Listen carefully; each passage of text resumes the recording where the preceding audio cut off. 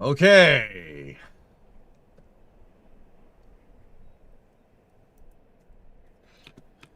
How's everybody doing? Hope everybody's doing well. Welcome. Welcome. We're going to finish building out our SLS today. You had to say the supersonic retropropulsion myself. I couldn't say it. There was a drill in my mouth. You have a contact email. Yeah, it's on my Twitter profile. What happened to the printer you had? It's over there. You can't see it. It's by the gray fuel tank over there. I have two of them. I don't really use them, though.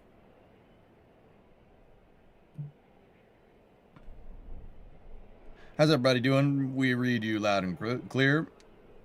Thank you, Redbeard. How are you? How's everybody doing? Sorry for being a little bit late. I had to deal with Boston traffic this morning. That was fun. And by fun, I mean it wasn't.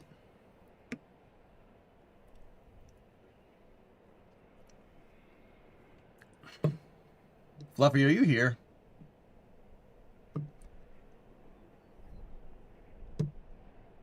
He was here. He was here with the stream start. How was your appointment? It was all right.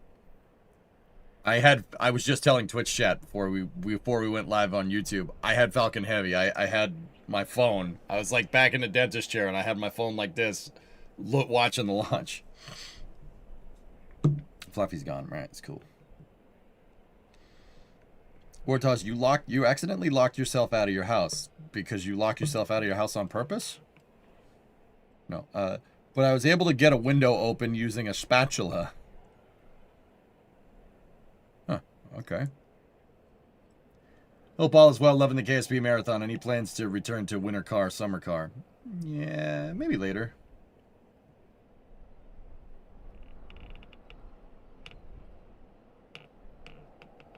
Toilet is powered. Waste tank purged.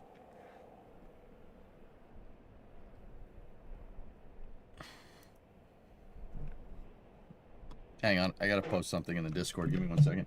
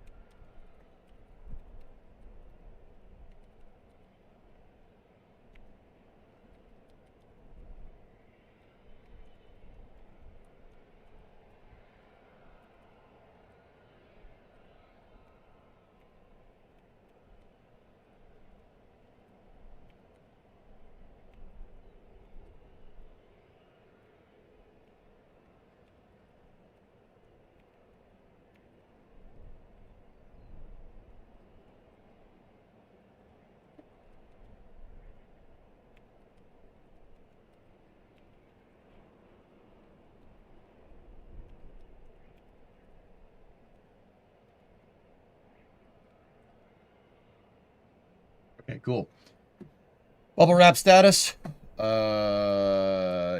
Control. This is the EJSA control. Main control. This is the EJSA control. What is the status of the bubble wrap? Can you confirm status of the bubble wrap, please? Copy. Bubble wrap nominal. Thank you. Thank you, control.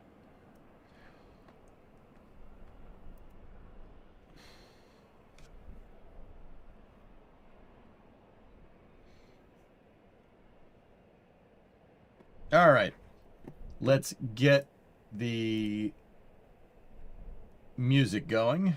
Copy. Bubble wrap nominal. Integrity Houston. Toilet is powered. Waste tank purged.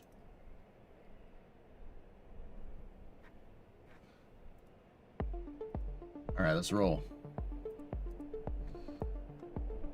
So we are in engineering mode 22. There we go.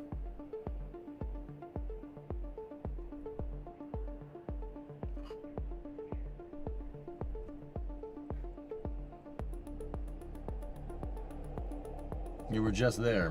What's that?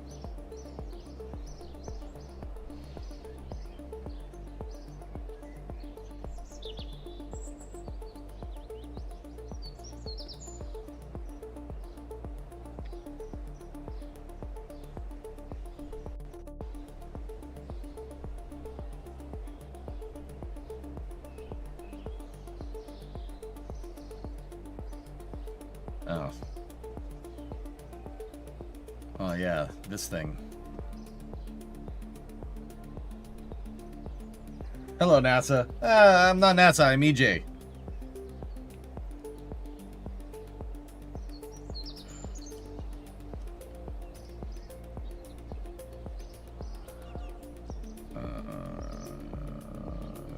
This is in Wichita Assembly Center. All right, what do we got?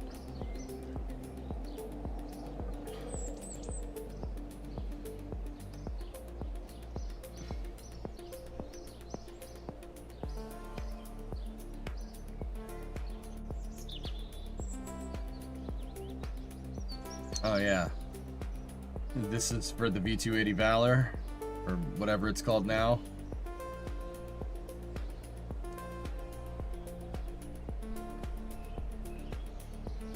What is this for? Dell is proud to celebrate the grand opening of the Wichita Assembly Center where the fuselage of the MV-75 Cheyenne will take shape. What airport is it at? Because fricking Wichita has like 5 airports within a couple miles of each other. And they're not small airports either.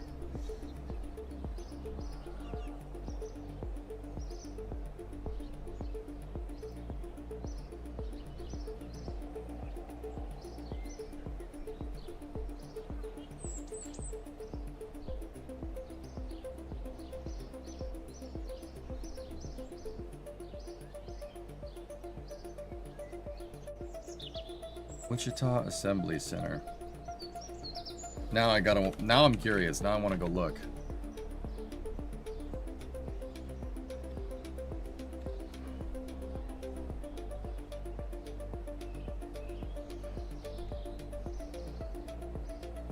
It said East Campus. Really?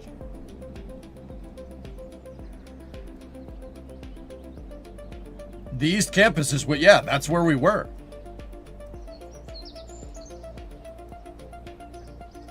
I'm gonna go ahead and guess it's that building right there. The guys were telling me that that building, they call that building Darth Vader. That's Textron Defense right there. Yes, they call the building Darth Vader. That's the slang term for it, because if you're looking at it from the side. The No-No building? No, we filmed those buildings, dude, because the competition was right here. I stood at the corner of Foxtrot Taxiway for like 3 days straight by that taxiway indicator. But I will say that every single hangar over here was all boarded up. Like, I didn't see any planes over there.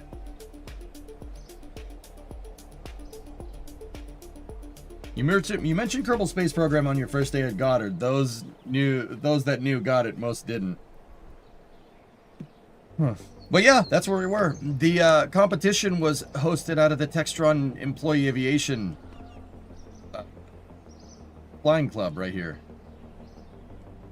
That's those 3 hangars. 2 of them are operations hangars, and 1 of them is the maintenance hangar. And then that Quonset hut right there is empty for the most part.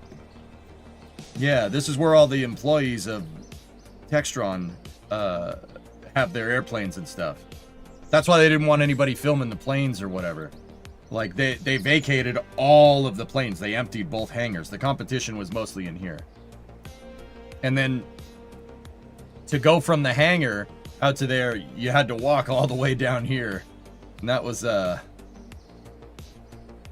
let's just say I got my steps in that day. Or that week. Yeah, let's just say we got our steps in, and we'll leave it at that.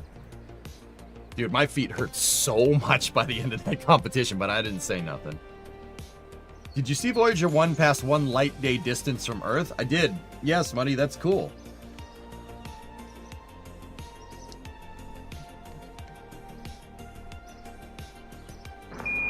Listen, Tranquility Base here. The Eagle has landed.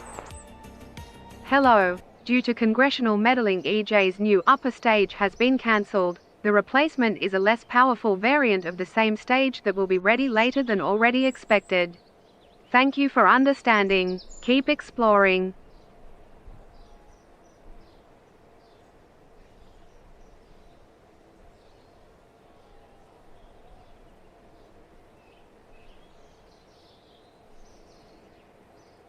No. No. No.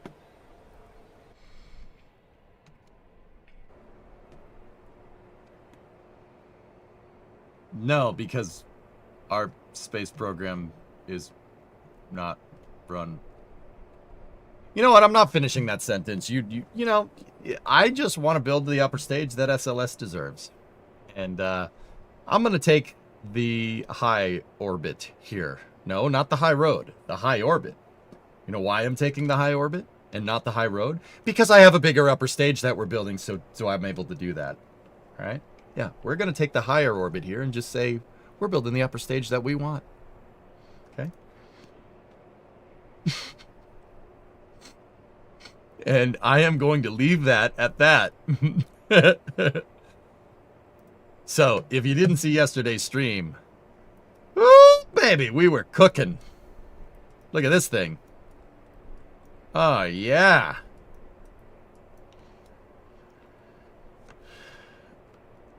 Nice, UK dude. Do it. Do it. Yeah. Do it. Do it. Johnny Red, neat. Okay. Do it. Do it. It does not have googly eyes. Stop trying to make googly eyes a meme on this stream. Stop it.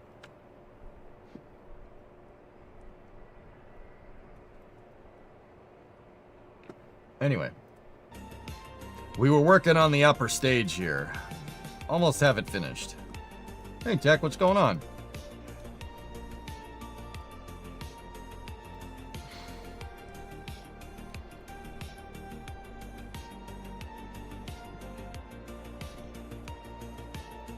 Not orange? I can't make it orange.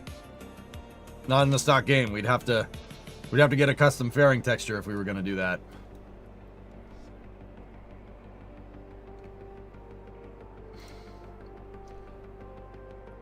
I'm sorry, Nova. What was that? What was that? I couldn't hear you.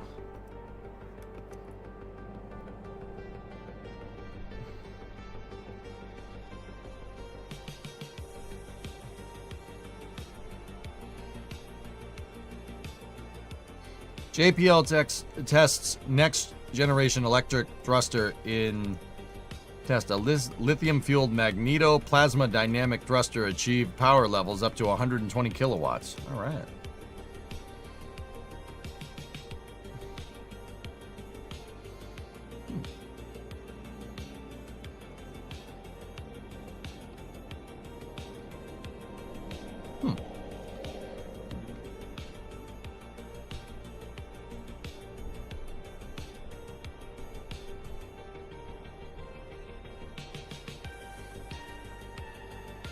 If you guys haven't seen the upper stage that we're working on here, I was building it late last night.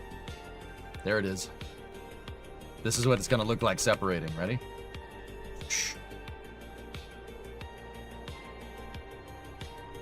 Nice.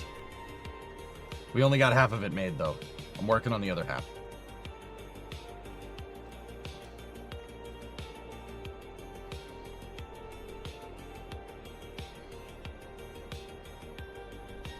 I'm surprised that single engine is enough TWR.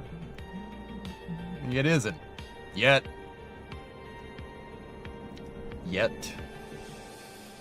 Where are my 4RL10s? You think I'm making that pile of junk? No. No. I showed some choice information yesterday on the stream. Here, let me just show you.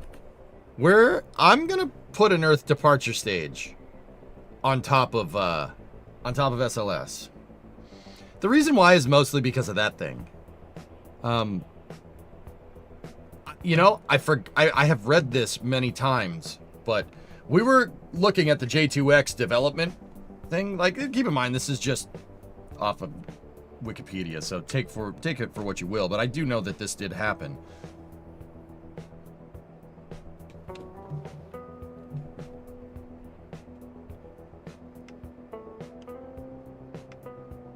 How do you separate the docking port from the engine bell? There's a decoupler in between them. That's a huge coffee machine. I mean, water, but yeah, it produces hot water.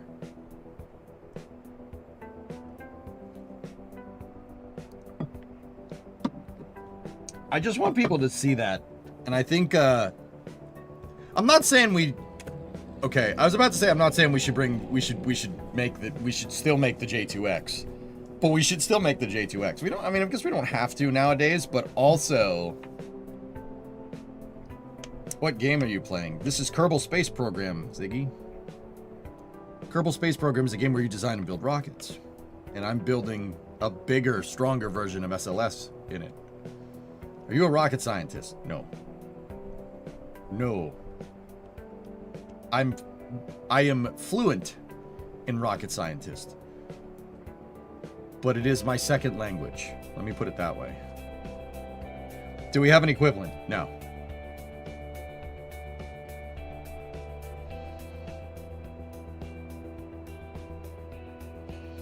So, some of these tests that they did in summer of 2012 with the J2X are just appallingly ridiculous. So, okay, guys, a rocket engine firing for 22 and a half minutes is absurd. Raptor has not even done that. Raptor can't fire for that long. Well, I will say that it probably could, it's just untested. What's the first language then? Actually, it would be third language. My first language is English. My second language is bad English.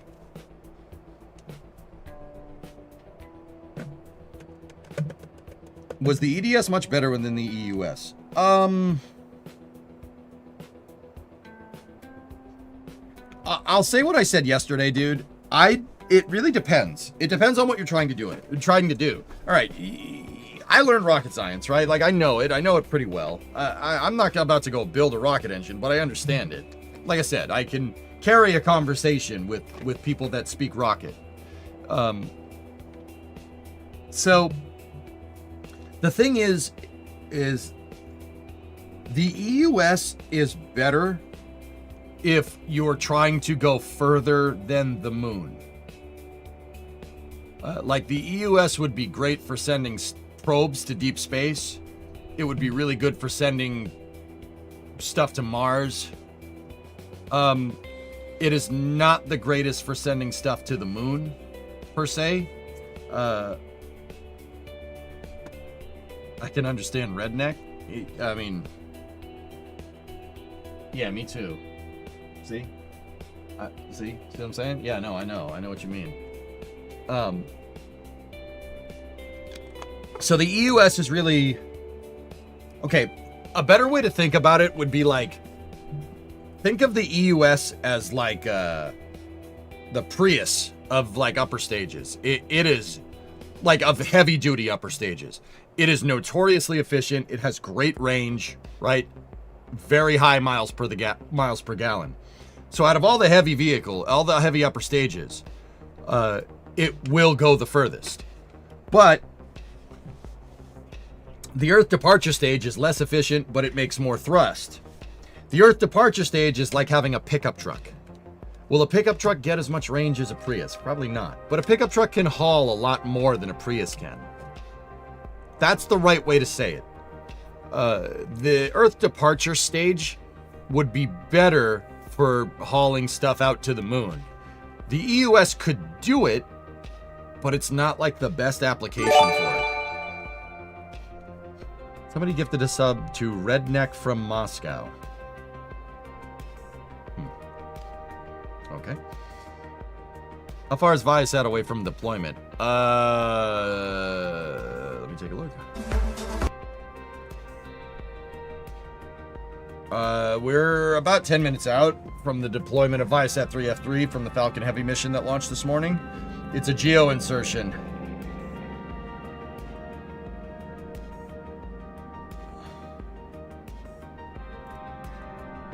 Somebody said the J2X is too heavy, 2.5 tons.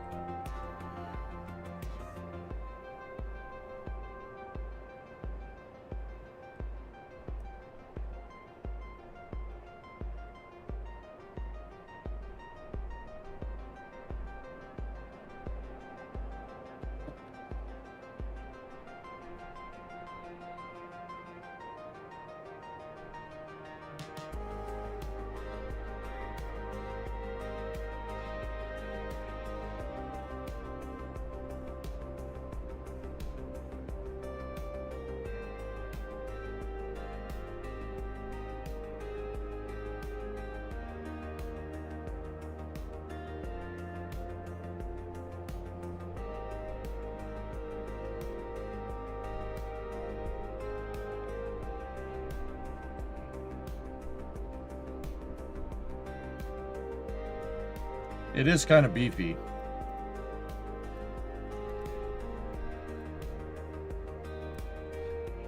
Yeah, it is kind of beefy.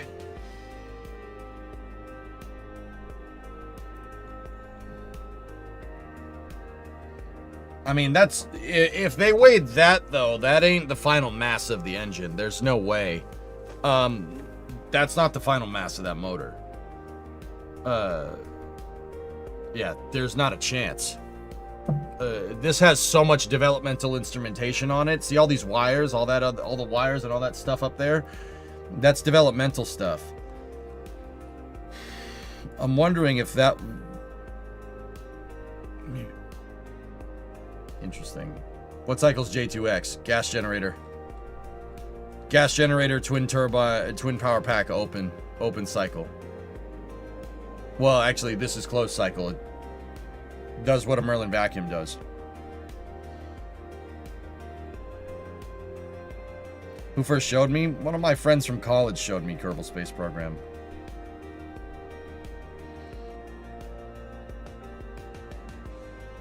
Yeah, I suppose the J2X is kind of heavy, but you got to remember, this thing produces a pretty good amount of thrust. Amazing efficiency, right? And it's designed to move ridiculously big stages.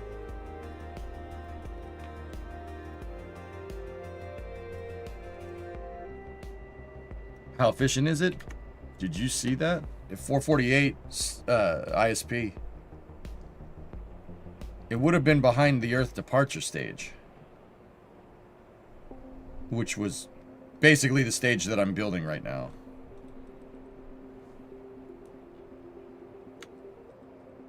An RL-10 is only 665 pounds. That's what I mean. RL-10s with the EUS is a pretty good design. The EUS isn't the worst. Certainly I would choose the EUS over a Centaur 5, for instance. But, yeah. Did you see the RDRE test? Yeah. Well...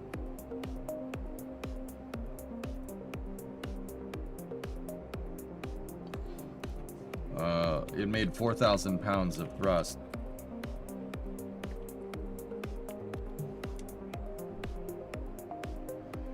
It's about 18 kilonewtons. How long do you think until SpaceX plans a refueling mission for Starship? Better happen in the summertime, UK. Let me put it that way.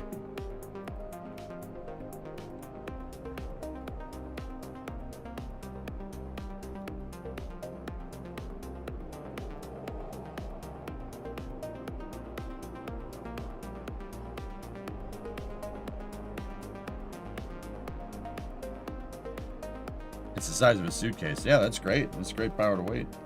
Is the Skipper closest analog to the J2X?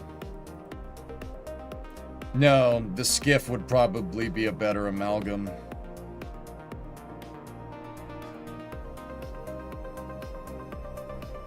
How do they get such a high specific impulse out of an open gas generator? Hydrogen. Hydrolox upper stage.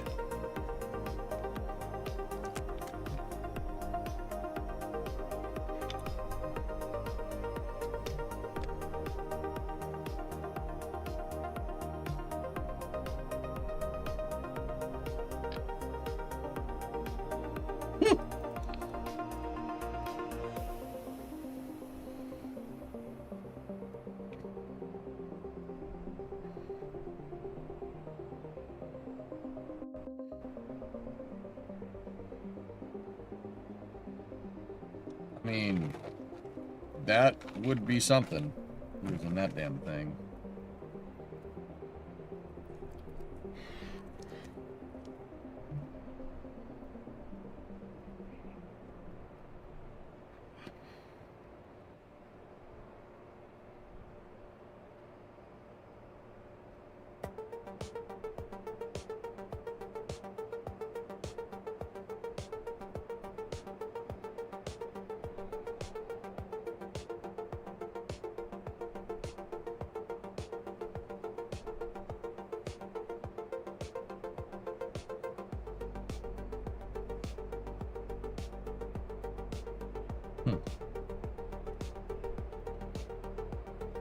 Well, we were overclocking the... If we're using the Skipper Asno J2X, I used that for my Ares 1, and we overclocked it a little bit to about 800. About 820 kilonewtons of thrust. Yeah, that'll do us just fine. Yeah, that'll be all right.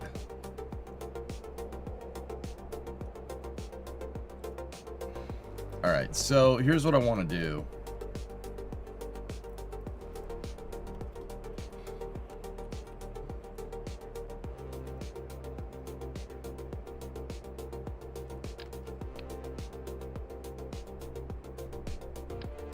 Delete the entire thing. Isn't that nice? Nah, I'm just kidding. I don't want to do that. Expecting storms? It should be bad tomorrow. Yum food. That's what the weather guy said this morning. Not my weather guy, the weather guy. Nah, I'm just kidding. Or am I? So I made about half of the stage there. So what I'm gonna do is merge the stage with itself. The reason why I'm gonna do that is so I can pluck parts off of this thing.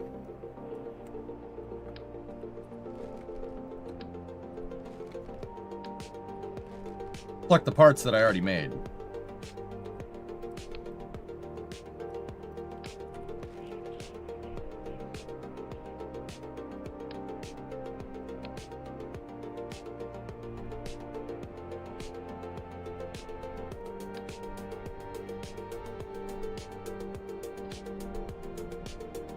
So that way,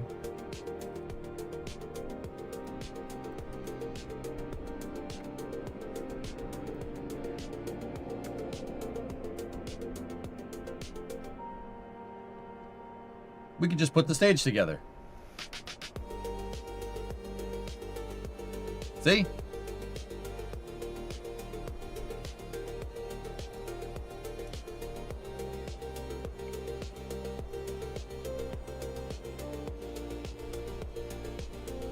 And now we have an upper stage.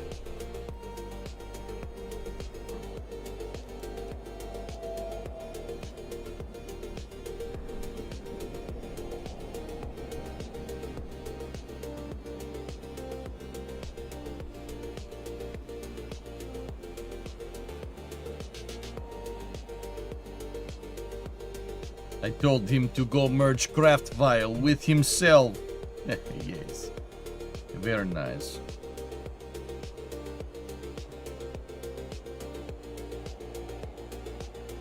This is the default game stuck in the 2000s. I have a couple of visual mods here and there, and then I have a couple of custom flag textures, and that's about it. I have one modded part in the game, and it's a part that I made.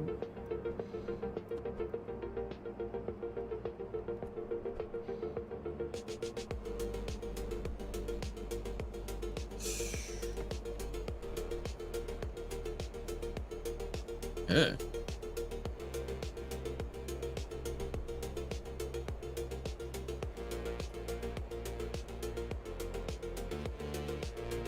It's a big upper stage.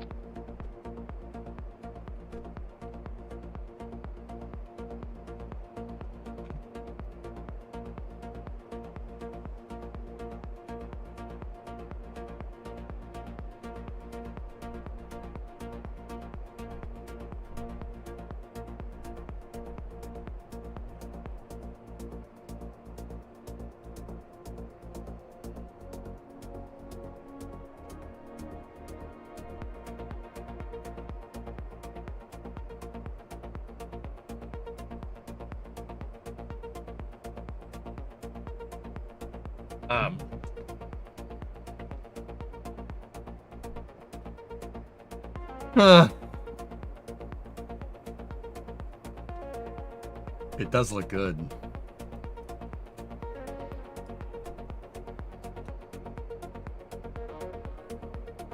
If they had fixed the boil off like they were trying to do for the EUS, would that have made it just as good? Yeah, that would have definitely, yeah, it would have been fine that way.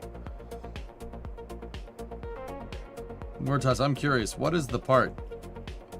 You say the one part I made. It's technically two, and it's a hinge piece. That's the part that I made. And then it has another part that goes with it. I made a hinge. Actually, what it's really designed to do is be a bracer for the hinge, because the hinges use... The robotic parts in Kerbal use PhysX joints, and the PhysX joints are very rubbery. I don't know if you guys have ever had your robotic parts in Kerbal kind of noodle around and stuff. This fixes that problem, because these things have really, really nice gliders. I modeled really good gliders for them so we can make hinges. This is for making launchpad parts, if you really want to know. Like Wartos, this is a heavy-duty hinge that a transporter erector would rotate on. That's why I made this.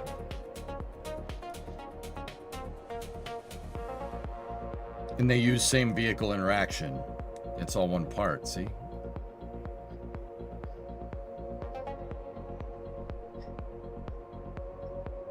You just got to combine them together.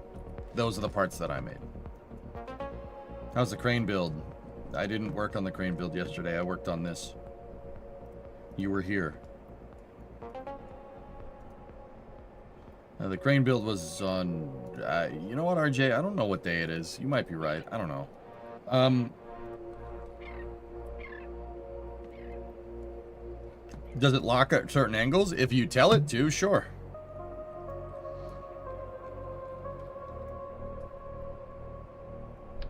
I don't know. The skipper engine just looks kind of tiny. That's all.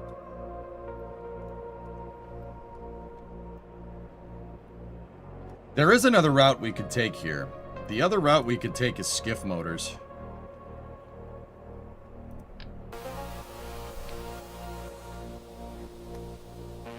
But the skiff motor is... I don't know.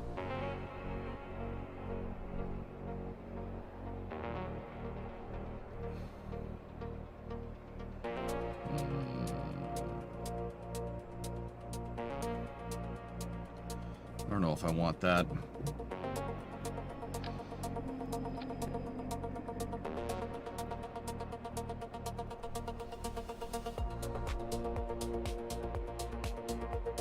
No, definitely not a mainsail. Have you seen the Skiff Hound? Yeah, of course.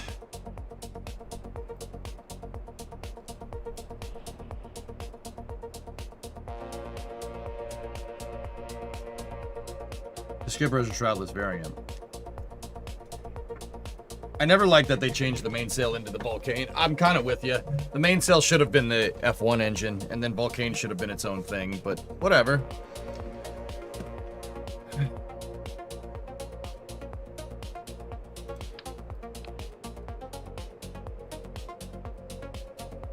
There's also the single-engine Poodle variant, which does look nice. You could always just overclock it.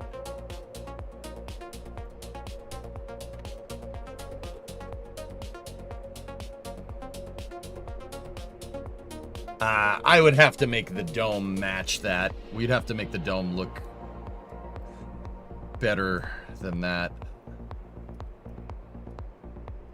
Because that would... See how the dome doesn't match the curvature? Right there, we'd have to make it match the curvature if we were going to use this. I mean, we could overclock a Poodle engine. We could overclock a Poodle engine to work like a J2, like the J2X. I mean, actually, that would probably be a pretty good analog to it, now that I'm thinking about it.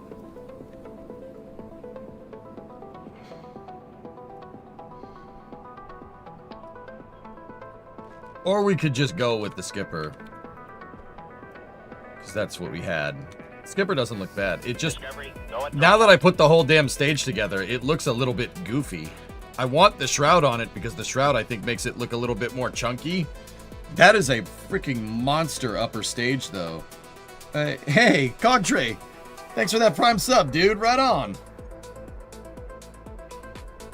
What's your processor? I have a 9950X3D.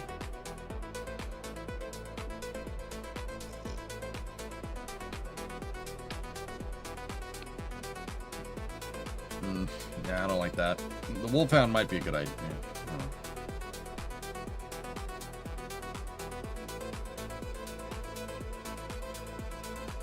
Just found out 4014 will be passing through my town on its eastern tour. I will always detour for train stuff, Ordon. Oh. The closest it gets to me, I think, is Scranton.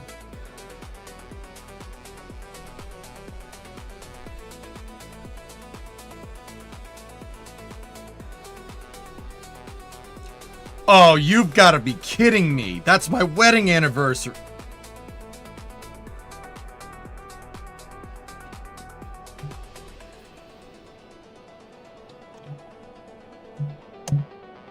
Excuse me for a second.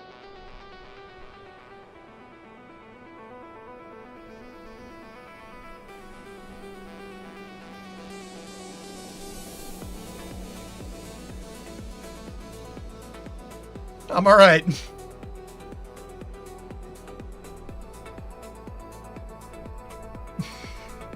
Ah, that sucks so hard, man. Ah, dang it.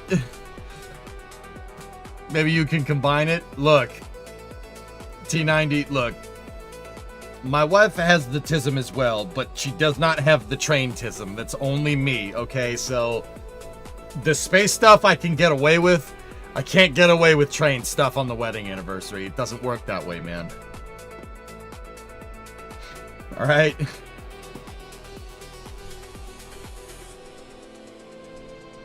You'll see it in Leedsdale. Nice. Oh.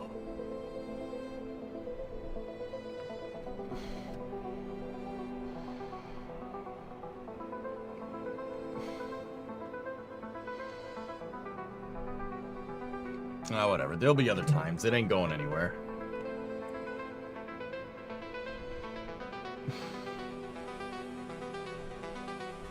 Look at that damn locomotive, dude. What a looker. I love big boys, man.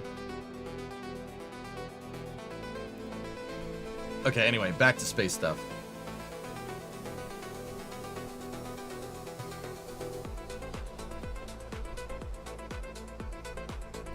I actually think I should shorten the stage a little bit. Altoona would be cool to see you go around the horseshoe curve.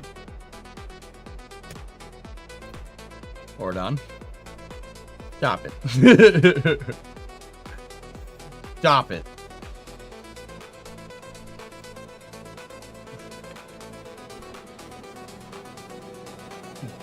Stop it. Stop it.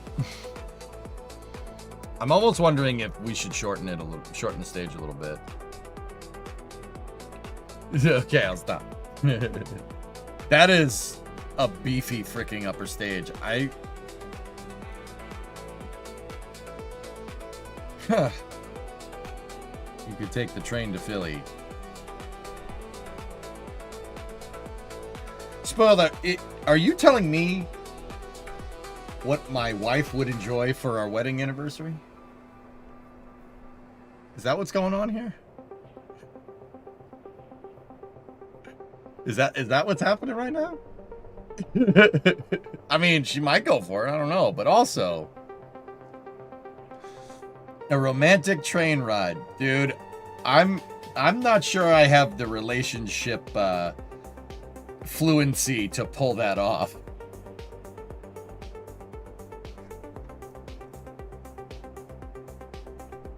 I don't think my wife wants to go to Philly for our wedding anniversary.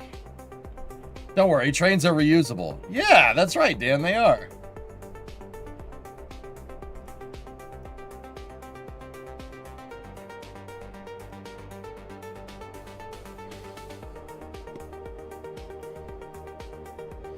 The anniversary isn't just for her. Yeah, but it's not just for me either. Relationship fluency. I think that's called Riz.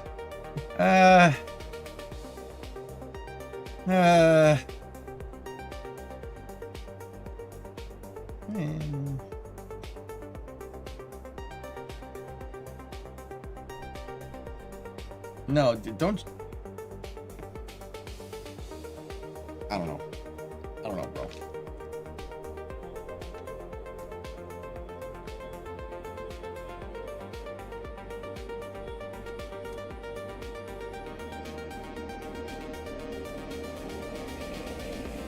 You know, you could just ask her.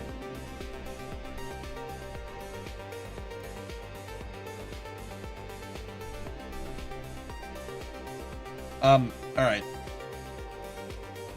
How are we gonna? Yeah, we got to do that. But also, how are we gonna do this?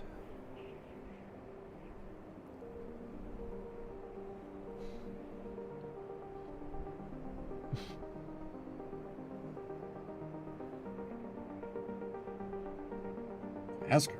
God, no. What are you, crazy?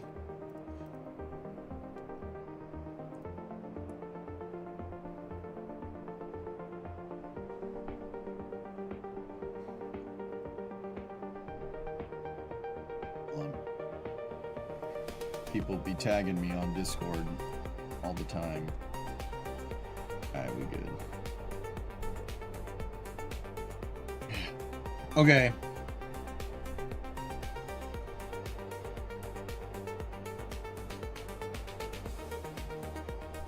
Can I look at a render of Ares 5 to make myself feel better? Because we may have made that stage a little bit too large.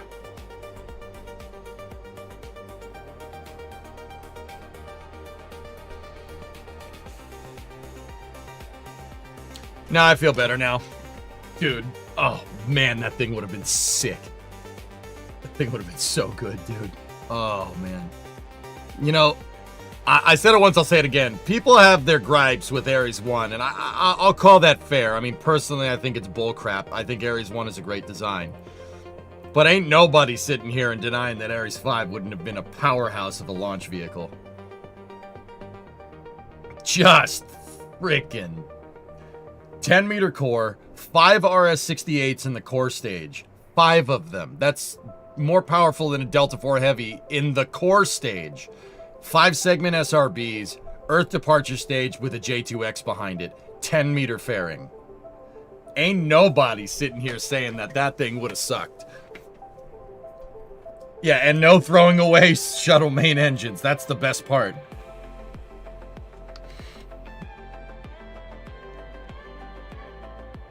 Have you ever tried to make a Sea Dragon? No, Sam, I haven't. But my buddy, one of my buddies did. He gave that craft file to me. I use it every once in a while, but yeah. Would they have landed the SRBs? You know what, RJ? I'm not 100% sure.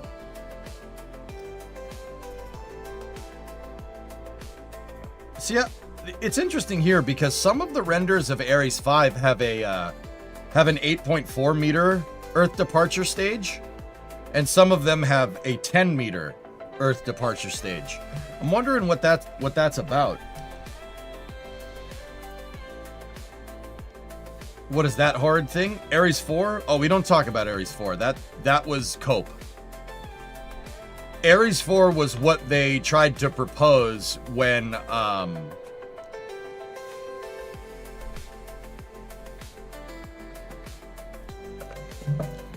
let me put it to you like this, Wartaz. Ares 4 is the Block 1 standardized version of the Ares rockets. Oh, we don't have the money to build an upper stage. Never mind actually wanting to go to the moon. We don't have the money to do it. So, the idea was to take Ares 1's upper stage and put it on top of Ares 5 to save money in the interim time, to make an interim cryogenic propulsion stage. And then some other douche nozzle look at that. Yes, I used that word. Some other guy looked at that and said, no, that doesn't make sense because we haven't designed it. Let's use something off the shelf and let's put a Delta IV upper stage on top of it instead. and reduce the core size to 8.4 meters because we already have 8.4 meter stage tooling with the external tank. Never mind that we have to redo the entire tooling because the SLS core stage is manufactured in an entirely different way than a shuttle external tank, but you know, whatever, it's the same size, so it makes sense. And that's how you got SLS.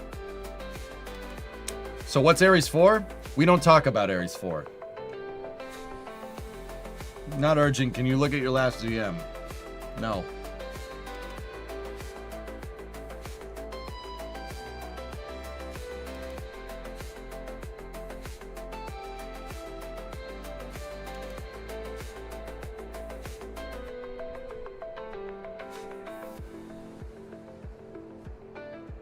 Give me 1 second.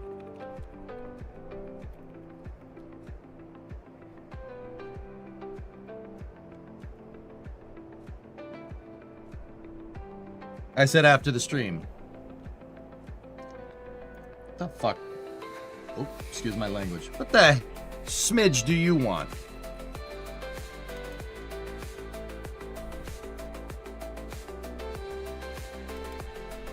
Yeah, but I don't know what is that?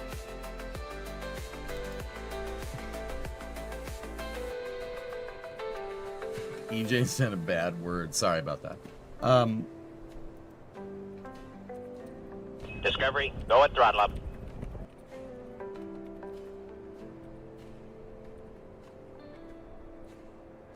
Oh, I didn't want you to look at it on stream. Oh, that ship sailed. We're way past that.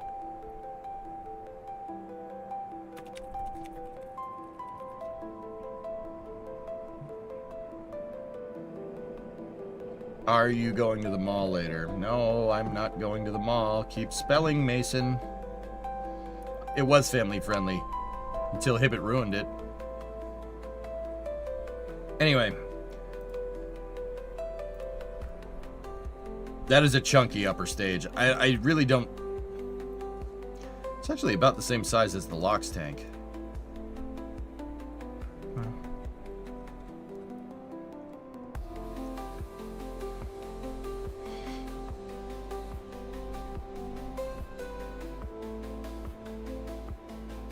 If these people could read, Mason, they'd be very upset. I don't know. I'm kind of just trying to put 2 and 2 together here and seeing what kind of thrust to weight this upper stage has. I mean, because this thing is an absolute chunker of a freaking upper stage. In my mind, this is a fully cryogenic common bulk. So it's a Hydrolox common bulkhead upper stage. EJ or anyone in chat that might know, what are the chances we see, or is there a good reason to send out another Voyager like Kraft?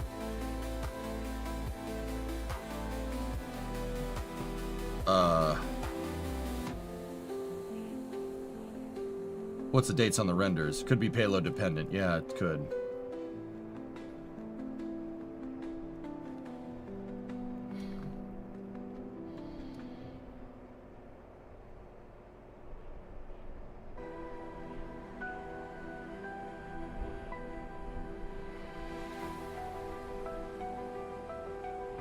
Cake, I don't think there's going to be another Voyager 1 style thing for a little while, but, I mean, it wouldn't hurt. I mean, like, okay, so here's the thing. We don't have Voyager 1 style probes, but here.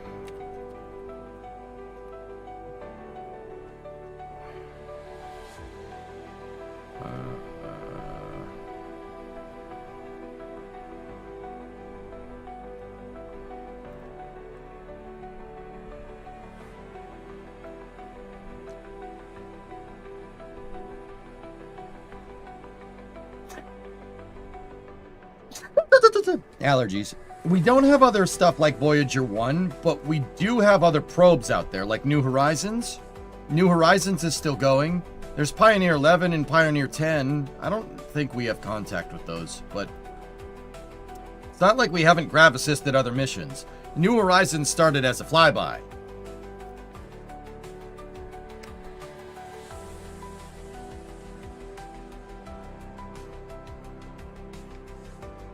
But yeah, there are other missions that are out there. Look at New Horizons. And then there's the Kepler K2 mission too. That one, yeah, that one should be.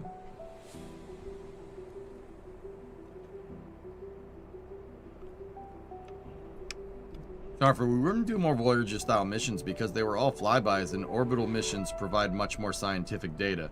Yeah, Starford, I didn't want to say that, dude, but what I was going to say, and there's a reason why I kind of sat there and thought about it for a second. There ain't nothing out there.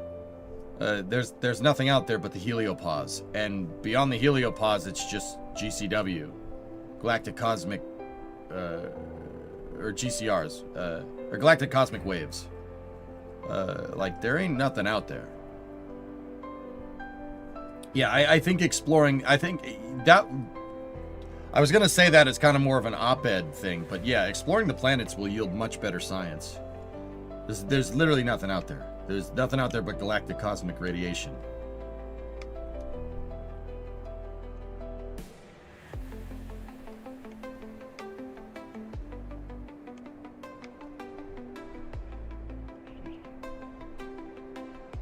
Ares 4 is like Dragon XL. It's not real and it can't hurt us.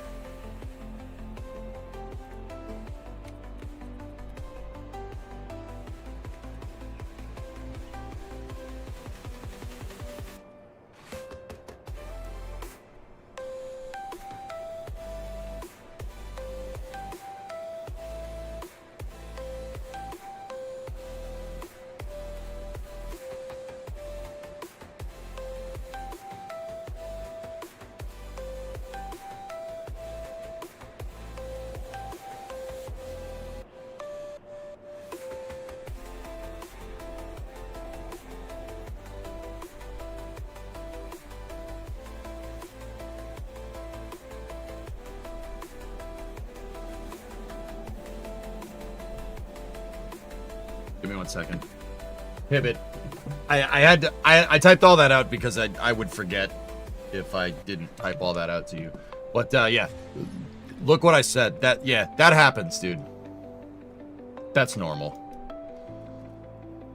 A fission fragment nuclear thruster powered deep space probe would be interesting. Yeah.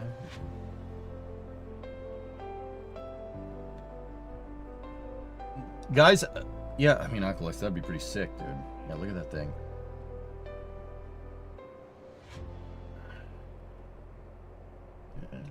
I would be okay with this.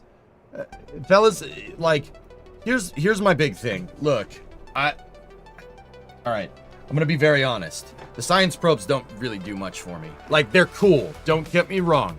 Do not get me wrong. I think this is awesome. They're great missions. I will never, ever disparage any scientific NASA mission ever. Period. Full stop. The human exploration part is the part that really activates my almonds. So, yeah, I mean, and in that, because of this, I would prefer more planetary science missions than anything to figure out probes up, like, to places where we would eventually go. Does that make sense? Like the CLIPS program. I'm like all on board with that. That's fantastic. We should do more of that, you know? But that's not to say like flagship missions like James Webb I don't appreciate, dude. I damn well understand how big of a deal James Webb is. And, you know, like, even though I'm more on the human exploration, he said moron. I fall more onto the human exploration side of things. I will never, ever, ever disparage anybody from wanting to do more NASA scientific, like, missions. You know what I mean? Because, honestly, at the end of the day, the Science Mission Directorate and Human Explorations Operations Mission Directorate need to work together. If they don't work together, if the directorates don't work together, it makes them easy fodder for cancellation. Yeah, that's the truth. So, you know, even though I'm not the biggest science guy around, like, dude, we should be on like Voyager 27. All right, there should be like Voyager 27. Like, we should have 30 of those. We should like send 20 of them like on an SLS and just boom, zip those things right out of the solar system, right through the heliopause to learn about it. But if I have to pick and choose, I'd prefer planetary science.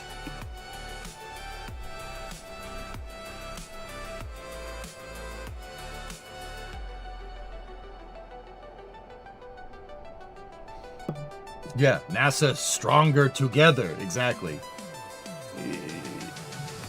I really can't stand people that think that there's this thing between like the Science Mission Directorate and the Human Exploration Directorate that they have to be at odds with each other. No, that's quite literally congressional divide and conquer. Absolutely not. No, I want NASA to have the funding to make something like this, but I also want like 3 or 4 more James Webbs at the same time. Even though like the scientific part of it is not really my cup of coffee, right? But that doesn't mean it isn't cool, you know?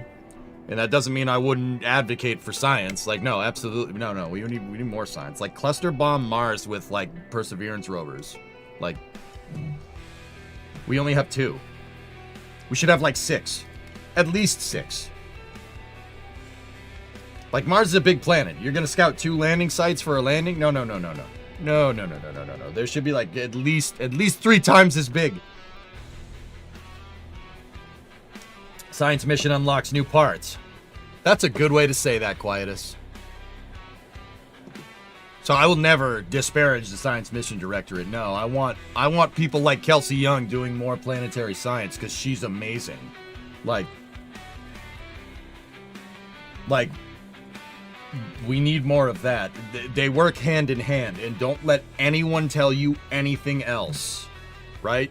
Because one of the things after Constellation got canceled was, you know, a lot of the kind of things and opinions that people were putting around is like, oh, we could just explore with probes. That's way easier. No, that's stupid. That doesn't get us anywhere. You know why? Because we didn't go anywhere for 15 years, right? Like, no, they need to work together. NASA directorates stronger together.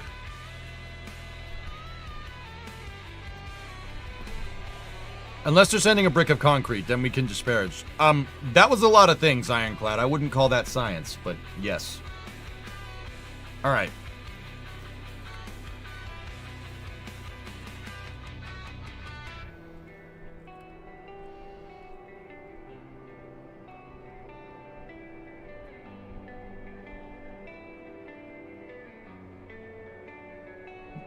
Have I seen Elon's new incentive package?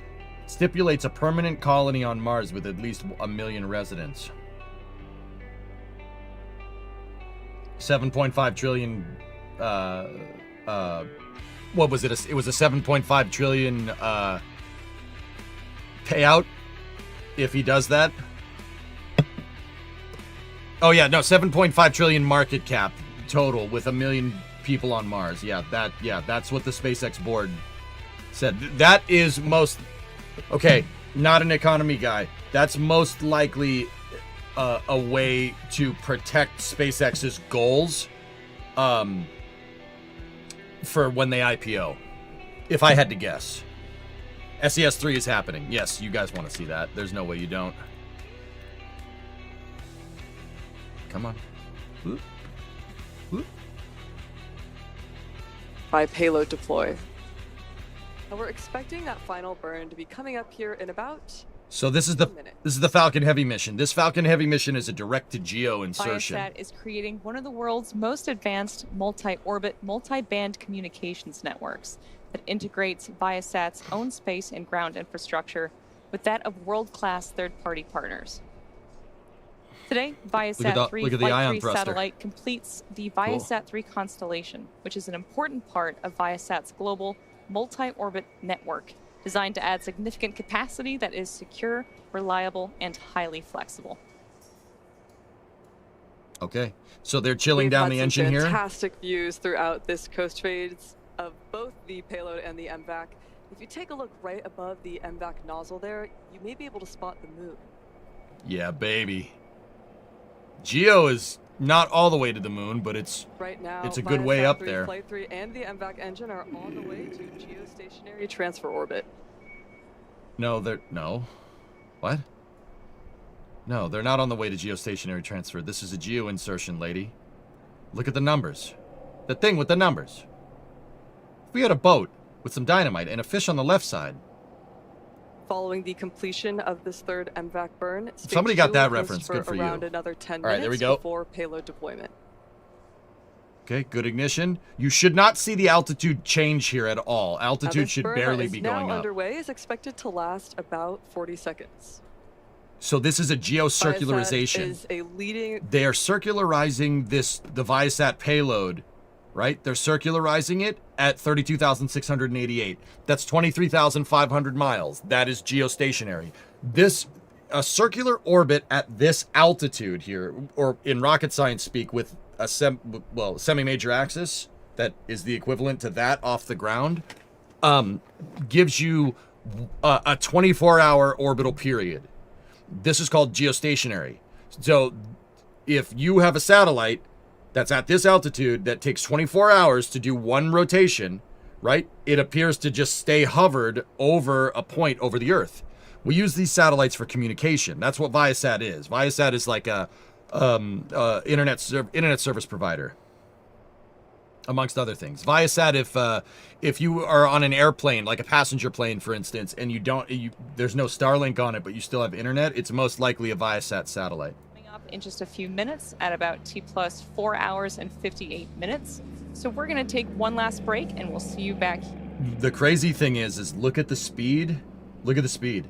At this altitude, circularized orbit, your relative speed is extremely low. That's your orbital velocity. Your orbital velocity is only 900 kph. When you're in low Earth orbit, for instance, where the International Space Station is. Oop. Welcome to the Raptor Radio. Let me know if you can hear us. That was Starbase Live. That really confused me. I think that was Matt again. Hi, Matt. Why would you give ground speed? So, oh man, that thing's really venting down. It's just the sun backlighting it. You could, the plume is illuminated. They're purging out the engine. You want to get the oxygen out of the motor, so it doesn't melt. Well, not melt. It doesn't rust the motor from the inside out. So they purge the motor out with helium. That's why it's not solidifying right there. You're seeing gas go out because that's helium. Helium won't solidify in the vacuum because it's helium. The little specks that you do see are solid oxygen that's getting thrown out of the system. It's not space piss, as much as I want to say that's hilarious. They're purging down the engine. So, for instance, like I said, they're at 890 kph, right? Around the ISS, you would... that speed would be 27,500 kph. That's the difference.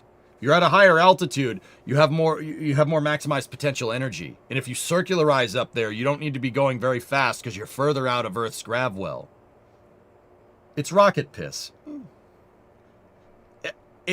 Fellas, if we're going to be real technical here, it's more of a rocket fart because it's helium and it doesn't solidify, so... Either this Falcon Heavy upper stage had some Taco Bell before we launched, or, you know, it's taken to, I mean, it's not pee. There's also Earth right there. So if you note, there's another vent line over here. There's two vent lines on either side of the Merlin vacuum. Why? Why would you have double purge vents on either side? Anybody know? There's a good reason. Hey, just excuse me for a second.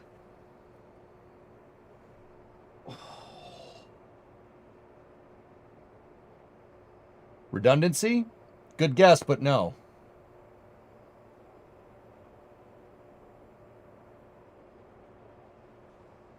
If you have a vent on one side and you vent it, the stage is going to start spinning. Vents on both sides prevent that from happening. Look at that! Look at that! You're in the picture. Smile.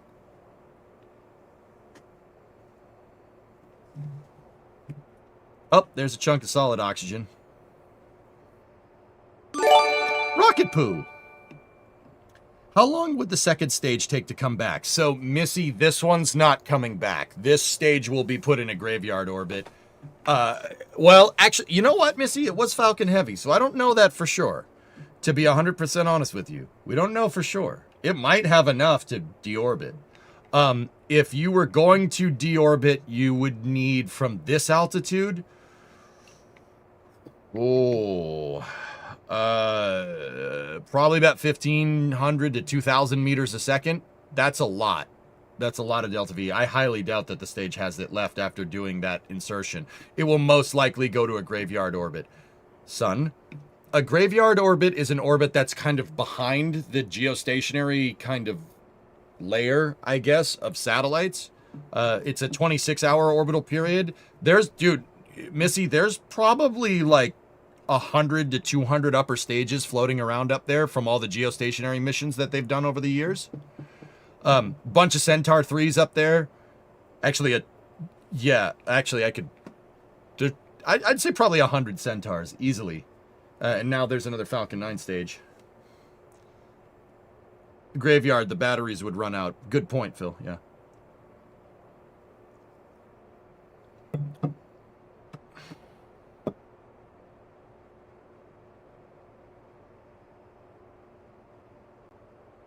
If it won't come back, why purge it?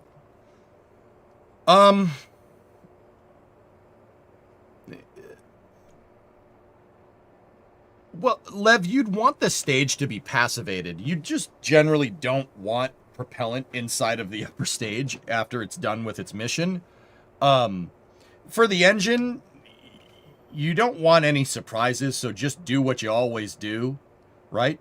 Dude, they passivate the engines that are even deorbiting.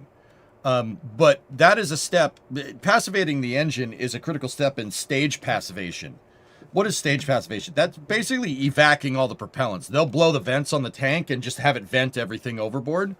The reason why is, dude, if you have if you leave that tank pressurized, the remaining oxygen will boil off, and then you have a big tank of gaseous oxygen. If a micrometeorite hits that, it'll blow up like a balloon.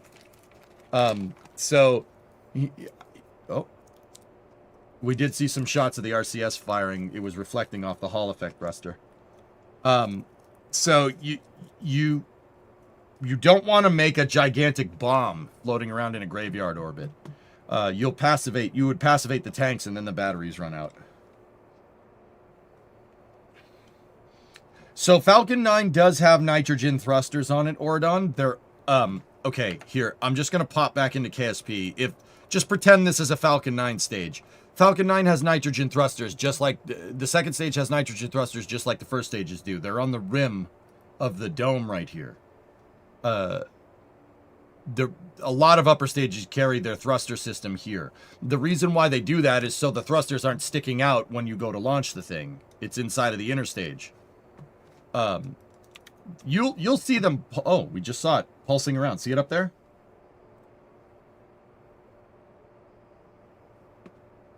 See them? Those are the nitrogen thrusters. They're pulsing around. So Falcon 9, I'll use my coffee mug. Falcon 9 has thrusters that point up, thrusters that point down, thrusters that point left, thrusters that point right, and then it has 2 thrusters that point backwards. Don't ask me why I know this. It actually could be 4. I actually don't know how many backwards thrusters it has. I'm sure somebody does. Those thrusters are used for settling propellants, first and foremost, during stage relight. That's what the backward thrusters are for. And then the other ones that are pointed up, down, left, right are for yaw, pitch, and roll. How do you know this? I've seen them firing. Insane quality for being that far away. You know, JK, I'm kind of with... That's Venus. Sorry, that was Venus. Was that green? I don't know. My eyes are bad. It was green, right? That was either Jupiter or Venus. Or Minmus. I don't think the bigger one was the moon, but there was a smaller one next to it. In the spring, Venus should be near the moon, right? That's You know what? Hold on. Give me a second. How long until deployment? Oh, it's pretty much now. Balls. All right, we'll watch deployment. It can't be Venus. Venus is not near the moon right now. Oh! There it goes! Dude, look at it with Earth behind it. Holy crap, that's cool. Dude. No freaking way. That's awesome. And we Yeah. have incredible views of the payload Oh, deployed that's with sick. a beautiful view of Earth in the background as well. Oh, that's freaking killer. And look at it fly through the sparkles. Oh, that's badass. Ha And with that, we will bring today's coverage to a close. So what they were doing there like is to they were thank spinning. Viasat for They were entrusting us today they with spun the their satellite spacecraft. and let the payload go. We also want to say thank you to the Range and Federal Aviation Dude, you Administration. ladies, I love you guys. Can you just go back to that other view, please? In the meantime, Please? development continues on No. the world's most capable reusable rocket. We know Starship. Starship's It's been awesome. 3 Can I go years see since that the first picture flight again, of please? Starship, and the next generation is here. Please? Test Like You Fly launches a series that takes you inside the factories and onto the launch pads where humanity's future in space is unfolding. And you can watch full episodes and catch up on past Starship flight tests at spacex.com/content. Until then, be sure to check out spacex.com/launches for the most up-to-date information on upcoming launches, and follow us at SpaceX on X. Thank you so much for tuning in, and Yeah. we'll see you next time. Get the camera. No! Damn it! All right, screw it. We'll just rewind. Dude. This shot, though.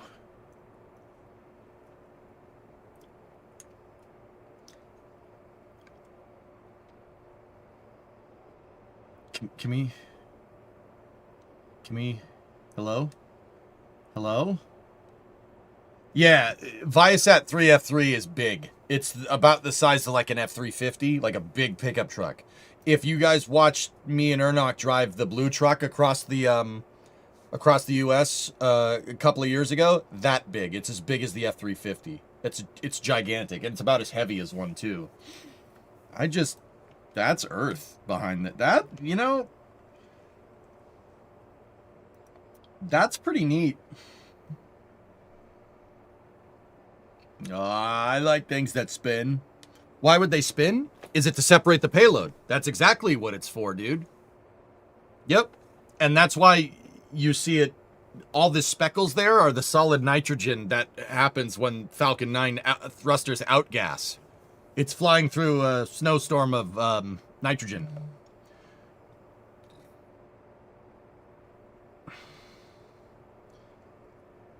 What were you going to say about the quality before the planet interruption?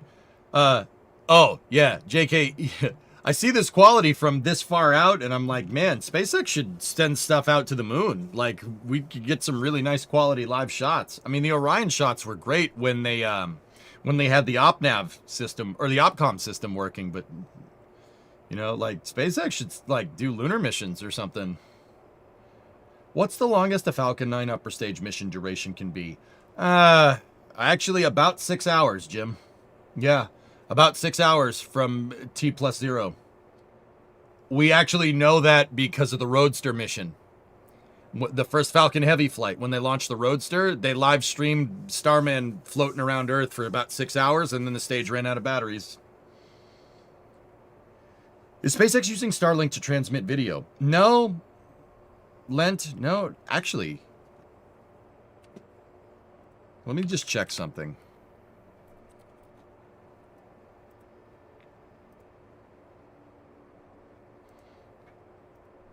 That's Wind. That's Escapade. Parker Solar. Soho. Europa Clipper. Juno. Nope.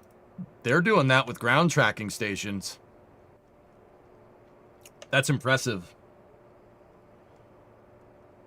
That's impressive, dude. Yeah. Impressive. Most impressive. They would not be using Starlink this far out. So the thing is that Starlink antennas are very directional. And they're all in, every single Starlink satellite ever made is in this picture. And they're all over there. My mouse cursor is about where Starlink satellites operate in terms of orbit. See where the mouse cursor is? It's very close to the surface in this picture. There's no Starlinks this far out.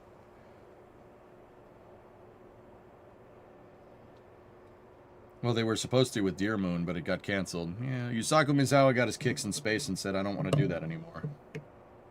What happens when you have money, you can just decide to not do or do things. What about Starlink's optical link? So, Aqualux, okay, just a little bit of deductive reasoning here on my part.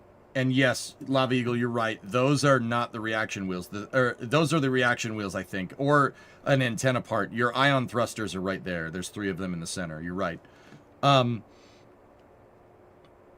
So, Aqualux, a little bit of deductive reasoning here. If this was being powered by Starlink, they would say it. They would be like, oh, yep, we're actually communicating via Starlink because we can. Just like what they would do with the Starship flights. Am I wrong? Is that a reasonable assumption?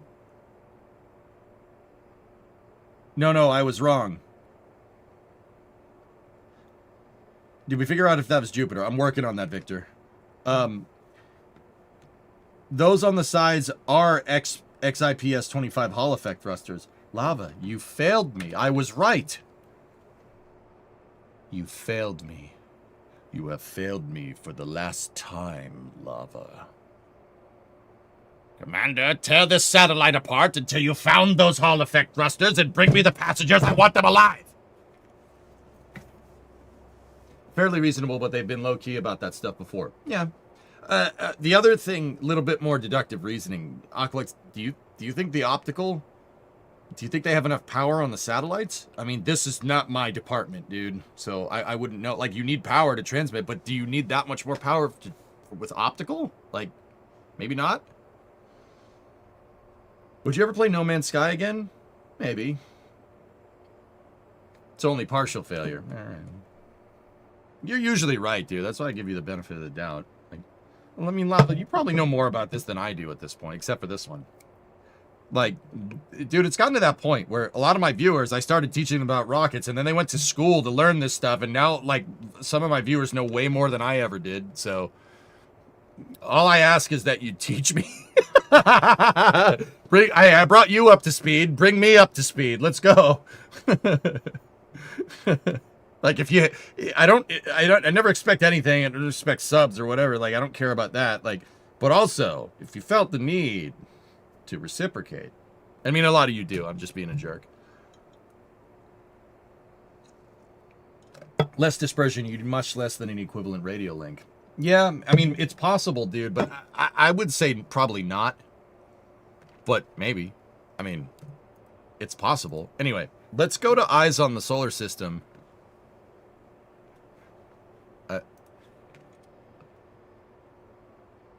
Hello?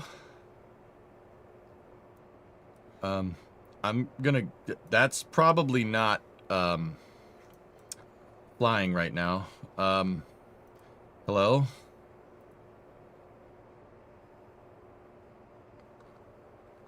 So, you know what would be a good thing to go and find? Tidris. Because Tidris are in the same orbit as Visat 3.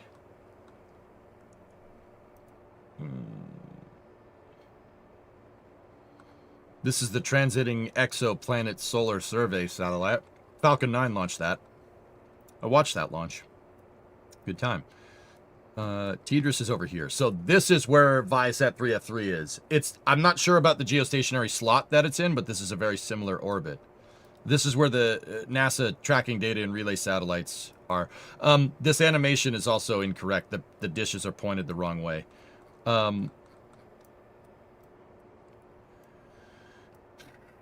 Where's the moon? So... Here, let's get up to live here. What's sitting out by the moon, if anything? What did we see? There's no planets over there. Nothing. Huh. Is it possible that we saw it from a different angle? Huh. See last. Your data's wrong. No, I hit the live button. You can't see it because it's behind me. Am I wrong in assuming that Tidris sats are overdue for a tech refresh? I mean, they work. They're just relays, dude. It's just an antenna that's up there that you bounce a signal on. It's a passive relay system. Actually, if you understand how Tidris works, dude, it's like one of those things, like, think about it, Sea Kraken, think about it like, wait, it was Sea Kraken that asked that question, right? Hold on. Oh, no, that was Creation. I don't even think the Sea Kraken is here. Tracking data and relay satellites, that you're not going to, I don't know what you'd do better. Like, I'm sure there's something, but magnetorquers with a passive relay is, yeah, it's pretty damn good. King, SLS goes good. Jim, I'm trying to find your last. No.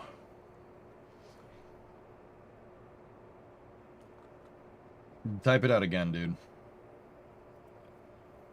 The only issue with optical is that you need to aim the transceivers at each other. Range isn't an issue out to Mars. There's little in the way to cause issues. Yeah. Better signal processing? They don't process any signals, dude. They're passive relays. They just bounce signals. That's all. It's just a dish. There's no transmitter on it. It's just a dish. They just bounce signals back and forth. Tidris do not process any data. If there was anything to work on, it'd probably be handover time, because it takes like 5 to 10 seconds to do a handover between satellites. But yeah, that couldn't have been Venus, because it's not possible to have a full moon in Venus next to it, because that would imply Venus is further away from Earth. Yeah, I'm not sure what we saw. There was something out there, but there's no planets in that direction right now, unless we were looking at it from a different angle. There's only so many angles we'd be able to look at it, from either here or here.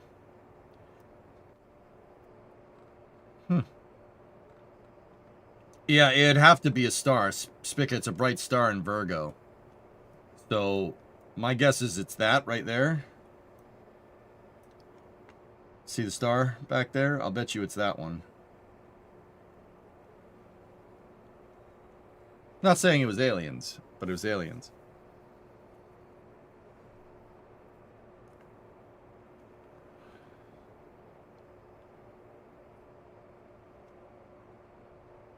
They said it during the Polar Crew Dragon mission, yeah.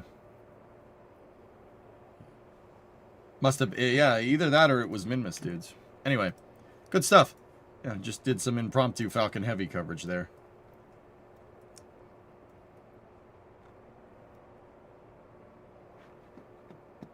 It could be Lugia, yeah.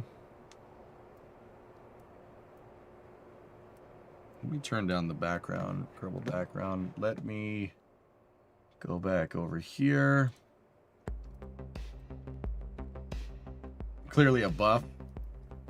I wouldn't be surprised if we sent one of those to space, Nader. Like, if the Air Force just came out and said, like, yeah, we sent one of those to space, I'd be like, how? You know what? I don't want to know. Don't worry about it.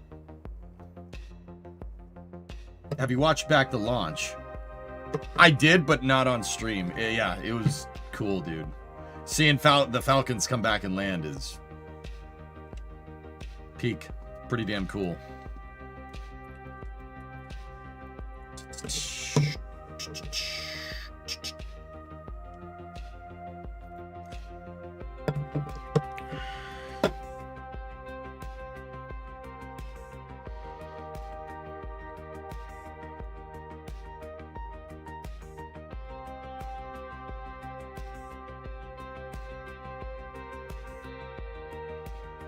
Is that streak over and not missing a Falcon 9 launch? Oh, Nuclear, I gave up the streak a long time ago. I lost it sometime after the pandemic. Guys, there was a time where I watched every single Falcon 9 launch live. I had the streak going well into 2022.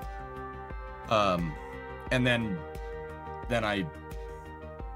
they just launched too many.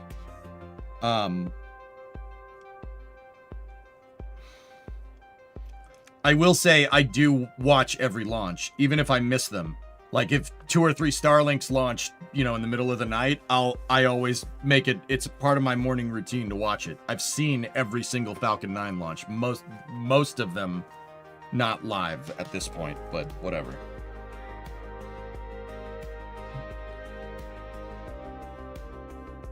Like, if I can't catch if a launch is like at 3 or 4 in the morning, I usually, first thing I do is wake up and watch it.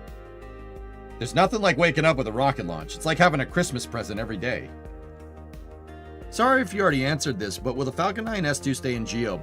It's graveyard orbit, Alex. Yeah, you're not getting that back.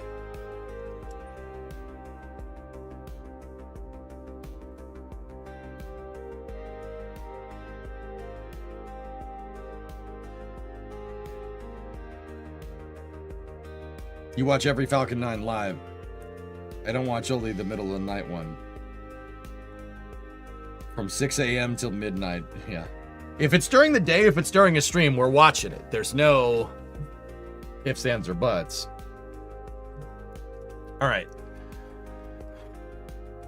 We made a gigantic upper stage here.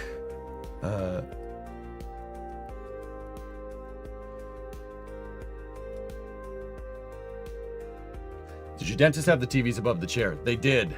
I just held my phone up like this. Well, I was lying back in the chair like this with my hand like kind of out of the way and just watching the launch that way.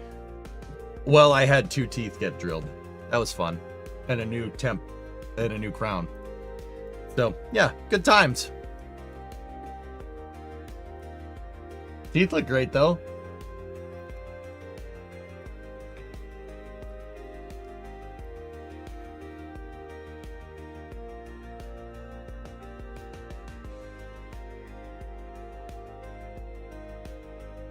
I do, Arnok, yeah. Yeah, teeth are better. I still got a lot of work to do to fix everything, but...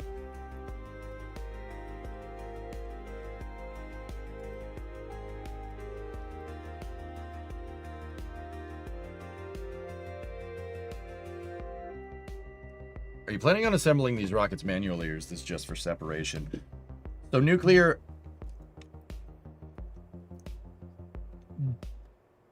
I don't know. What I do know is, the method that we devised for building stackable rockets, what we figured out with Freedom 7 and Freedom 10,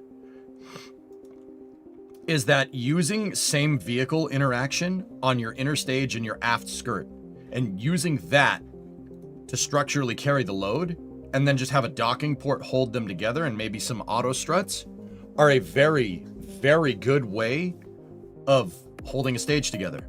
It's also ridiculously simple and extremely strong for what? So 2 docking ports, a decoupler, and 2 fairings. Yeah, the fairings, dude, can take an insane impact. They're extremely strong. 9 meter a second, 50 G impact. They're very good at carrying load.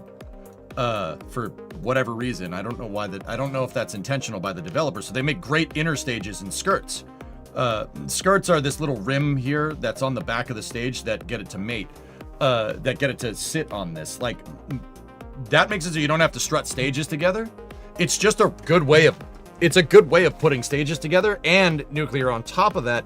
If I ever did want to do that, if I ever did want to put, like, build a pad for this thing, I mean, we could. We proved the logic out with the shuttle. We could do it. If I ever wanted to, we could do that.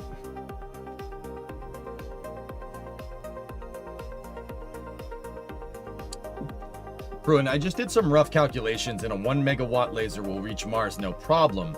The accuracy required is tough, though. That was me. Even though I muted Windows sounds, it just likes to tell me that my virus protection is out of date. I don't know what that means. Virus protection. Yeah, they got a word for that. It's called bloatware. Letting everybody know that was me. If you heard a Windows noise, that was totally me, even though I have them muted. It's great. So, Bruin, the accuracy required is tough, though. 2 micro arc seconds. Like, micro arc seconds. So it's not really a question. So, okay. Bruin, talk with me here. It's not really necessarily about power with an optical system. It's about being able to be accurate.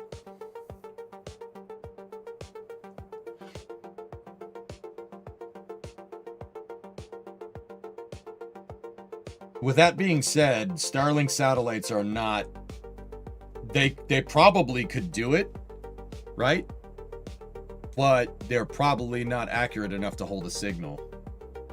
Because they're only designed to be able to hit targets that are not very far away. Like the optical system with Starlink is between satellites. It's not to the ground.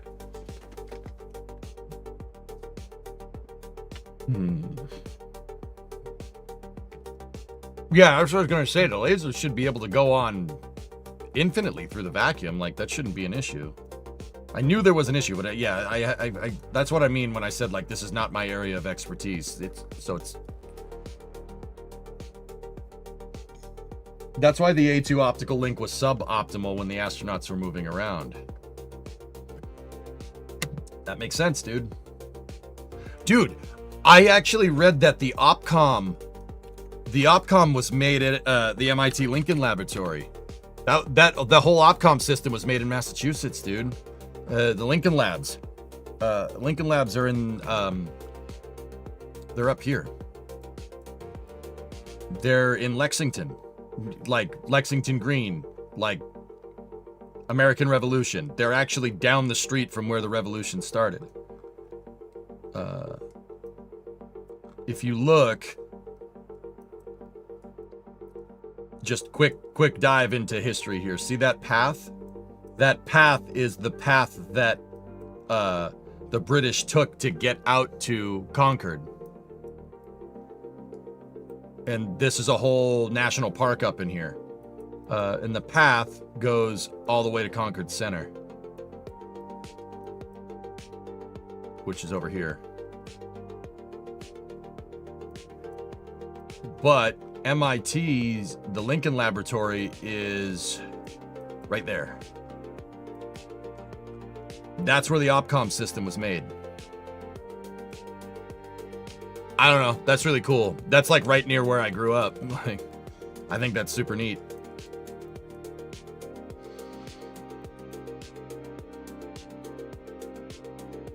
Yep. If you're ever up in my neck of the woods, go check this out. It's pretty cool. The path that the path that the British took to get out to Concord, from Lexington to Concord, is still there. A lot of it is. See these fields? That's where the first battles of the American Revolution happened, in these fields right here. I don't know. I just think that's super freaking cool.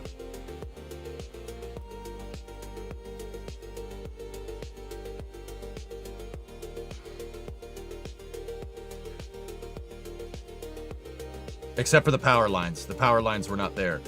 Fun fact, the Brits did try to regroup on this hill right here.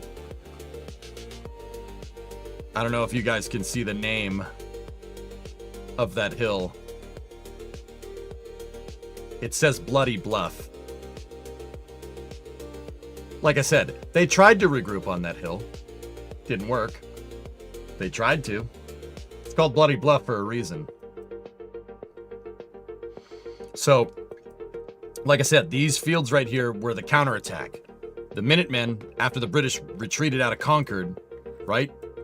The Minutemen basically ambushed them in this forest. Oh yeah. The Brits ended up, they did end up making it out, though. They made it back to Lexington. But the Lexington Green, where am I? Yep, Lexington Green right here. Right there. First shot of the American Revolution happened right there in that triangle. And the Lincoln Lab that we use for Opcom navigation for going to the moon was made down the street. Pretty cool, huh? How's that for a 6 degrees of separation of history?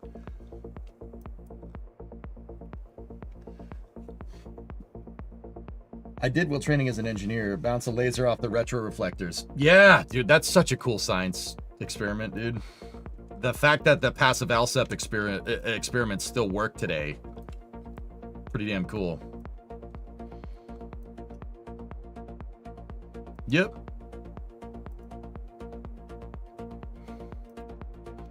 Yeah, they do reenactments every April.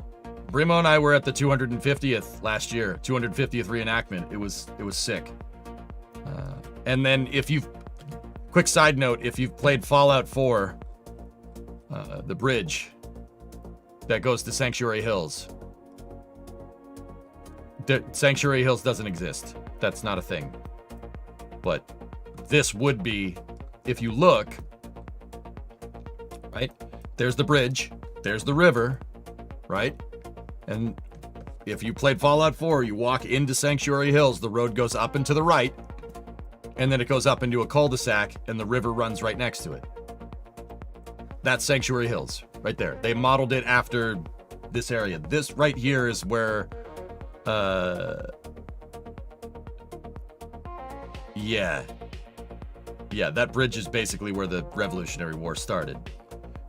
That's, the Brits killed a couple people on the Lexington Green and then went out to Concord and started to try and find the guns, and yeah, a boogaloo happened on that bridge. Yep, see, Sanctuary Hills. Right there. That's where Todd Howard and crew, they modeled it after this area. If you stand here and look, if you go, you can go to this bridge. It's public. If you go there and you stand on the bridge and you look, it looks exactly like Sanctuary Hills, except there's no houses. The houses are all up there where the cul-de-sac should be. The bridge next to Red Rocket. Bingo, dude. The Red Rocket would be over here.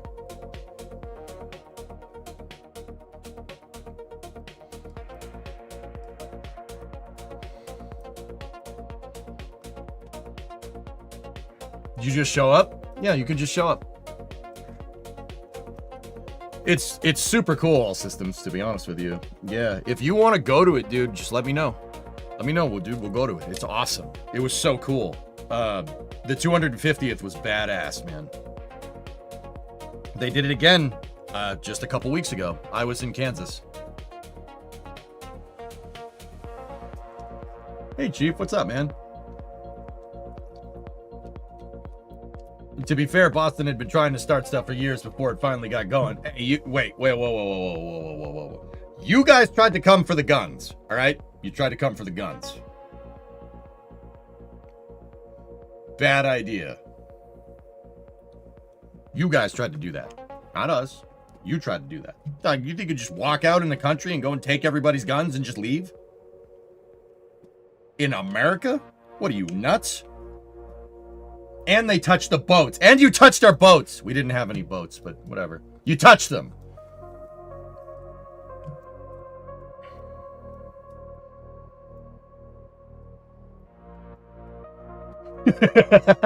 It worked in Australia. Yeah, worked in Australia. The freaking penal colony.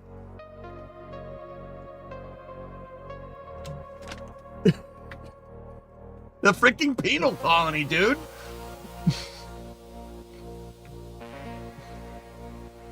Sound like a real patriot today? I don't know, man. I might be a little bit biased. Just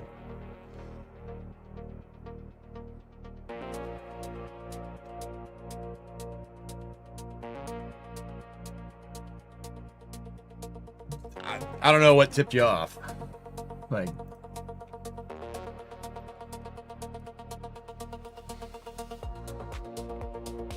Suede for show. All right, let's build this stage. I don't know, guys. Tank geometry doesn't really matter. I was thinking about this last night when we made this. I made these stages proportionally accurate to hydrogen density. History class in Boston must have been baller. It was, yeah, history was awesome, dude. You took field trips to where the freaking stuff, where the American Revolution went down. It was sick. Yeah, those field trips were always cool. It's okay, I'm a U.S. citizen now, so you're fighting for the right side. Yeah. Well. Not tea, coffee.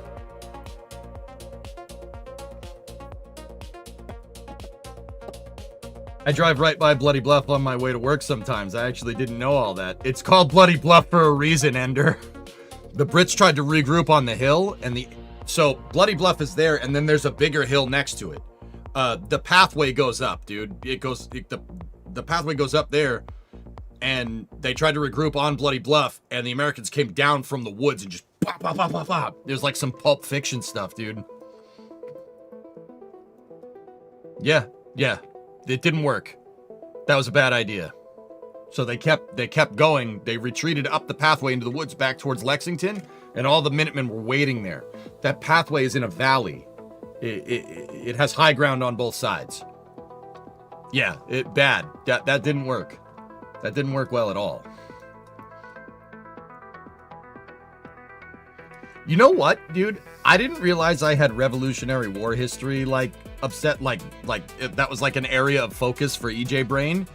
And you know who showed it to me? Like, Brimo. Like, I've always thought it was cool, but Bree was the one that was like, dude, we got to go see this. And I'm like, it's Lexington and Concord. I've been there many times. She's like, no, we have to go see the reenactment, the 250th anniversary. And I was like, all right, that's cool. And then, like, after it, I'm like, dude, this is awesome. This is awesome, and I must know more.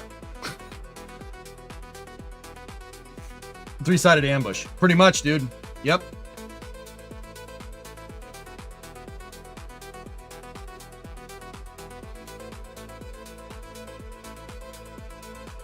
"100% historically accurate."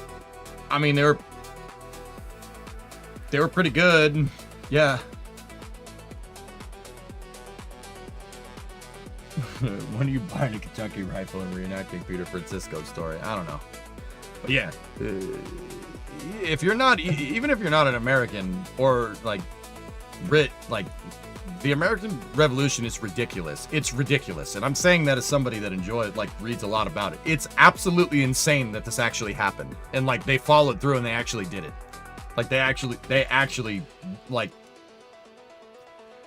dude, even George Washington towards like the later stages of the war was like, how are we gonna do this?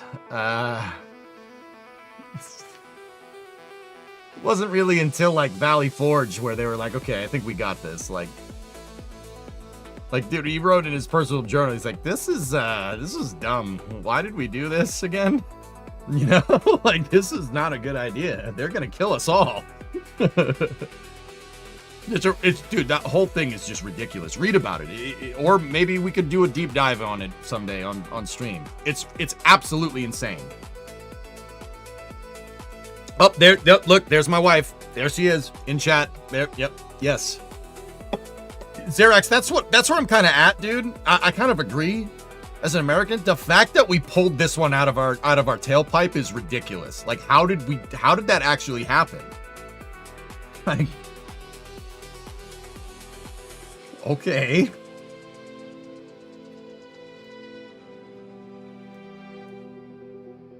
People forget that there was a very important battle after the ambush of the Hessians on Christmas Day. Crossing the Delaware, dude. Still can't believe that. I still can't believe that worked.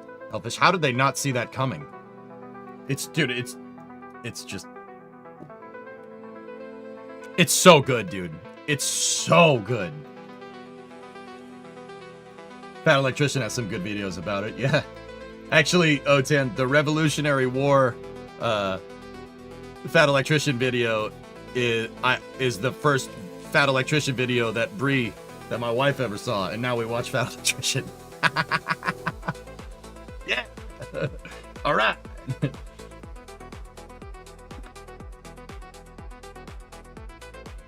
It's a classic American strategy. The enemy can't know what we're doing if we don't even know what we're going to do.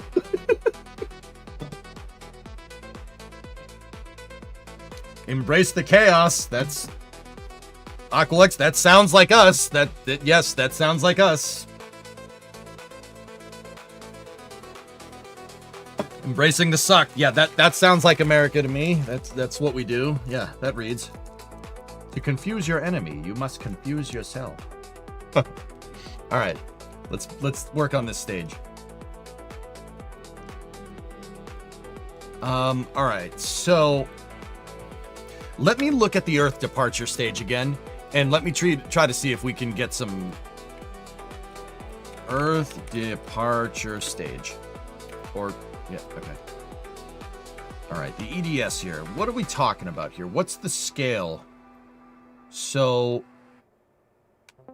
oh, Okay. Whoa, whoa, whoa, whoa, whoa, whoa, whoa, whoa, whoa, whoa, whoa.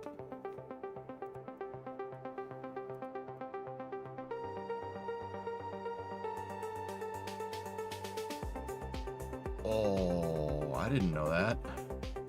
They were looking at a 2-engine EDS?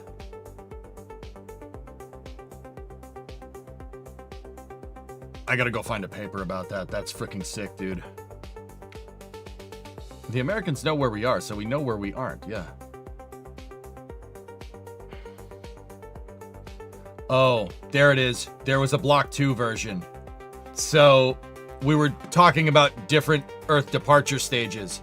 It looks like they would have started with an 8.4 meter variant and then moved to a 10 meter variant. Got it. Well, no, this one says that this is 10 meters as well.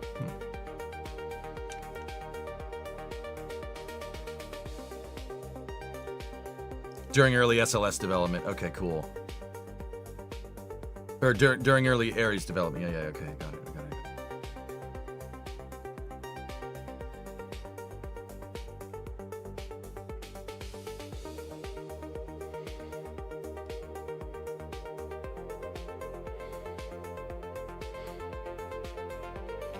Oh.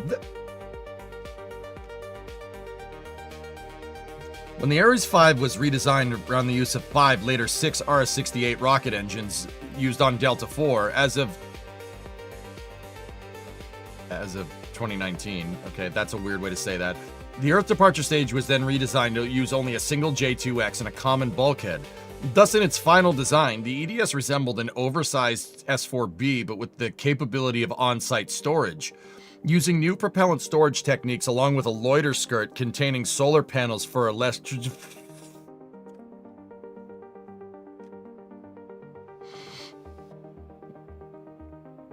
Yeah, I see it, Creeper. Loiter skirt containing solar panels for electricity for up to 4 days. Something impossible with the old S4B. They were working on a loiter skirt? I don't remember that.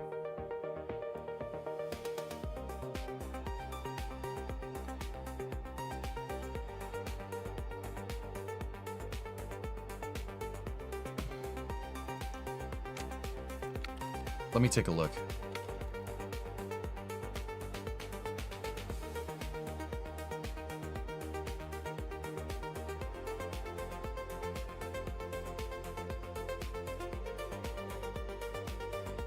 Huh.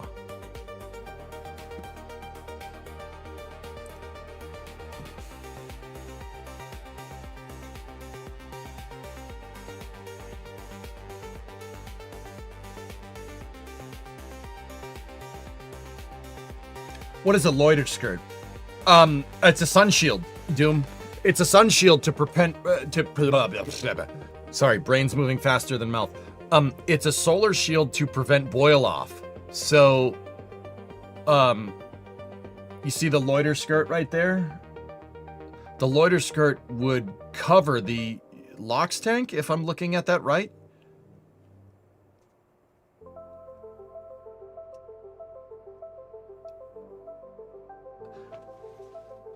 Why not the hydrogen tank, though? It wasn't Congress that did it, Kat.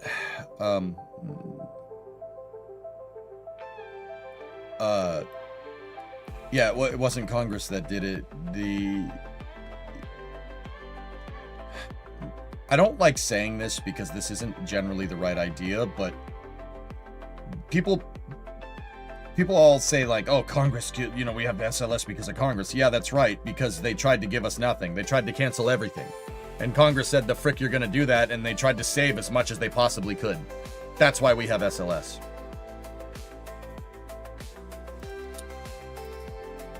See, now I want to make this, I want to make an 8.4 EDS. Like, this stage design is good, but I made this quickly last night and kind of proved out a proof of concept. Let's, you guys want to put the loiter skirt on it?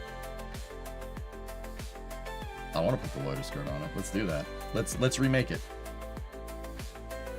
This is a good start, but We can retool some of this stuff and make it better.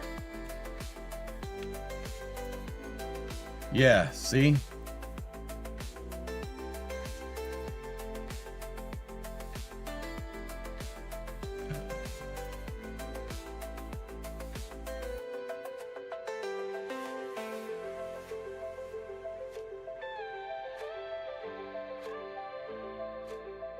Yeah, Aqualux, I'm with you. It's the no, don't worry about the double tag. It's all right.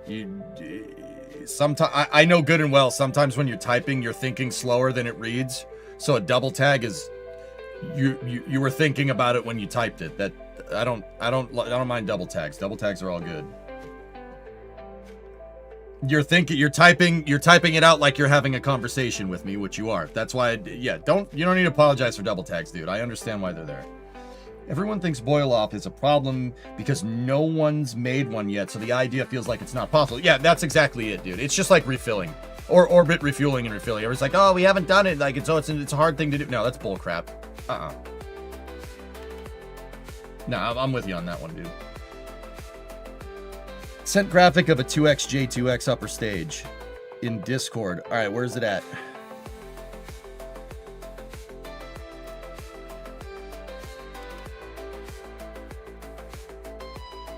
Where you at, dog? Boost Mobile. Ox, you have a constellation graphic from Space Animation. Let's do some research here. Unrelated, could I link you the playlist, please? Yeah, sure. Right there. It's in chat. Hello? All right, we'll check that out in a second. Let me see.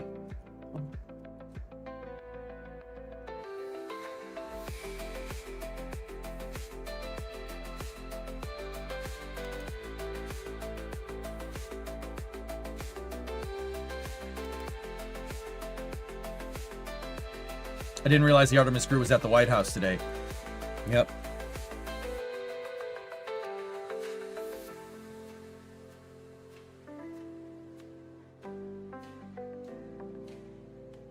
Fifth core engine, block 2A, 1A. See, dude, you know what the crazy thing is, guys? These numbers are very conservatively rated. This says that SLS block 1 can do 89 tons to LEO. It's closer to 100. Think about that for a second. It's closer to 100. There's a reason why I teed this thing up to be able to move 144 tons close to orbit, because we could do a quick pulse of this, get to orbit, and have tons of fuel left over to go wherever we want to go, just like the Earth departure stage. That was the whole idea. Don't know if this helps. Let me see. I will load up all the NTRS stuff that I possibly can. This is good reads. These are the deep dives that make, like, if you guys are wondering, like, the reason why I wanted to do this, like, could we use this upper stage? Yeah. Does that look good? Yeah, it looks okay. I just freehanded this, and it does look good. I freehanded this to kind of prove out the workflow, but the rest of this, with the rest of my SLS booster, I made the tanks proportionally accurate to simulate the proper fuel propellant densities, right? Because in Kerbal, you only have liquid fuel. You have liquid fuel, and liquid fuel is somewhat analogous in density to, like, liquid methane. SLS obviously does not use that, right? So I made the tanks the correct sizes for hydrogen. And I have the tanks actually just riding inside of it. But I did it so we could proportionally make the right SLS and just kind of simulate hydrogen in here and oxygen, right? Because I went through all that effort with this, right? Especially when we went to make the space shuttle. Like, we went in and did the calculations to make the external tank the right size and everything. For, like, the right fuel density and whatnot. I want to do that with this too. This looks great, but it doesn't match the fidelity of this stuff over here. That's why, like, I know people are going to look at this and be like, dude, you have a stage right there. No. No. Let's do this right. I like taking my time when we design stuff. If you've been wondering, like, why haven't you launched this, dude? I like taking my time. If we take our time now, that means we'll be able to throw this thing together and put whatever the frick we want on top of it and launch it wherever the heck we want. Right? That's the whole idea here. Do your homework when you're designing. Right? That's why rocket science takes time. I want to design this and I want to design it right. I do like the loiter capability. And the loitering skirt, I think that's fantastic. I think that's a really good idea. I would like to make this way. And personally, I think that looks really cool.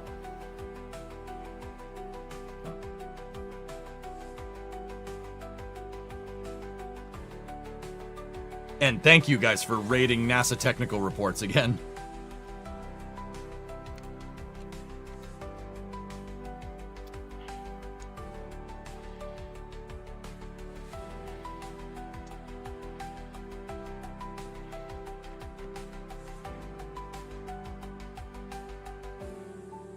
Okay, I just wanted to make sure these are 2 different PDFs. What's the first one?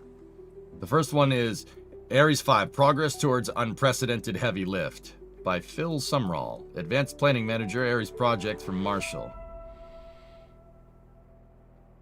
Oh, I love NTRS, Victor. We've made some very, very cool projects based off of some NASA technical reports in the past. It is a freaking gold mine if you want to learn about how NASA does things, like in an ideal scenario. It's freaking gold mine, dude. You learn so much from this. Seriously, go to NASA technical reports right now and just type in whatever rocket, like whatever your favorite thing is. There's all kinds of PDFs about how to look, like how the rocket was made. Like there's tons of literature about the space shuttle. There's tons about Ares, which is what we're doing now. There's tons about Venture Star. All right, so we have,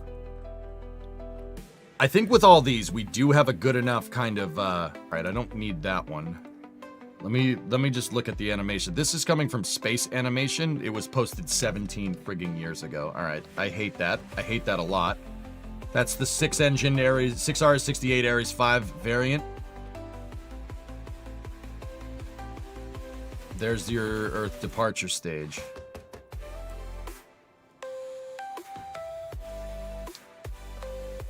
Doesn't Starship lift about 20% more to Leo? Starship Block 3 should be able to do about 100 tons up there, UK. I'll bet you in the initial variants of Starship, it's probably a little bit lower. But I will say this, even if Starship Block 3 can put like 75 to 80 tons into Leo, into low Earth orbit, that's still ridiculously unprecedented for a fully reusable vehicle. I would even go so far as to say that's ridiculously unprecedented for a vehicle that's partially reusable.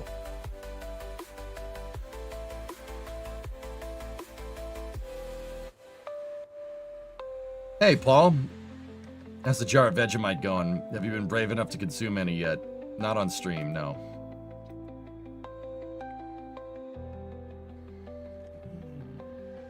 I'm noticing reaction control thrusters on the outer rim of this thing.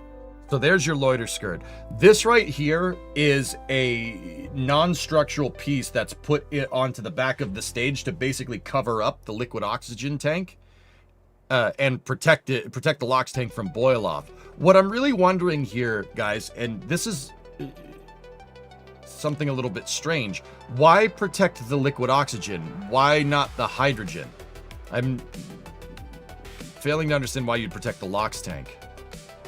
Isn't the hydrogen more of your issue here?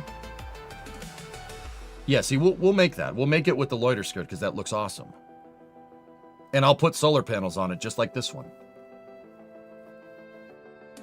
So the LOX tank is right here. It turns out, I did not realize this, but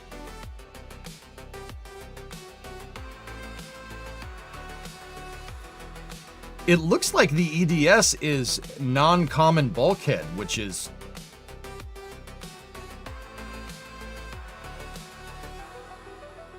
the loiter skirt has thermal radiators built into it.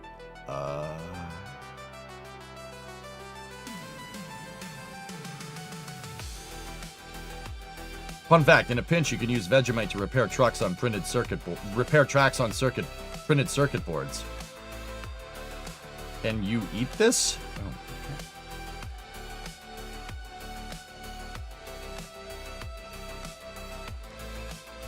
See, you know, now, guys, I've done deep dives into Ares 5 many times on stream. It's just I've done it so many times. I have so much freaking information up here, I forget. How is this? This is very similar to the EUS. Like, it's very similar. The EUS does this. That's...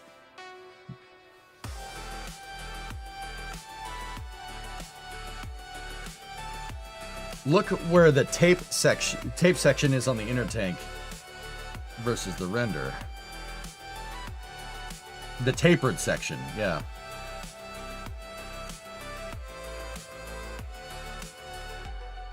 It took me a second, Creeper, but I got what you were saying.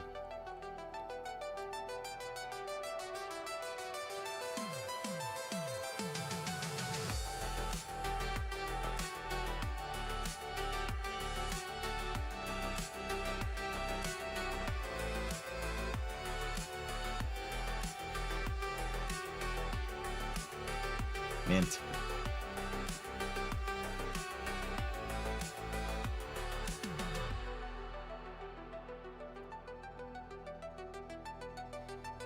Tumble motor. Ours does that. Ours freaking does that, dude. Haha, sick. It seems like they jettisoned the section there. Interesting. I wonder if that's... Oh, that section is working exactly like the nose cone. That makes sense. There's the J2X. Last jettison. We actually did make that. That's the same launch abort system as SLS. There's the pilot drogue.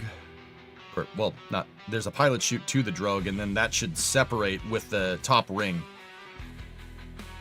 We're not going to do any of that. I'll just... We're not going to do any of that. I'll just keep the parachutes on there. Yep. Drogue unfurls the 3 mains.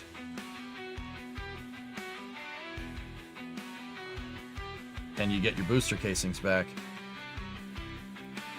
Meanwhile, Orion, that's the CEV with the bigger service module.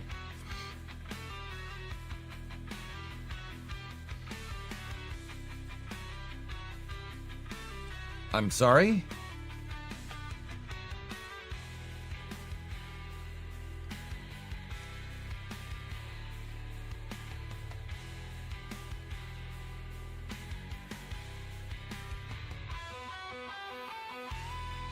Yeah, it dumped the ring. Why? What, do you not have the Delta V here? Like...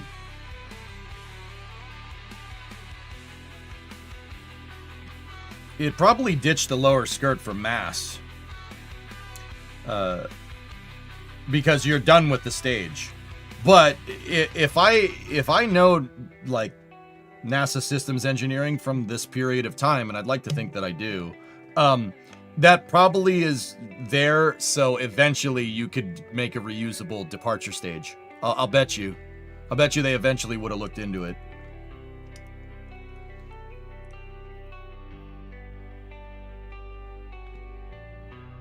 And then that does the rest. Okay. Cool.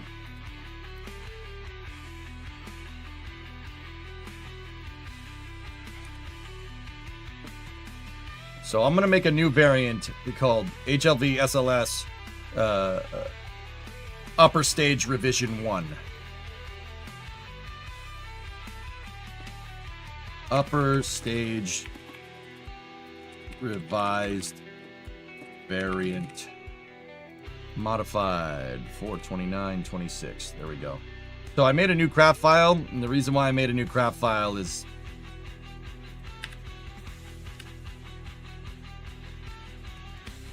because of that.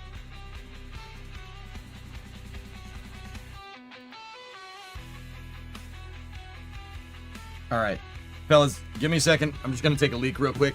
I'll be back in a moment, and then we'll get into it. First thing I got to do is figure out the scale dimensions here. But yeah, I'll get to that.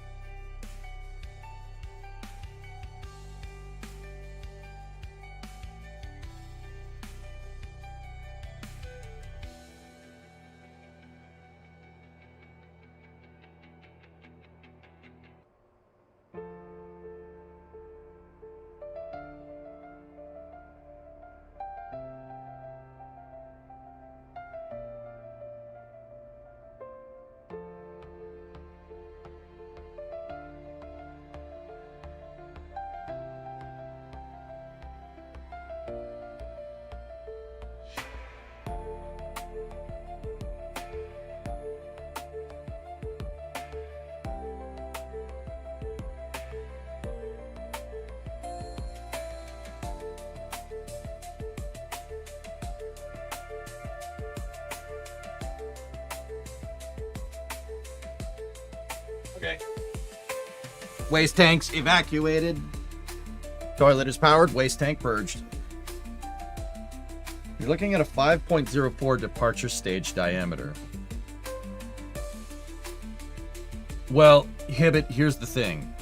This, at its widest, is a 10-meter variant. So we'd have to scale our dimensions here. So 10 divided by 8.4 is 1.19.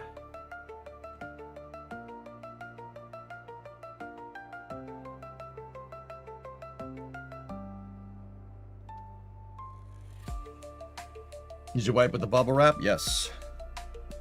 Copy. Bubble wrap nominal. It ditched the loiter skirt from mass. And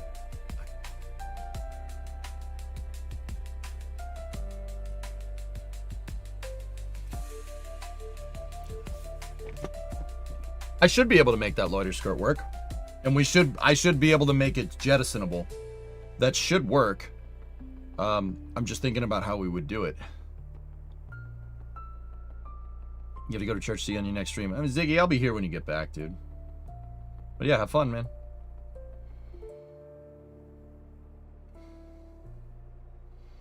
So I took 60% of 8.4 to get the 5.04, just so you know your math. Yeah, no, Hibbit, that's fine.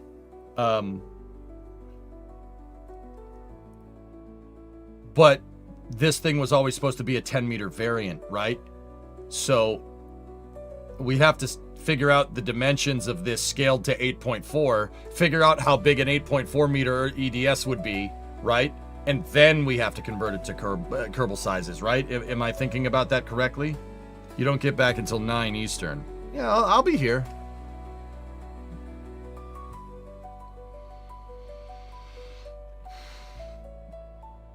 I usually stream for 10 to 12 hours every day, dude. Yeah, my schedule's been a little bit impinged because of my teeth and stuff, but yeah. And I'm still trying to recover from DBF and stuff, but that's another story. Sparky, what's up, dude? So 8.4 divided by 10. Yes, excuse me. Sorry. Yeah, that's 0.84. All right, so let's start doing the calculations out. So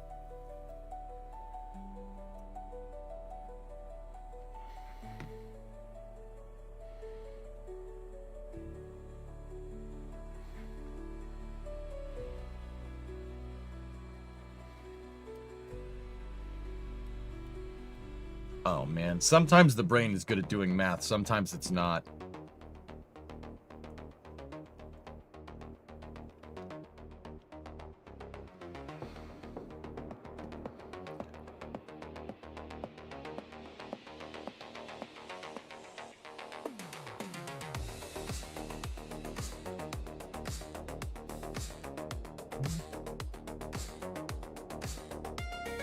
Yeah, there's your scale. So, yeah, we got to divide by 1.19 because 1.19 is your... Yeah, or multiply 30 times 0.84. Cool. So that would give it an 8.4 meter diameter, which means our 8.4... Yes, I'm going to use paint to do this. Whatever. I don't care. This is like absolutely not the right program to do this. That's not a 3, idiot. It's still not a 3. 30...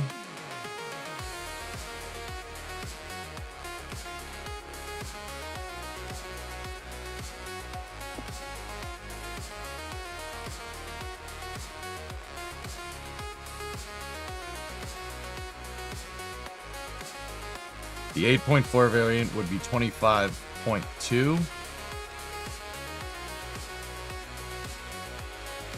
So the diameter is 10. 8.4. And we need to, yeah, we go from there. That'll give us our Kerbal dimensions here. So we need to make a stage. So 25.2 times 0.62, which is roughly Kerbal's scale. So that means we need to make a stage that's 15.62 meters long.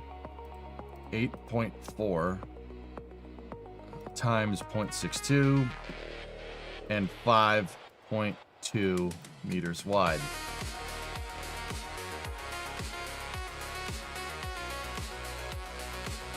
Minimize that for a second. That is the length of the entire thing. That's not giving me necessarily proportions here.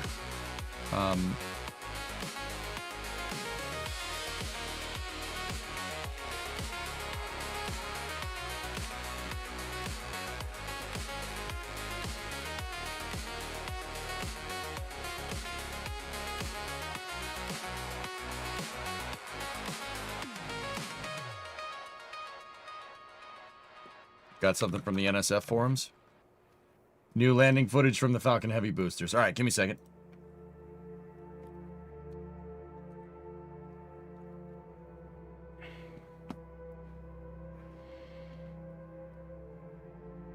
They needed the panels for a longer loiter time for the EDS in Earth orbit. They wanted it to stay up there for several days, awaiting the launch of Orion and Ares 1. Solar panels would be ditched right before translunar injection burn to save weight. They changed the baseline to go for a shorter loiter, and they can accomplish this with fuel cells and batteries, so the latest config did not have solar panels. They're a trade-off either way. Longer loiter time means more boil-off, requiring more insulation. Shorter loiter means less mass, more performance, but also requires a quicker launch of Ares 1. Oh. I thought this was about dimensions here, but yeah, okay, cool. That's good to know.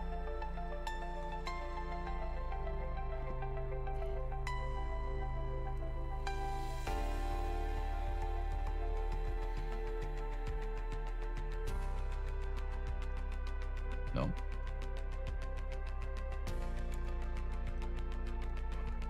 Freaking athlete, dude. That was another good idea that they got rid of.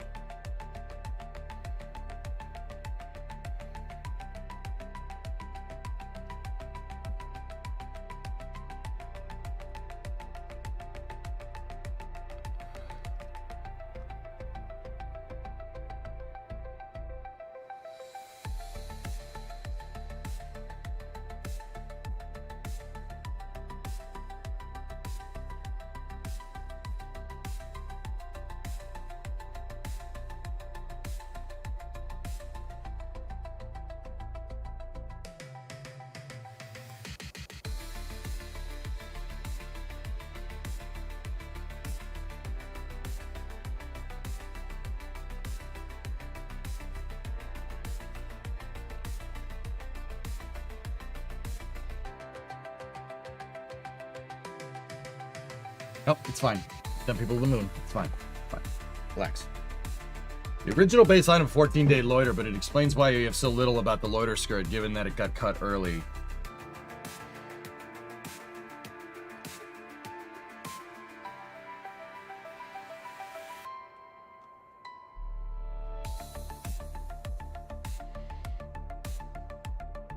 Okay.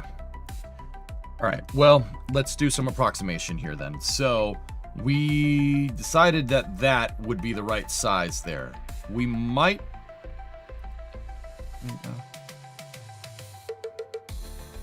That's more or less what we're looking for. How many tons is that? 72?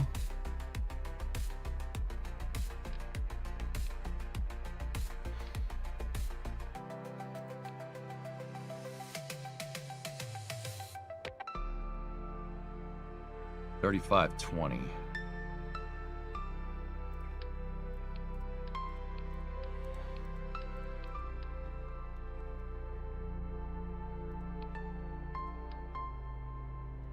Okay, before I go futzing around with tanks, let's go back to our dimensions.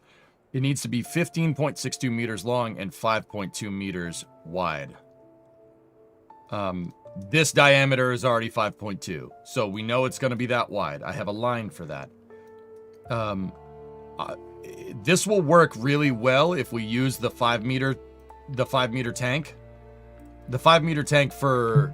So here's what I was thinking, dudes. This is just kind of an abstract. I could use this for my analog locks tank here for the stage. And then what we can do is for the loiter skirt, right? We go into structure and we get a 5 meter structural tube, right? And the 5 meter structural tube can be the loiter skirt. That might not play nice deploying out of a fairing. Kind of remains to be seen. Hey, Predominant, what's up? What is the loiter skirt? It's there so the stage and the lander cerebral could launch into low Earth orbit and wait in low Earth orbit and prevent propellant boil off before Orion and Ares 1 launched.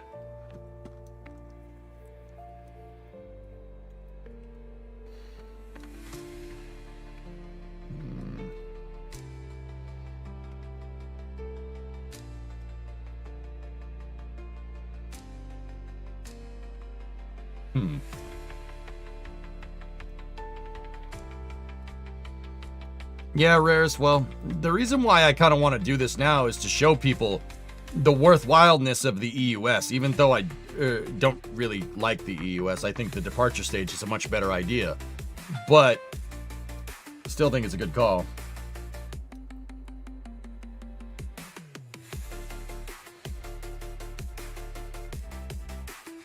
Okay, so that should be pretty easy to figure that out. And now we need our wide diameter here.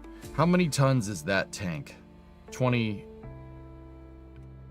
And we originally had this as our hydrogen tank.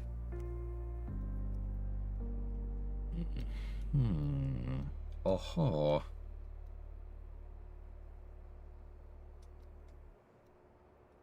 Man, the inner stage on Ares 5 has to be something else, dude. How big is the freaking interstage? Interstage has got to be freaking huge.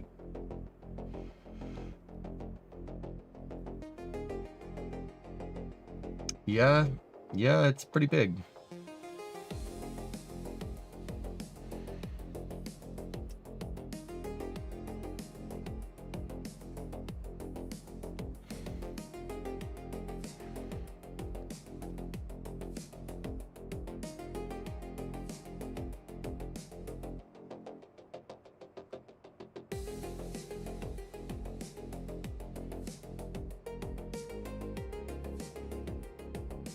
Interesting.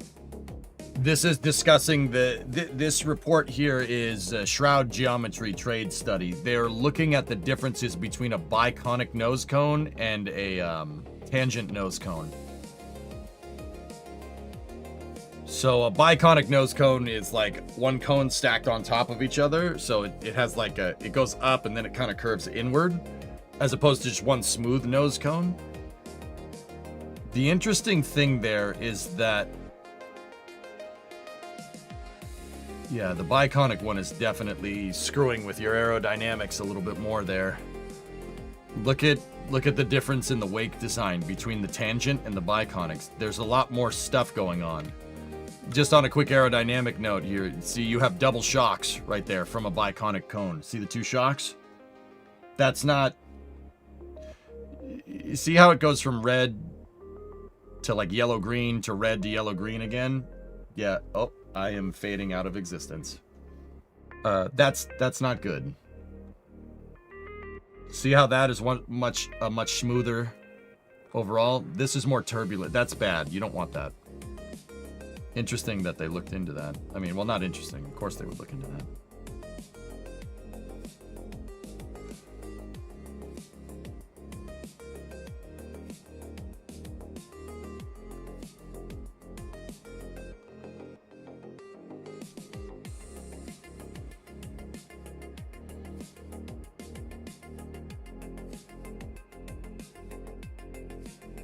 See, we're not doing this part. We're not doing this part because I'm not going to launch a nuclear stage. I'm going to make the core stage the nuclear stage and go from there.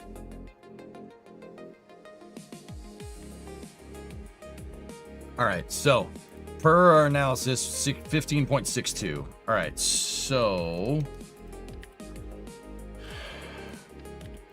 let's go here.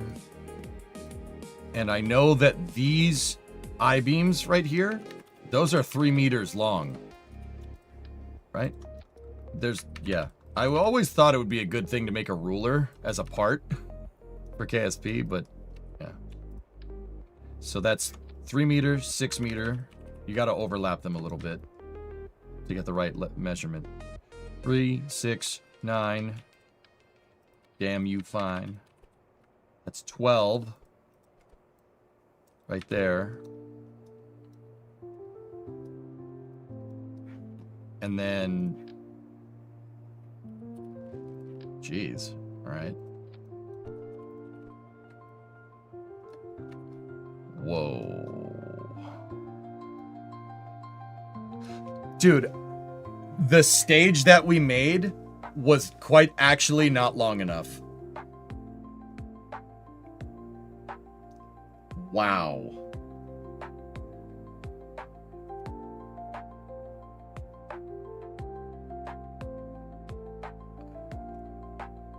Those dimensions have to be with the engine. It has to be with the J2X. There's no way that this is like from there to that. It has to include the nozzle. That is a freaking gigantic upper stage. Holy balls. All right, so like just let's put that into position, shroud it or deshroud it. Oh, this is space. I'm in space. Nova, give the sub to Long Boy. I saw a really neat mod that lets you import 3D models as a shape reference. I think it's called Stencil. Oh. I don't need a mod to do that, Pigzig, interestingly enough. We could just do that.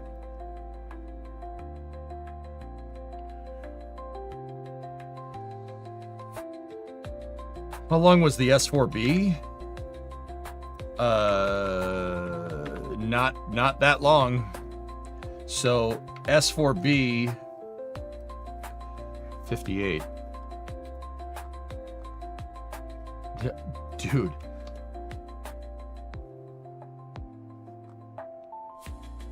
$17 meters long, 30 meters long. Jeez. An S4B here would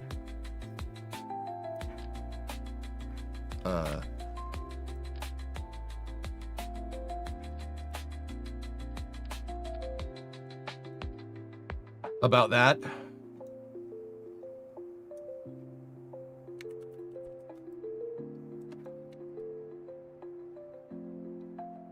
Have you seen this with the sound off? No, that's super cool though.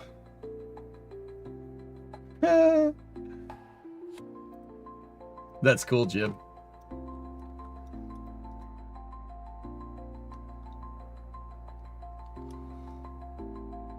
Interesting. Do you like the 3-engine configuration? Of course I do, Lev. I'm a shuttle guy. Of course I like it. I guess it wasn't too big. Yeah, it's not that it wasn't too big, right? Rarest, it wasn't big enough and it wasn't the right shape. It didn't look right. Something about it, it was a nice stage, but it just didn't look right. I'm not afraid to just pull the plug and just start over, rather than trying to make it work, you know?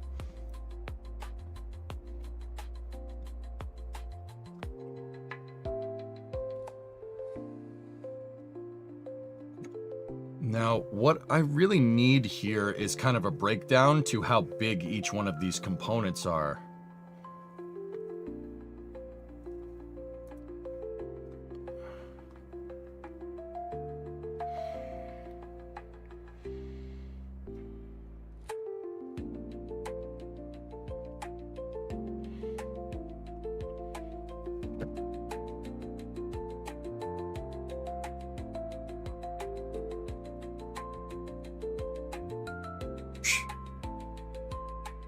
This is actually a pretty damn good breakdown.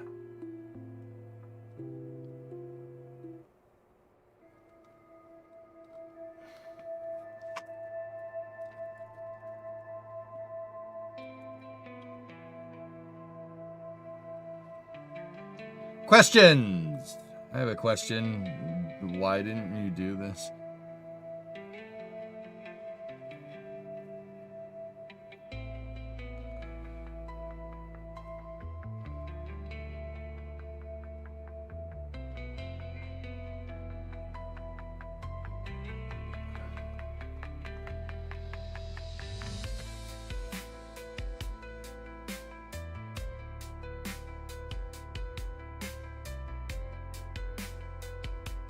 I still can't believe somebody looked at this and said, yeah, no.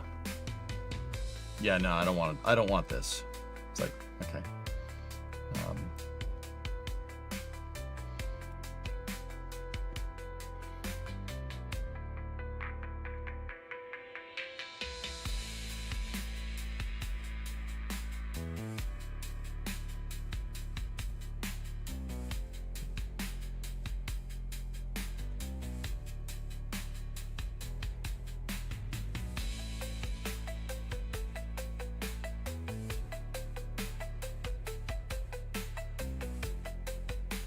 What's that, Sam?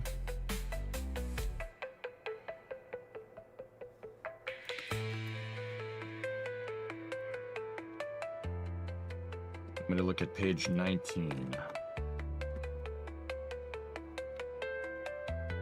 Yeah. Oh my goodness. It's a good idea. Yeah, modernized Saturn V. Oh, we can't do that. Yeah, no. Shut up. Of course we could. Look at that freaking monster. Oh, that's pretty. Dude, look at the extended S1C. That's crazy.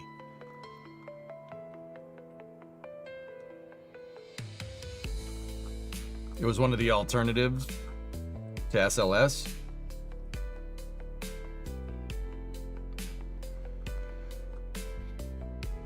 And that's just the Estes logo.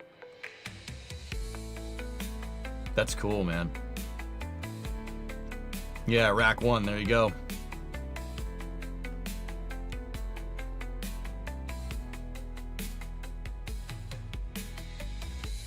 Yeah, Rares, that really is what it is.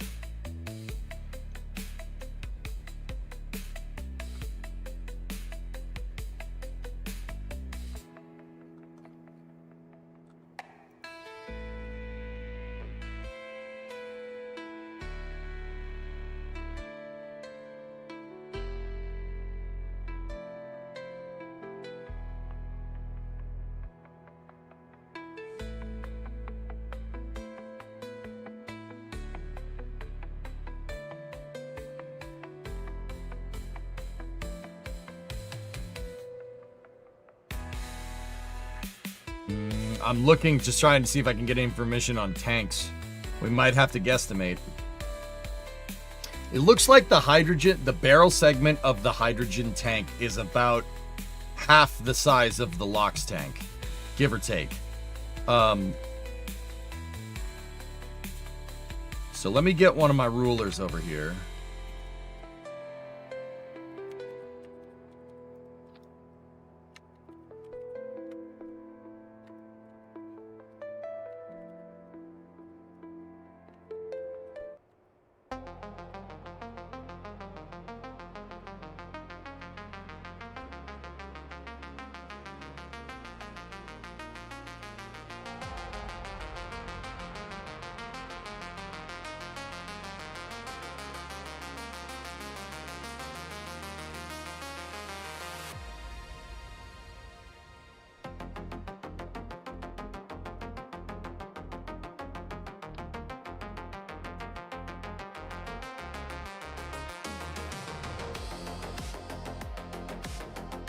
So we can already pick up off these because we're using the same, it's the same proportional thing, right?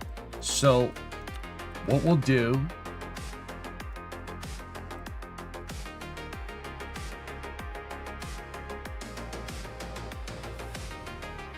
is get an approximate, right? So that's about half right there.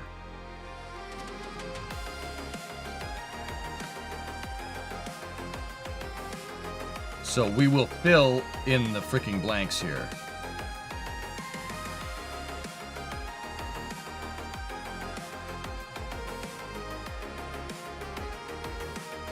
So that's got to be freaking hell.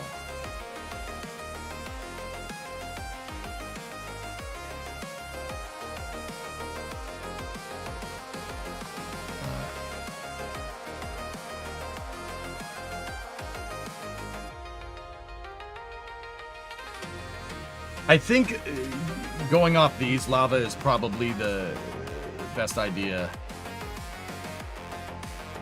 Yeah, predominantly, it really has, right? You had a chance to visit the Space Museum in Huntsville a couple of weekends ago. Going into the Saturn V hull is amazing. Oh yeah, Joe. It's pretty cool. How would they have ever used the Ares 1 upper stage on Ares 5? From what I know, the RS-68 isn't human rated and they were never going to modify it.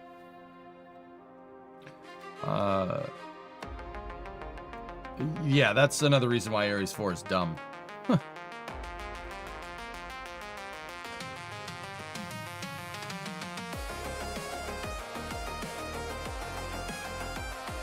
you ever heard of the Cosmosphere? Yes.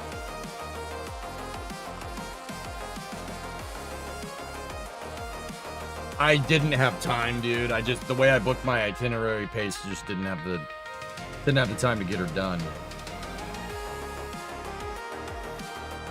All right, so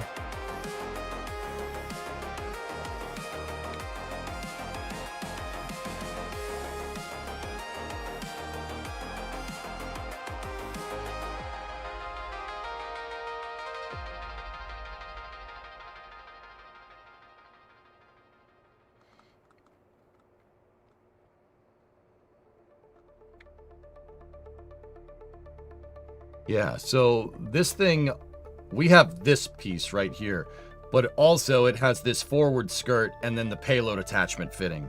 All right. So if we're looking at kind of a sectional of this, that forward skirt is about half the size of what we have here. So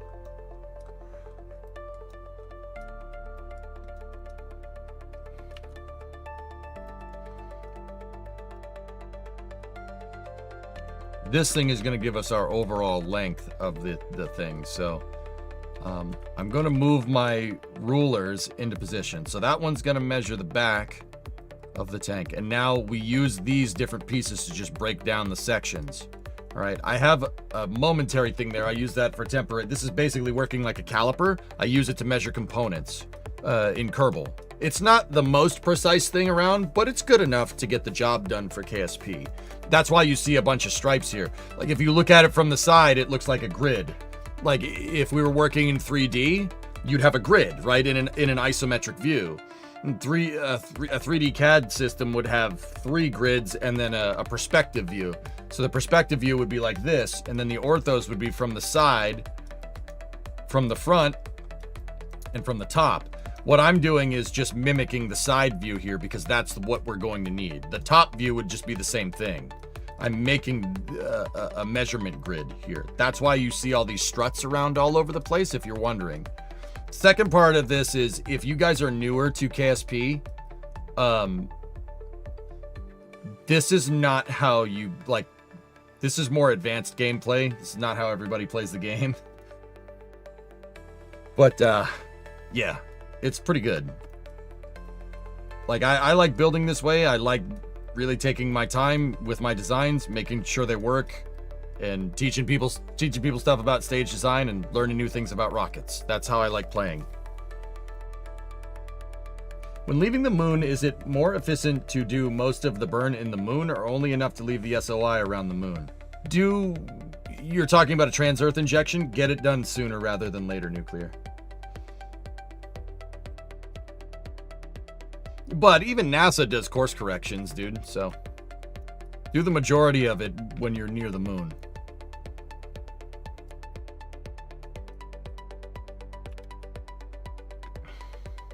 Okay, so the other part of this is that this tapered segment right here is about the same length as that, and then the loiter skirt is about the same length, actually probably just a smidge smaller. All these components seem to be about the same size, which is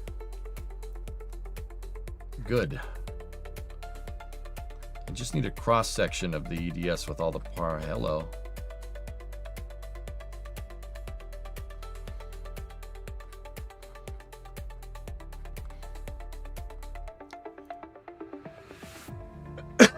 Yeah, this is what I'm looking for here.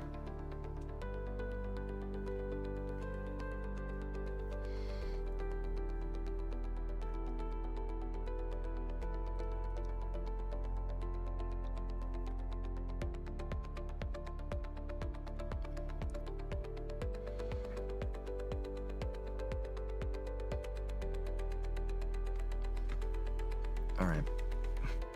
So let's start from the back. We have the loiter skirt here. The loiter skirt would, for the most part, it shrouds the engine from what I can tell, or at least some of it. So that is about a good spot to start for the first thing to label. Like the first up and down point, the edge of the loiter skirt, right? And then wish we could see it from the side. Hold on. Maybe the animation has something?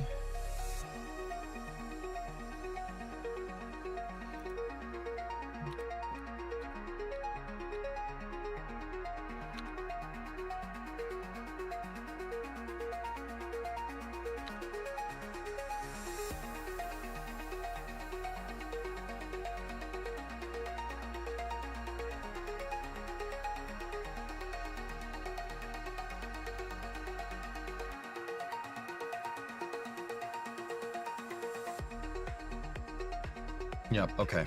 That's about right. So, okay, there's the loiter skirt. About halfway up, if we were like gonna cut the loiter skirt in half, halfway up would be where the aft skirt starts. So, if the loiter...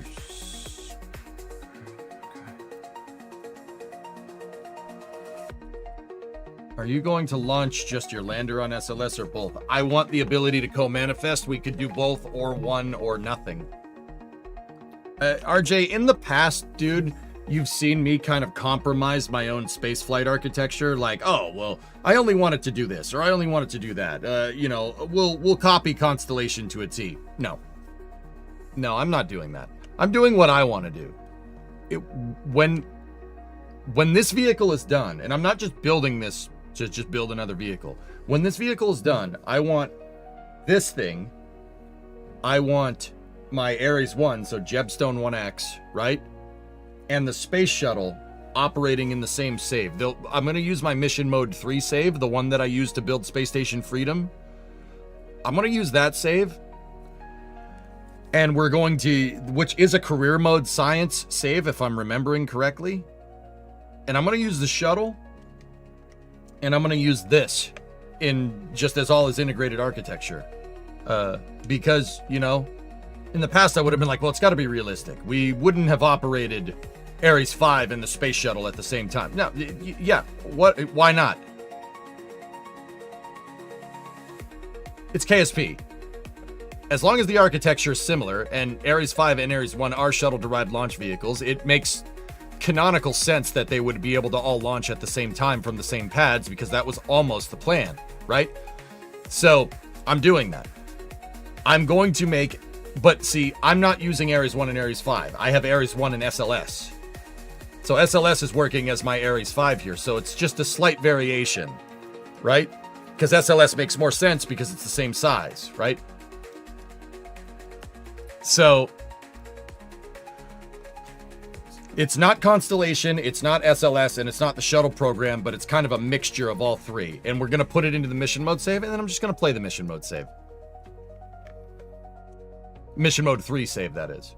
The mission mode 3 save is the same rule set as mission mode 2, except you don't need to build pads, and you can recover wherever you want. That is the idea. Yeah. Meanwhile, you're eyeing making this. That's basically Starship, Nova, but yes.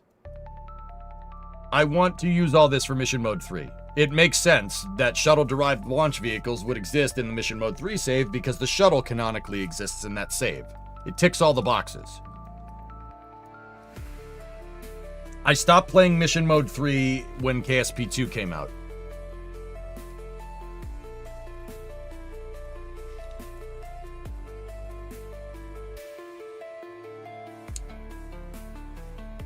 Yeah, exactly. That didn't happen.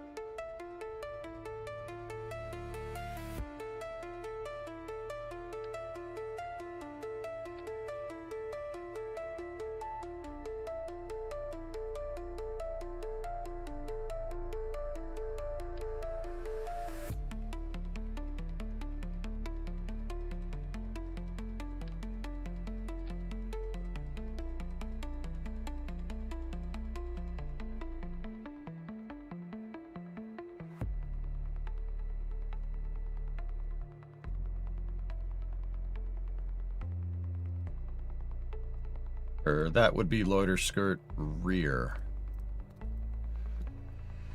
That is this. Oh, we would want one more there because that's the end of the aft skirt.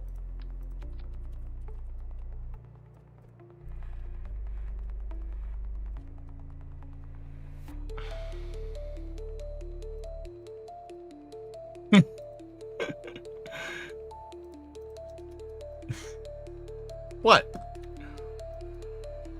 Aft skirt rear, loiter skirt rear. Okay, now let's take the next one here.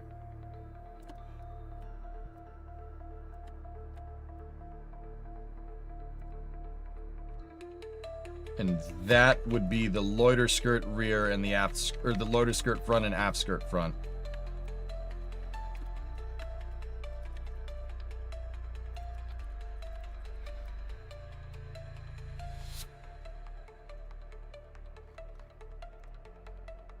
Actually, no, I believe the aft skirt.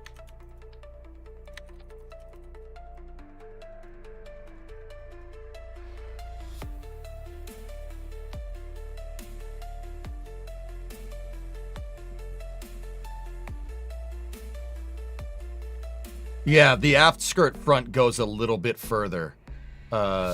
It goes, yeah, that would not be where it ends. Over here, let me separate the rest of these because they're all in order.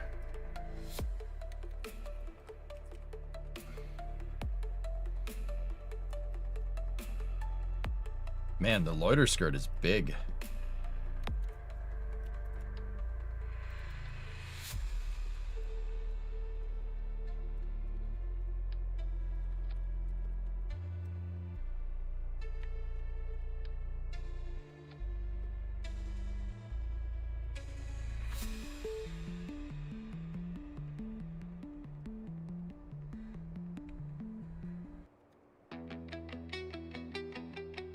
Yeah, that's about right. These dimensions look more or less correct. I think this one needs to go this way just a little bit.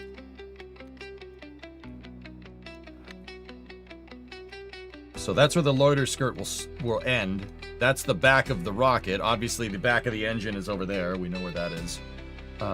That's really easy to spot.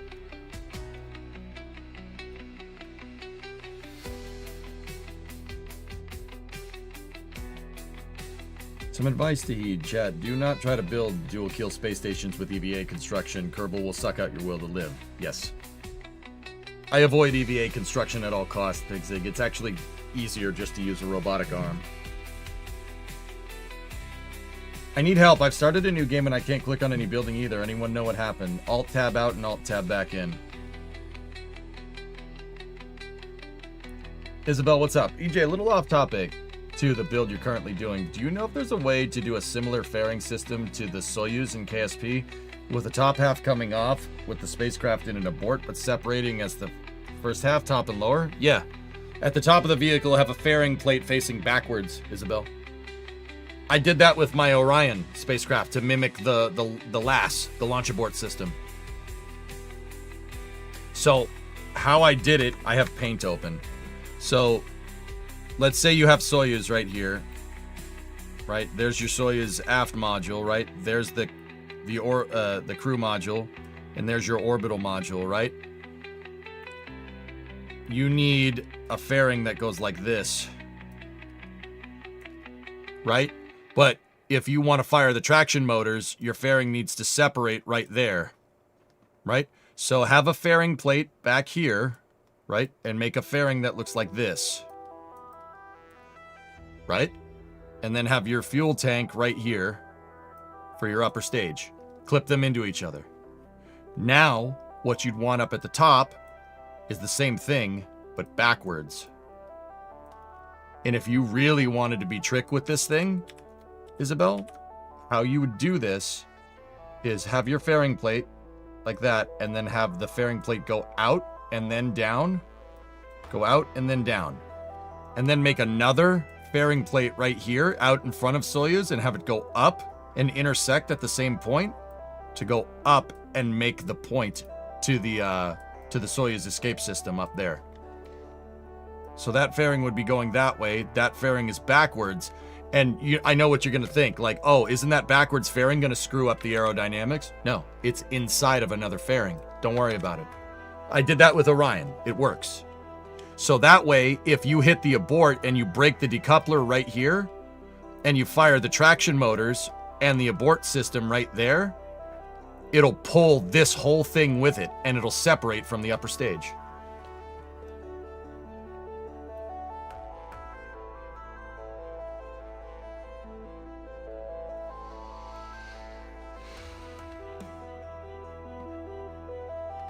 Human subset. Going throttle up. Thanks for the prime sub, dude. A robotic arm? Where? We already got the measurements here, and I can always refer to the bot if we need it. All right. Now, the other thing that we have to extrapolate is what is the diameter right here? What's the diameter of this dang thing? Because the loiter skirt needs to be able to... Oh, that is going to be tough to get that exactly right.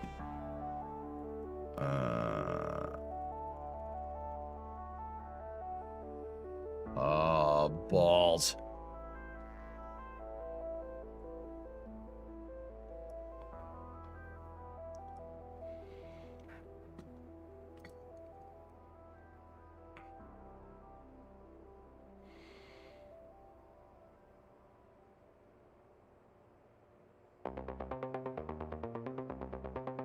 Brickmac is a pretty solid Ares 5 model that you could use as reference. Oh, yeah. Brickmac. Yeah. I know that guy.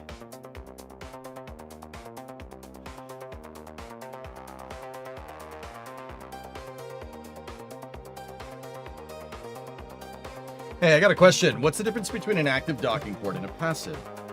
So...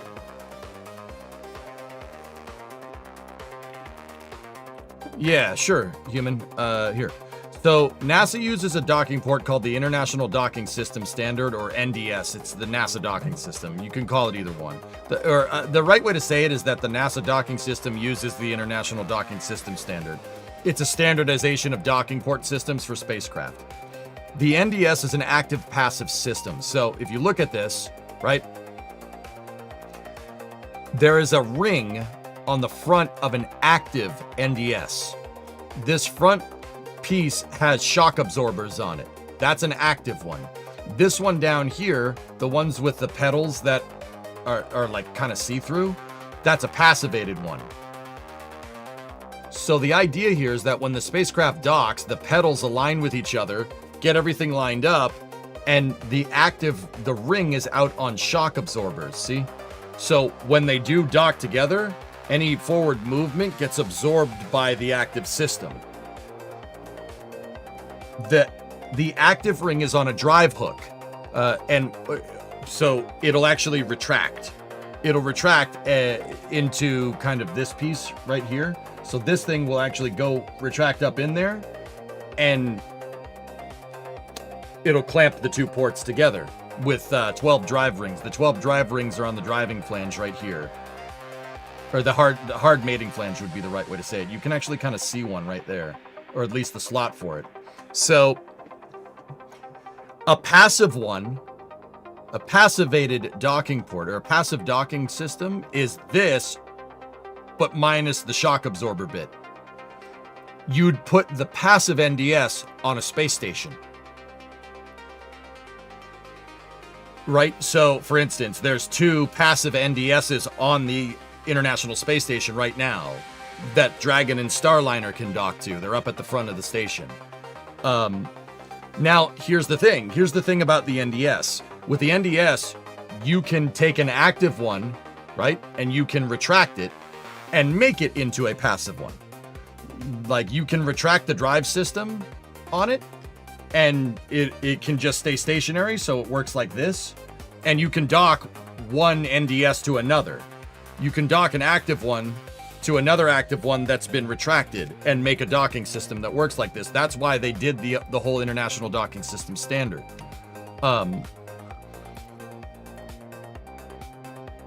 So, like, see, you can retract this thing, right? Or you could have a completely passivated one that has no retraction mechanism. That right there is the one that's on the space station. That's the International Docking Adapter, the IDA for short. That one's up at the ISS. There's your driving hooks right there. So, like, see, an active one can do that. A passive one doesn't have that system in.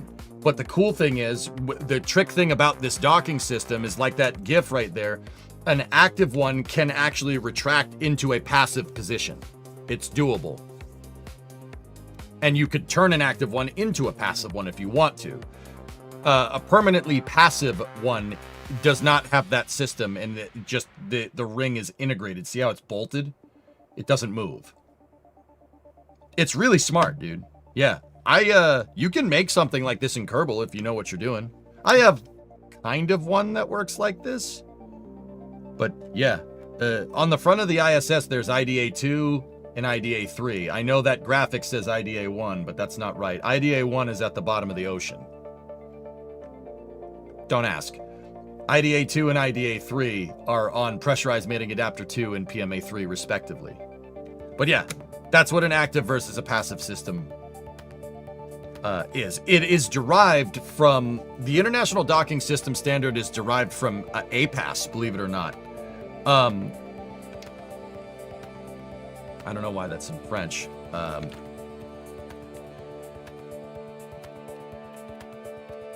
It's derived from what's called APAS 95, the Androgynous Peripheral Attachment System.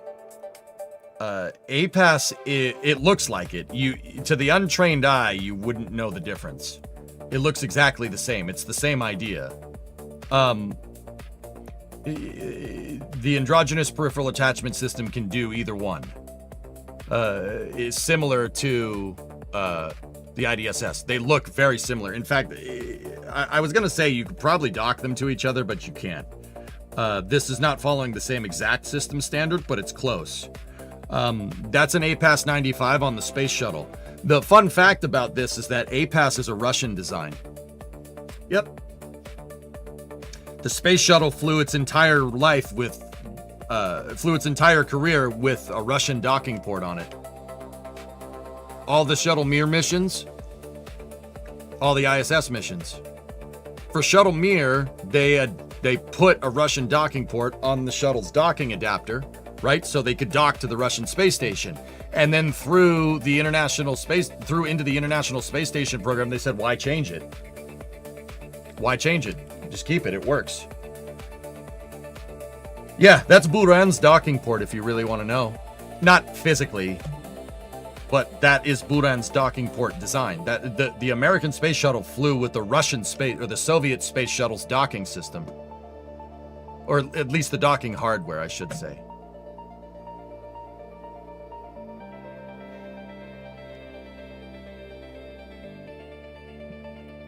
There you go, Humane. Good question, dude. Yep, see, there's APAS working on Shuttle Mir. I heard you talking about Blue Dog yesterday. You'd love all the X-15 and Gemini stuff that Blue did. Yep. And then when they switched over to the International Space Station, the pressurized mating adapter converts common berthing mechanism, CBM, to APAS 95. This is my favorite spiel. I love talking about this. Hold on one second. APAS 95, I showed you the pressurized mating adapters here. The pressurized mating adapters that are on the ISS right there, you see them? Those were adapting the space station module docking port, the CBM, common berthing mechanism, to APAS 95 for the shuttle, right? And then when the shuttle stopped flying, they put the international docking adapter on it, which converts APAS 95 to IDSS. So, as follows.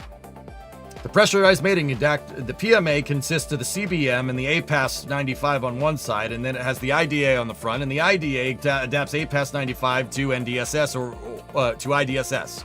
So you have CBM to PMA to APAS to IDA to IDSS.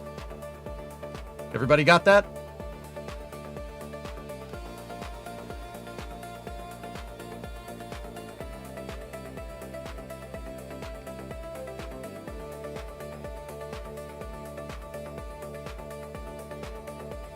It's docking adapters. Always has been.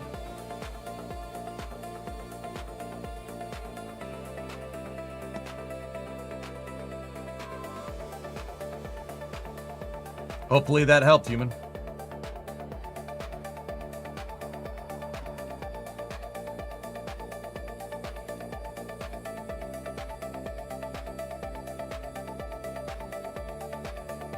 It's daisy chain docking adapters. Yep.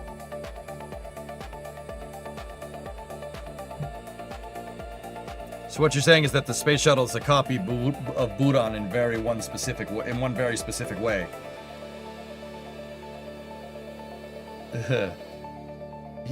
Yeah, I mean, if you want to play on words like that, Wartaz, yeah.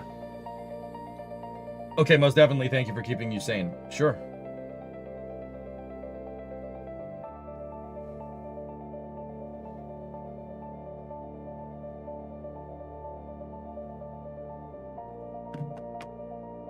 Can't wait for a CBM Vast IDSS Senior adapter. Yeah, right? Yeah. I'm glad you like it, J-Speed. All right, let's keep going, dudes.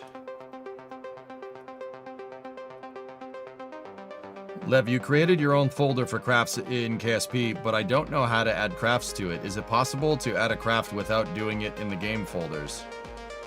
I don't know. I don't use folders, Lev, so I'm probably kind of useless in that regard.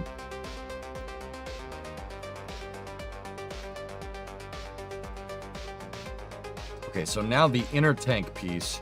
Intertank piece seems to be about the same as the LH2 barrel length. So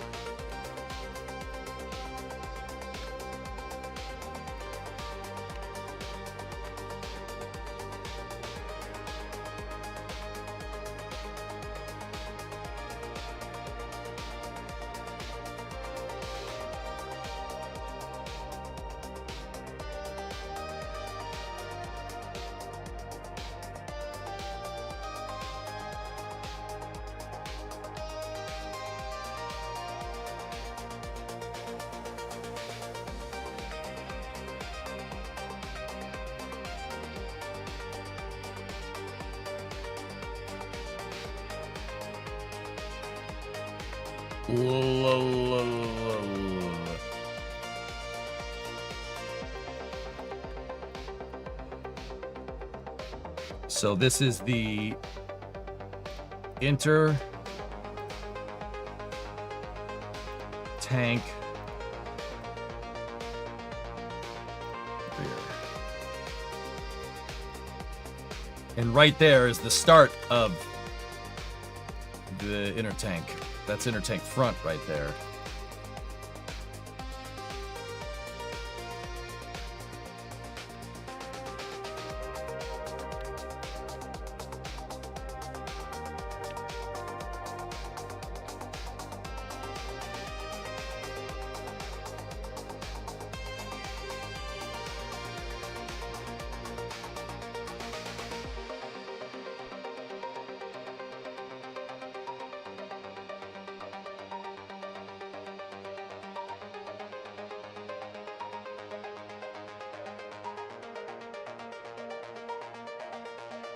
Well, wasn't APAS based on the Apollo-Soyuz system?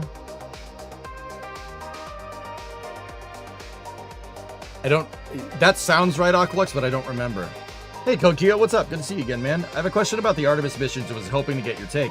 I've been reading up on the fission surface power system, and I'm trying to wrap my head around how NASA actually plans to deploy it at the lunar South Pole. A few things I'm curious about. Will fission surface power ride on its own dedicated lander, or will it share one with other payloads? It could probably share one, and how does it get offloaded from the lander once it's on the surface? Probably a person, Code Keo. Yeah, probably a person. Wouldn't be the first time.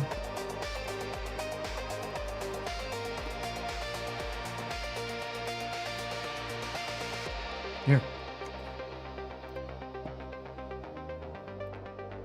What do you think that is right there?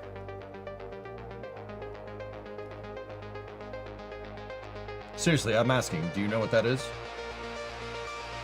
Have you seen Kitten Space Agency? I'm a consultant on Kitten Space Agency. Kitten Space Agency. Jokopogo. Yeah. I work with them on making the game better. Kitchen Space Agency. Yep. We gotta sink more funds into the refrigerator for science. So, Code Geo, that's a RTG. That's a nuclear, it's basically a big stick of plutonium with thermocouples attached to it to test out nuclear power on the surface of the moon. Now, keep in mind that's not a reactor. It's just an RTG. Kerbal has one of those. Radioisotope thermoelectric generator. So, yeah, they could probably land one and just have somebody go grab it and then put it down and then work on it, dude. Yeah, during the Apollo program, yeah, that's the SNAP 27 ALSEP, I think is what it's called. Yeah, SNAP 27 isotopic power system. It's not, the fission surface package is probably a little bit different, but yeah, that's what it is. And ALSEP, in case anybody's wondering, is the Apollo Lunar Surface Experiments package. They brought a bunch of this stuff down, like seismometers, power plants, the rover, the lunar roving vehicle. There's all different types of stuff, all different types of surface experiments.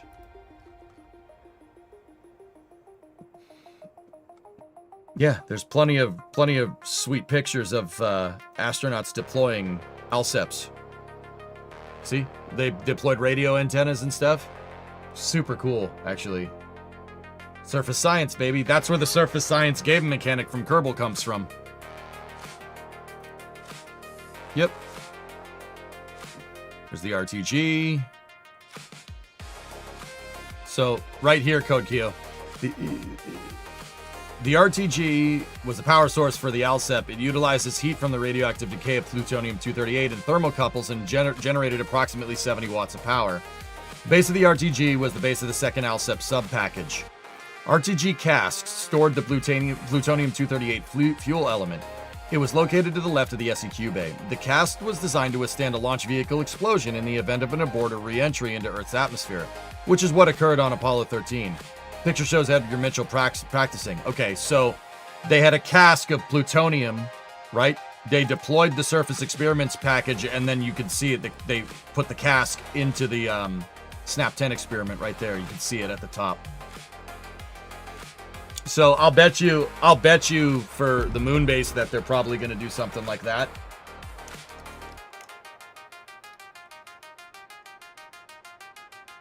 Could RTGs reach 40 kilowatts?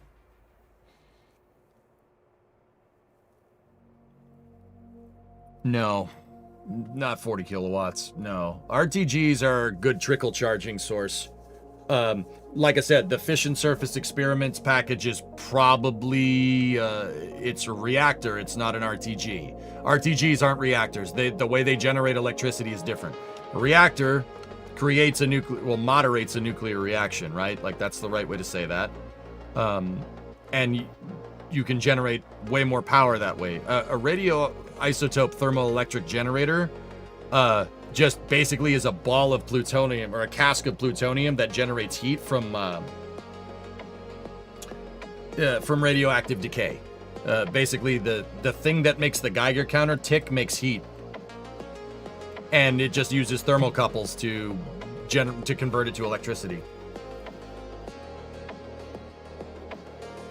Yeah, if you wanted to make an RTG, yeah, exactly, Sea Kraken. If you wanted to make an RTG generate 40 kilowatts of power, dude, it would need to be like as big as that freaking stage. And I'm pretty sure nobody wants to ride on a nuclear RTG that's the size of a school bus, right? How long would it take an RTG to charge up your EV that has a 60 kilowatt hour battery? The Snap 27 generates 70 watts an hour. So 60,000 divided by 70.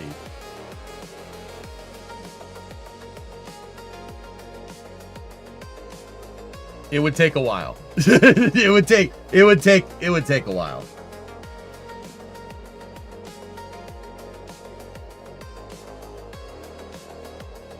Yeah, it would take a second.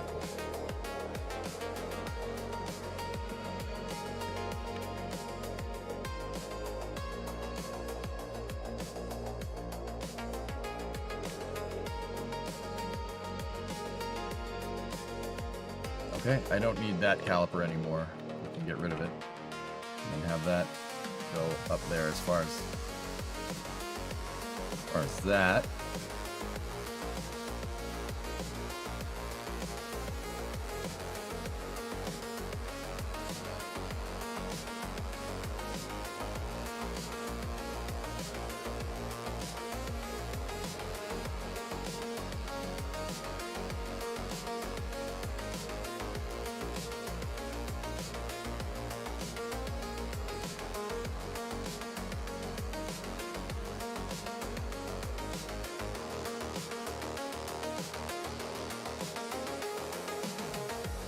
Hydrogen tank rear. This is where the barrel for the tank is going to start.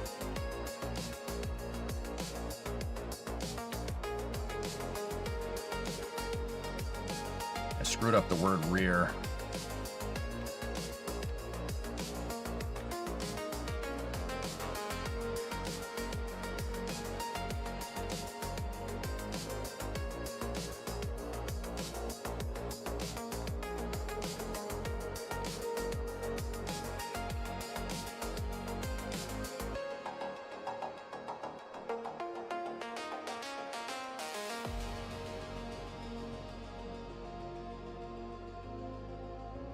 Can we do a version that incorporates Nirtea's parts? I think about it. I think about it.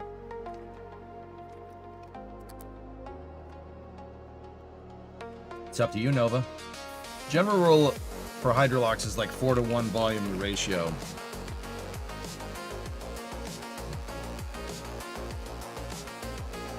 Four to one from like hydrogen to oxygen. A very high level Sea Kraken, I would say that's more or less accurate. I would say it's more like 2 to 3 or 3 to 1, I guess.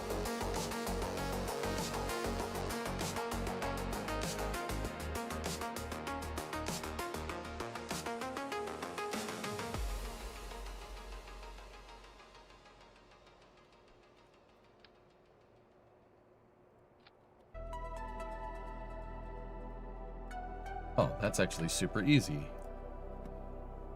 With the way we did this, the hydrogen tank forward skirt is that big. And then your payload adapter would be about the same.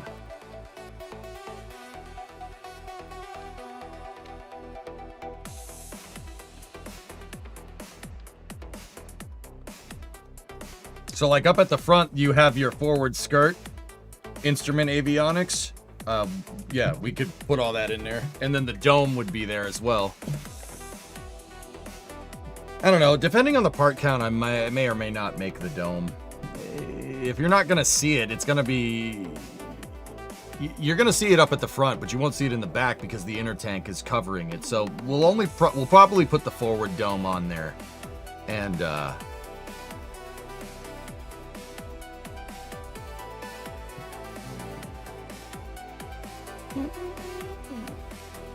Hey, Ethereal, what are you using for your core? This is SLS, so...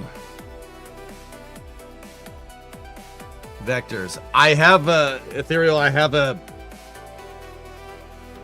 little more potent solution for this in the future.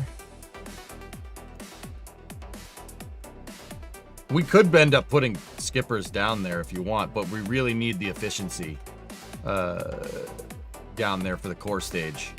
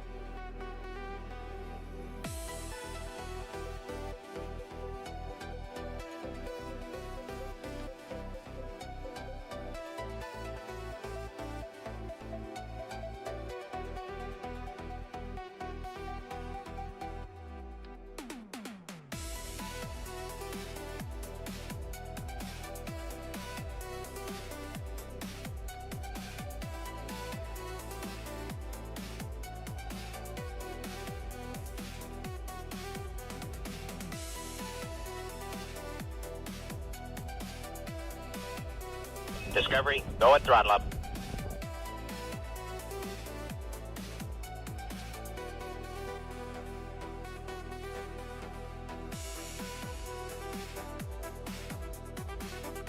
And it looks like the adapter piece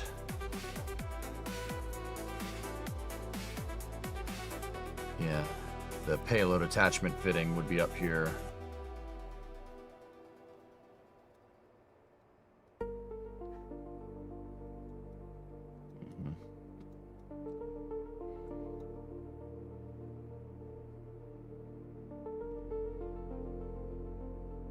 All right, I'll leave this like this. We'll get rid of the rest of that. Actually, just keep that one to measure the front of potentially where the payload attachment would be. Let me just measure it and make sure that it's the right length.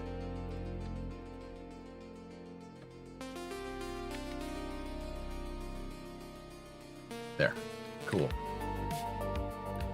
And with the PAF, actually, these length estimates are actually pretty damn close.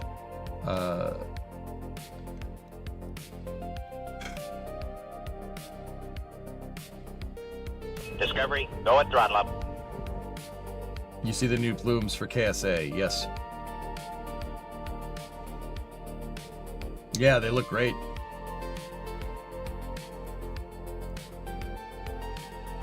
Pseudo-cat annotations make you giggle. Yeah, well, this is mostly for you guys to see, but yeah, it's... I wouldn't label it if it was me. I could keep track of all this in my head.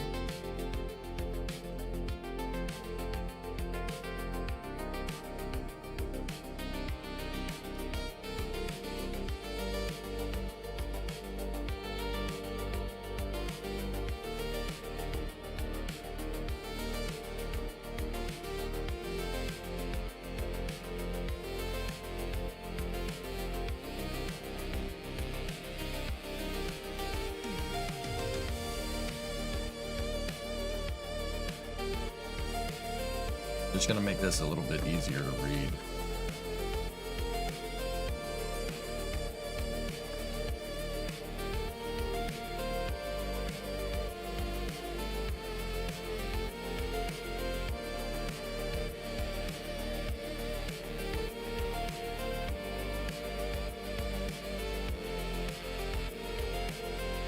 Yeah, people were telling me about the new thruster Hellinger. That's really neat.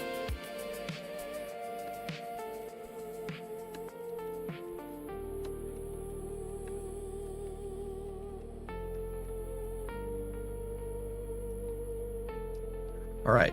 Another thing that we have to do here, guys, is figure out the smaller diameter of this.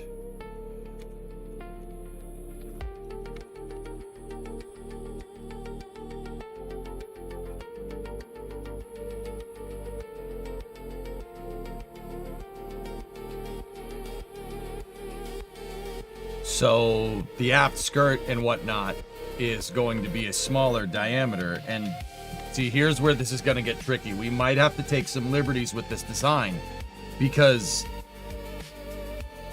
getting a fairing or getting something that big to deploy out of a fairing sometimes it doesn't play nice. Hey, you Billy, thank you for the raid. The dice roll over the stream. Welcome. I mean, technically, with the math that we've done, I'm pretty sure this should be, yeah, that.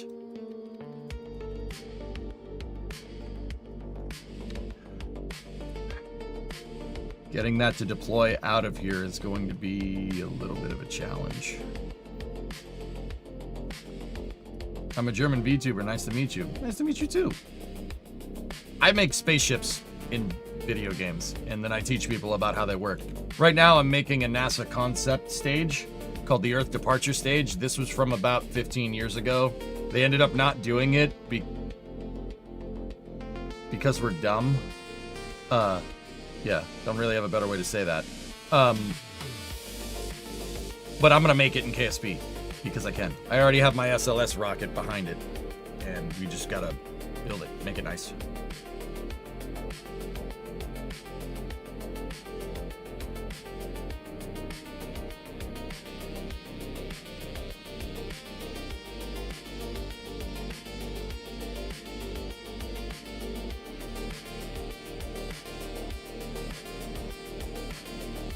Technoraptor, you suggested? Well, thank you. Danke schön.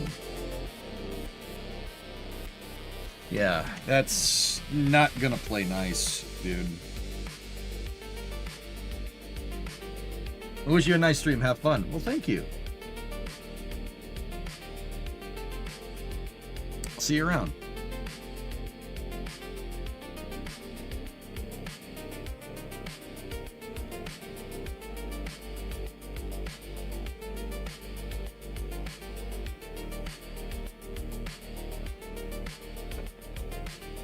Oh.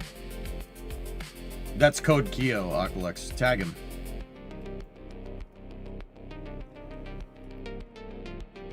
The RDRE from Astrobotic was awesome at Theory, right? Yeah.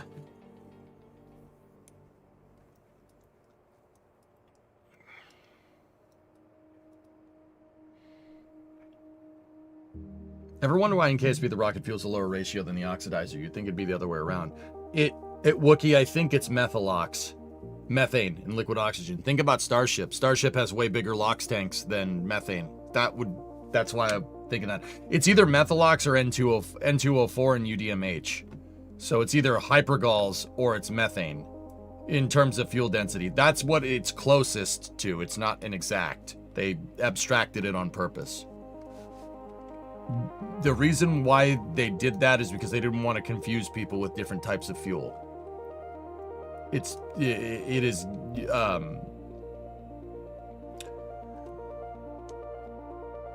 what's the word?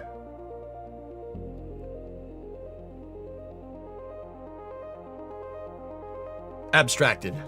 It's abstracted on purpose. All right, Techno, good night. Hope the building works out. Thank you.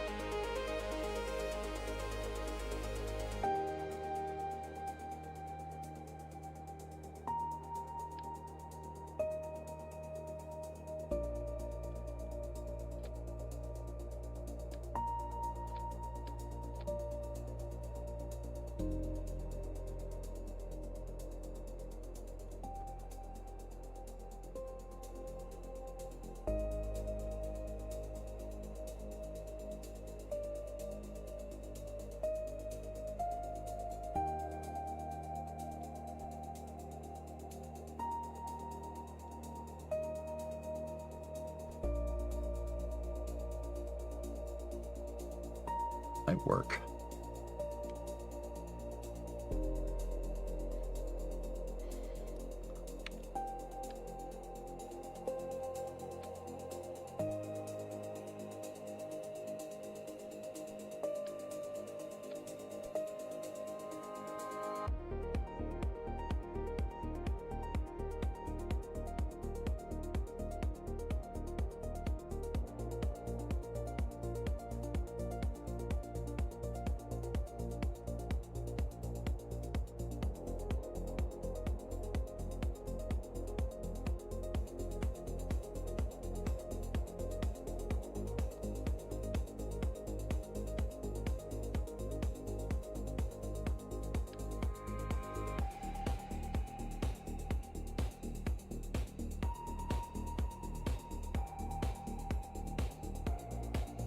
Okay, I think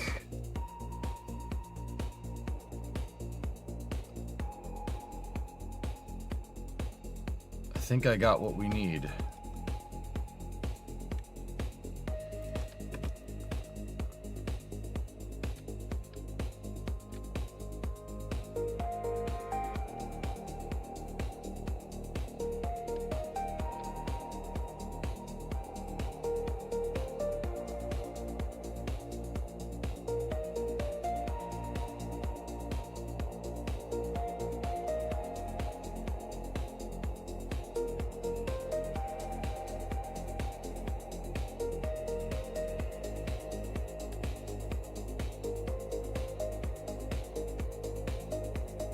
Okay, that's all the measurements I think we need here.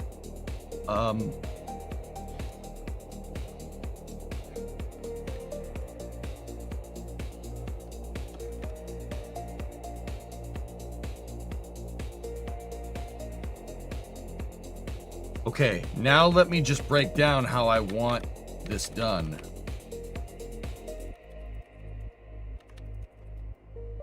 We have the shape.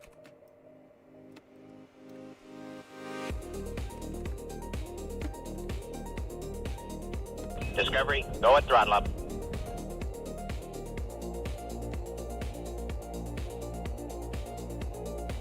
So all these different lines that I have here are the different diameters. So one of them is the diameter of the loiter skirt. The other one is the diameter of the aft skirt here, the aft skirt front and rear. The other one is the diameter of the hydrogen tank forward skirt. That's I have them labeled. I would label them as diameters, but I don't want it to say LSD right there. So, hey, Wheat, what's going on? I'm building SLS right now, but I'm building it with a much better upper stage. Just measuring everything out here. Do you think we'll see mass deployment of slush hydrogen for rockets in our lifetimes? What, densified hydrogen, Sea Kraken?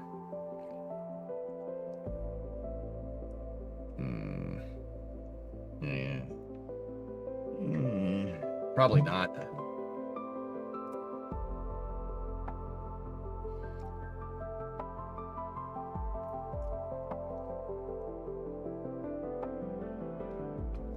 All right. Sorry.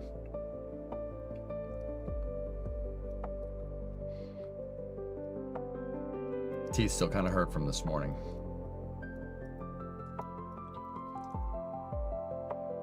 Okay, so how do we want to do this? The aft skirt. The aft skirt and inner tank rear. Aft skirt front. Aft skirt rear.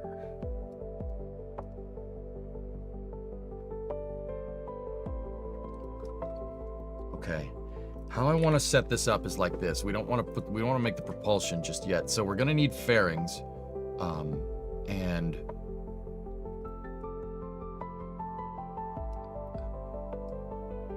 if we want the stage to ride correctly,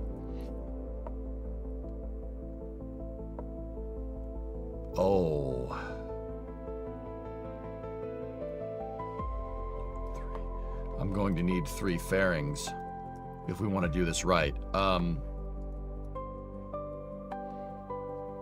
Okay, so an aft 375 fairing, turn on grandparent strut, right? And then take the staging out, right? That fairing is going to be for the...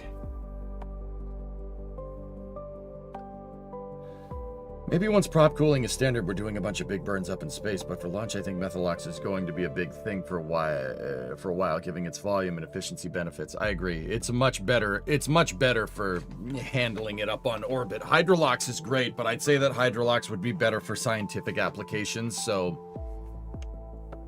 you know, like what you see on the screen. But for logistics, yeah, Methalox is way better.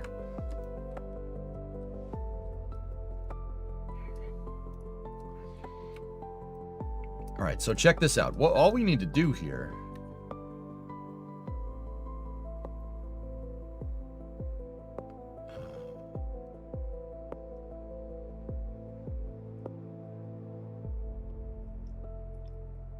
hold on. Yeah, 3 fairings is what we need. We don't want that just yet. I need a 5-meter fairing right here. And this is gonna sound a little weird, but the first thing that I want to make, the inner tank front here, we're going to need 2 fairings here. So how this all works is that the inner stage, see the thing with the flag and USA on it, that's this piece right here in this design. I'm going to have to lengthen the inner stage, but we'll cross that bridge when we get to it. Let's build the stage first and then figure out where it needs to live.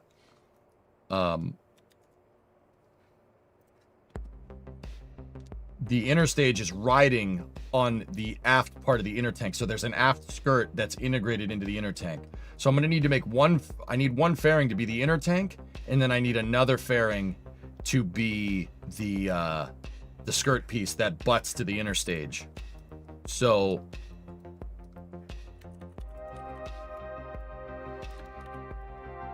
yeah, this is going to be a little weird, but the whole idea here is that the inner tank, the aft skirt, the loiter skirt, and the engine is hanging inside of the inner stage.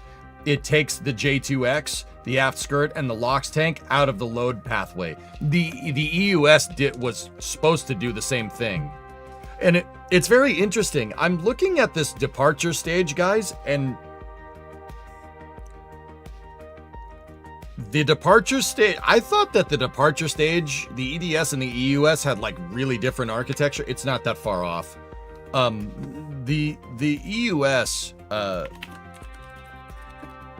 is quite similar. It's the same idea, at least. This has that inner tank thing going on, right?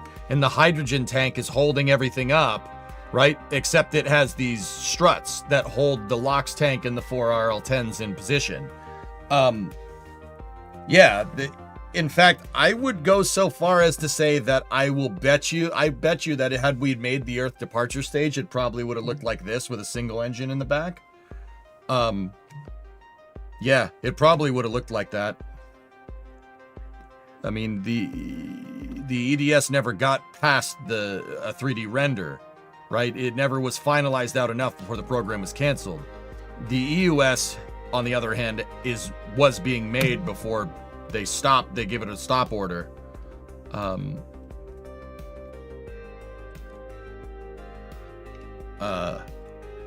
yeah.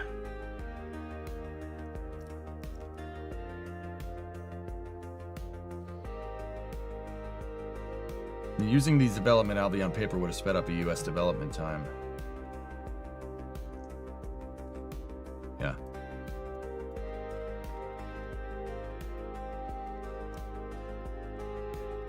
Interesting. All right, so let's start. Let's build a fairing.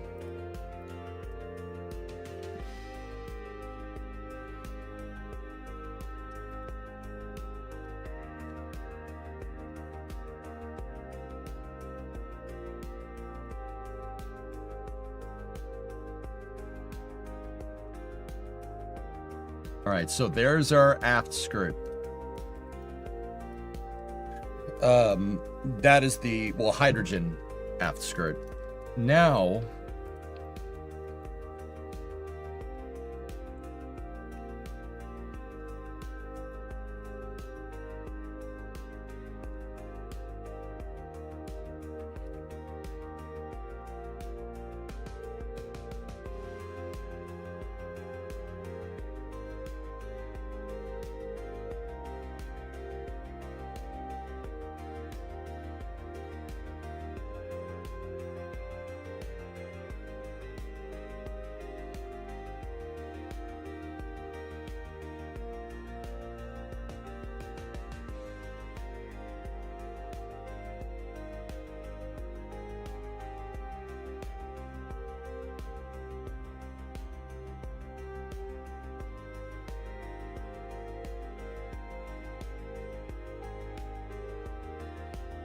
now I need to make the inner tank piece.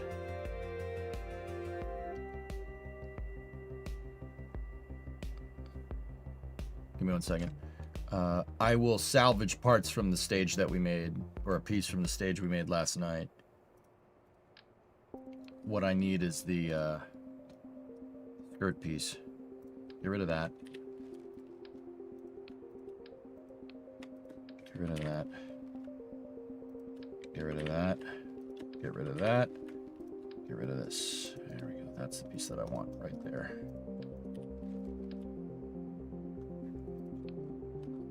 And then what I need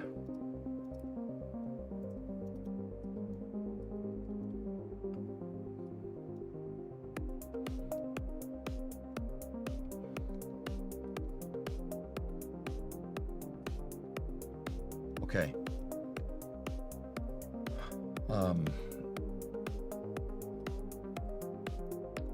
So I need to turn on interstage nodes here on this, and then first thing I'm going to do is attach that fairing there, and then I'm going to put a nose cone on the front node so we make sure we're attaching to the right node. I need that one there, and then this fairing is going to, if I gizmo this back, that's the old aft skirt.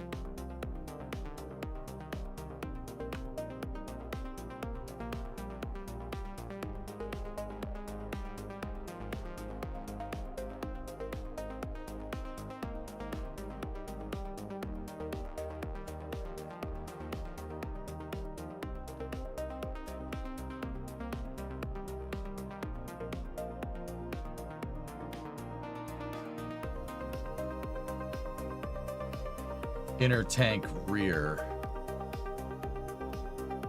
to aft skirt diameter right here.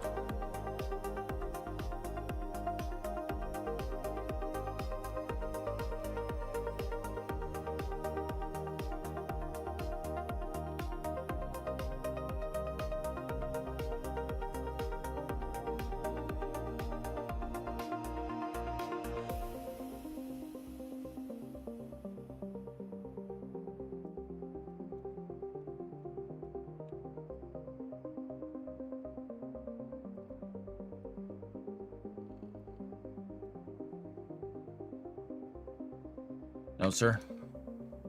I don't like it.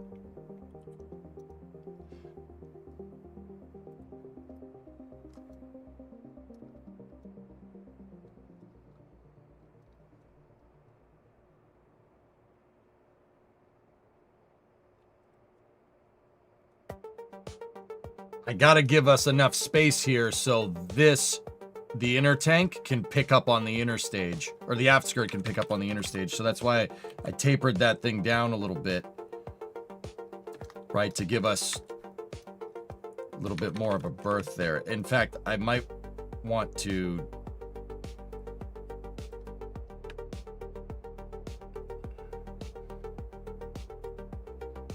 no, you know what? Out in front might be doable. That's risky.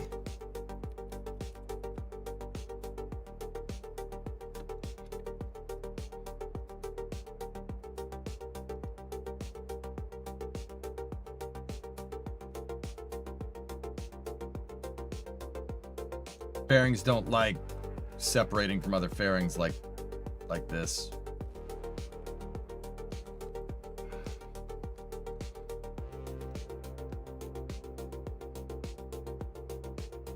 It's gonna take a second to get this right, dudes, but I assure you when we get it right, it'll look amazing.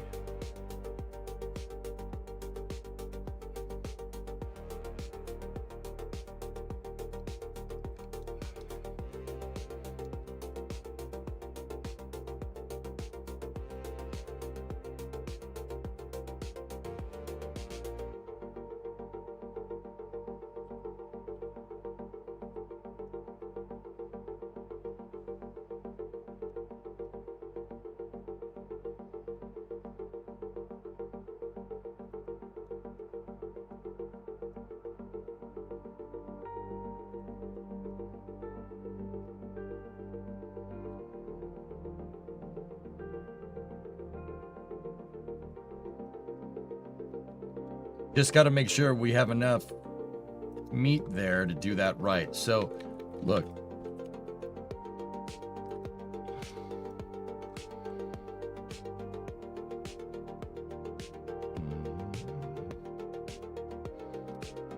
So, like, when this thing does this, when it separates from here, I want to make sure that we don't get hung up on the inner stage. I want to give it a little bit of space right there. It will explode. That's what I'm trying to tell you. It'll pop if we don't. It'll pop badly, actually.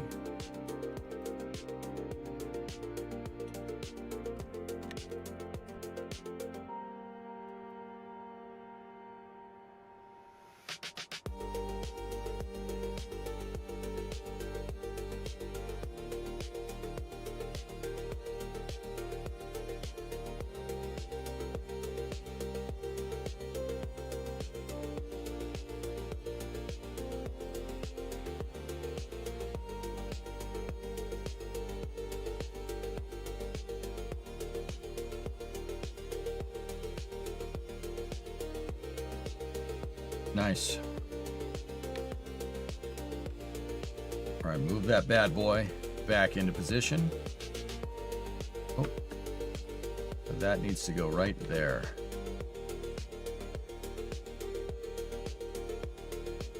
Nice. Okay, so now I'm just going to attach this fairing temporarily here.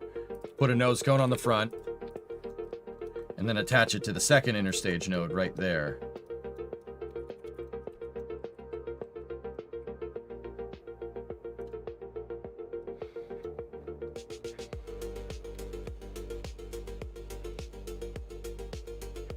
And then this one's got to live somewhere back in here.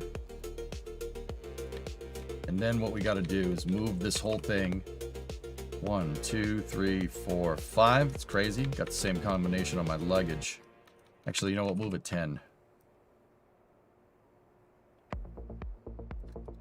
Okay, now this thing needs to go forward 1 meter. 1, 2.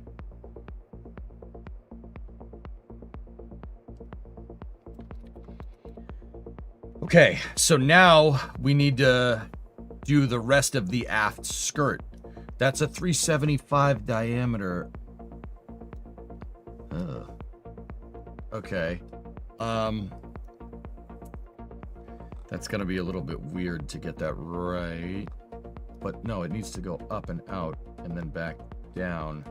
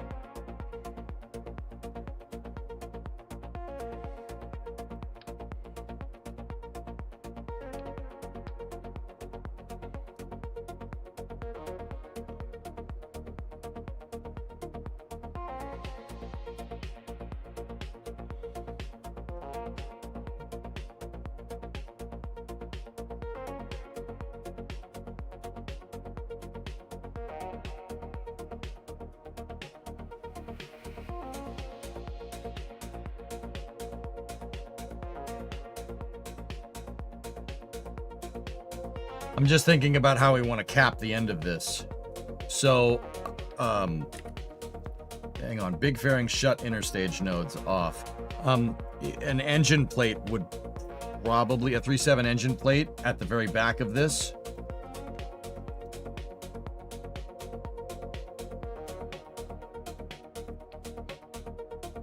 But I hate engine plates.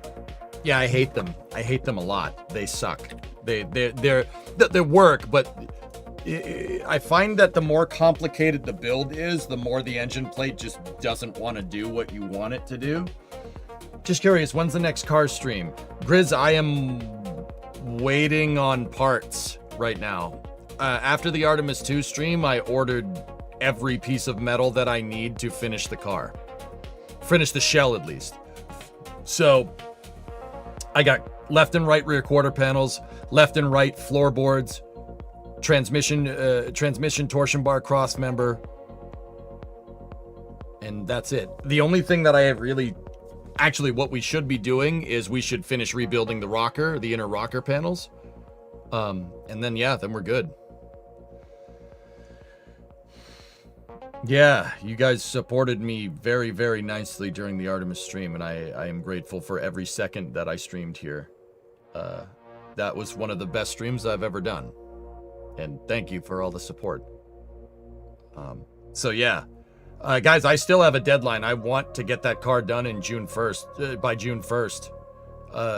Well, actually, I think I said June 1st. I'm not sure. Either way, guys, we're going to have to, in the future, we're basically going to have to do a week. I'm going to pick a week that I have wide open and just do car streams and space news for like an entire week. Like work on the car, come in here, do space news, and that's it. The fender well's good. I have fender wells. I have to repair them, Mutter. The inner wheel wells, or the inner wheelhouses still need to be repaired. I have 2 new outer wheelhouses. I have to modify the outer wheelhouses to fit with the 4-door. The right passenger side one is modified correctly. I have not touched the driver's side rear wheelhouse. We still have a lot of work to do cutting out all the metal, all the rotted metal on the driver's side of the car. And that's stuff we probably could do. I just don't want to cut too much structure out of the car. So my idea here is that we rebuild the right-hand side of the car and then go digging into the left-hand side of the car.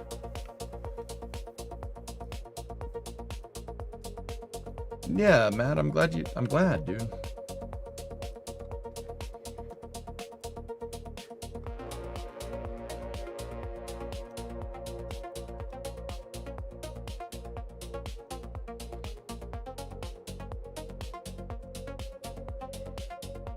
Yeah, so once again, fellas, I think what we're going to need to do is just, I'm going to need to put a week aside here in the next month and a half, and go to town that whole week, the entire week. I'm talking like 10 hours of auto streams a day.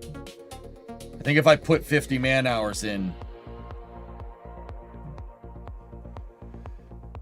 should be enough, at least to set us in the right direction. Hanging the quarter panels is going to take a long time.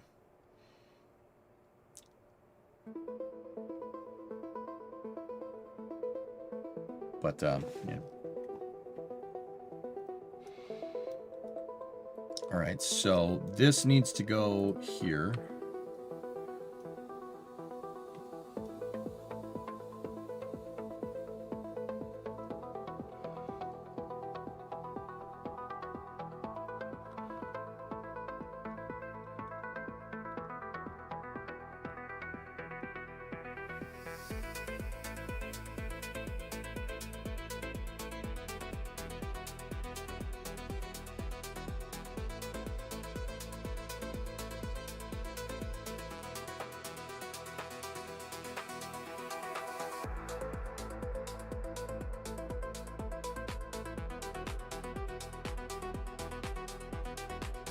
Callie's asking about summer car, winter car. I have no idea. I'll find the time. Just...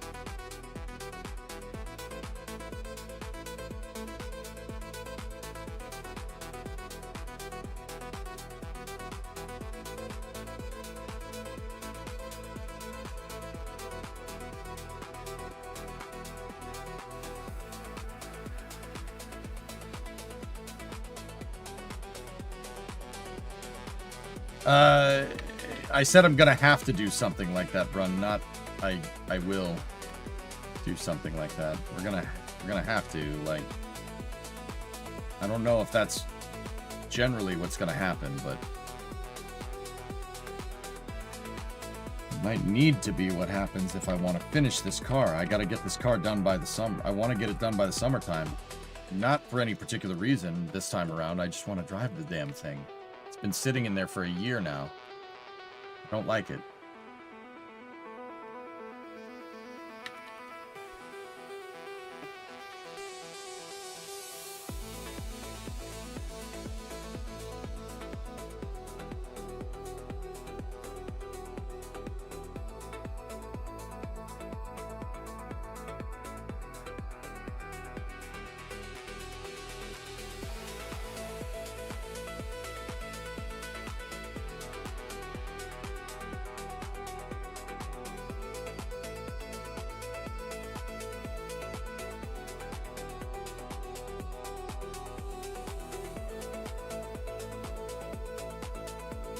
I got a better idea.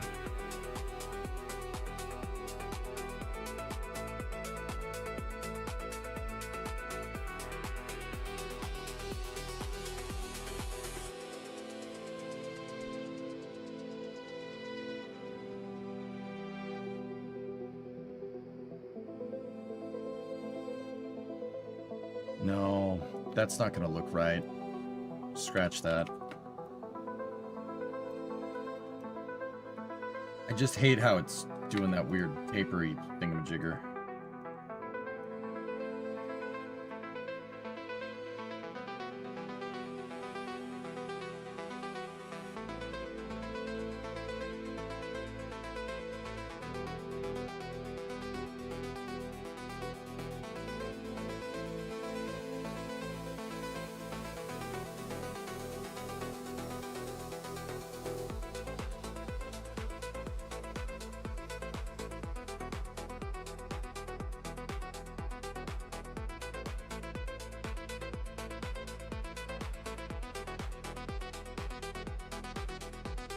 It is what it is, RJ. We can work around it.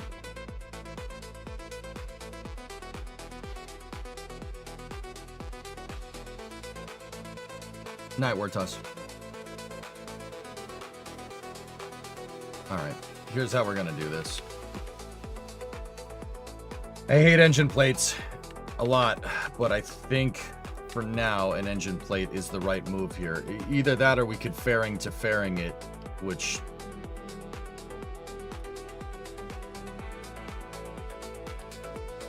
I mean,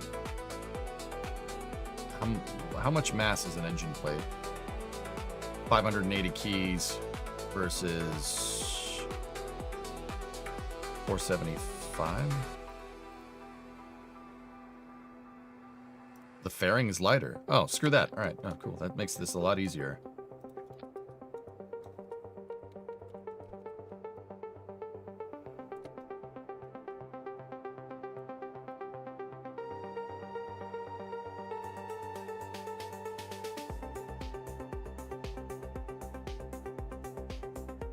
Oh, I can't.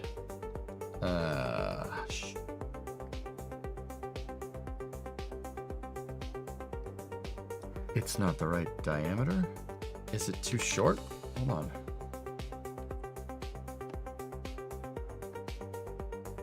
Yeah, that's the aft skirt lower taper. So how is this going to look with the motor there?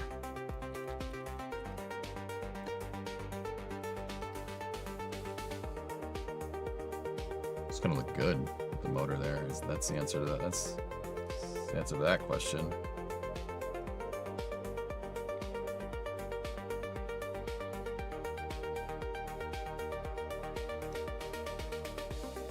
Okay, so the real question now is, what do we use to end it? I don't want to close a fairing. It'll look strange.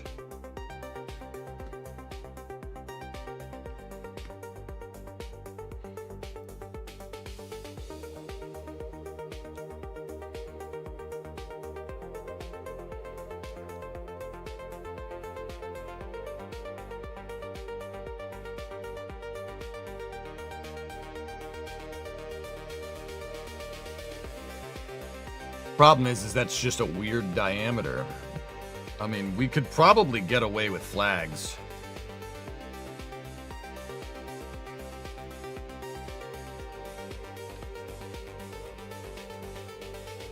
It wouldn't be the first time I've done that.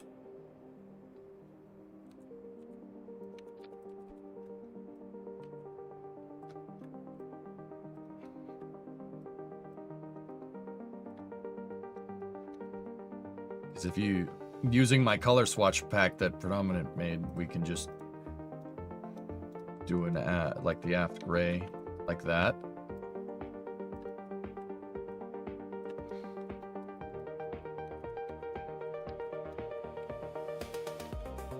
It's a couple of extra parts, but these are physics-less parts, so they don't really screw with your performance too much.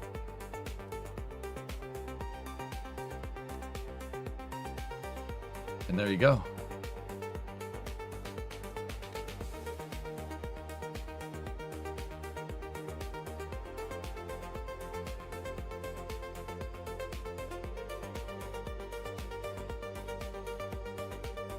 Ben and I did some coordinated re-entries in multiplayer. LMP is being worked on again.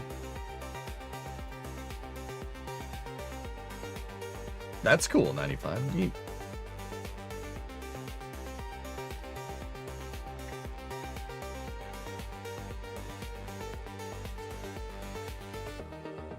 That's cool, man.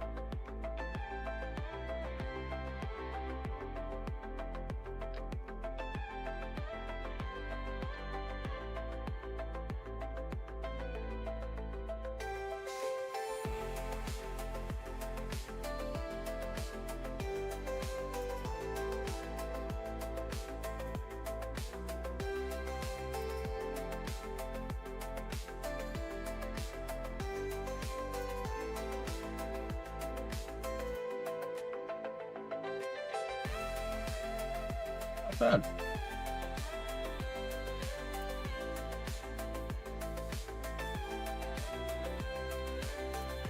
The only thing I don't like is you can see the rim of the fairing there, but that's okay. That's not the worst. It looks fine. Because if you gizmo the flags too far forward, you can see the edges of the flags, and that's not what I want.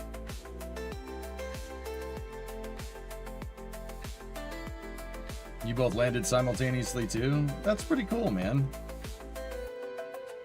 I mean, if it gets solid enough 95, that'd be pretty sick, man. Like, I would need to be very careful about, like, what crafts are allowed in, etc., but, like, it would be cool to play in a save where, like, someone is doing, like, the equivalent of, like, commercial crew, and I'm going to the moon, like we have people running routine resupply flights and stuff. That'd be kind of sick.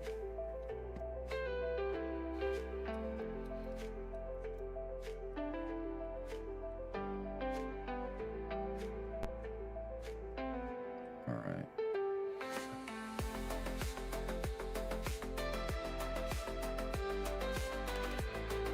So this right here is where the LOX tank needs to be. So let's break it down. Let's put the fuel tanks in the right spots. So we foresaw a 72-ton tank. We need 5,760 liquid fuel and the proportional LOX equivalent. So 5,760. What 375 parts do we have that are 5,760?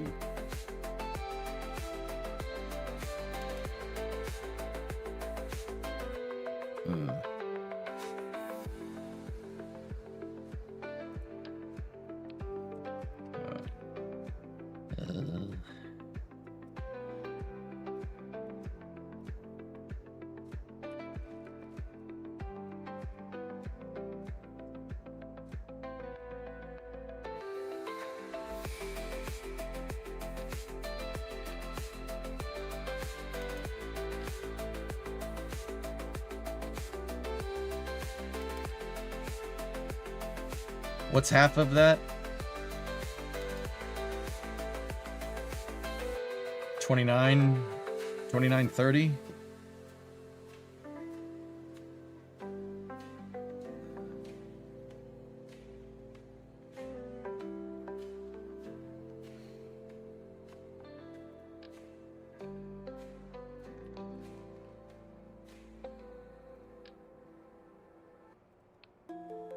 That's 1980.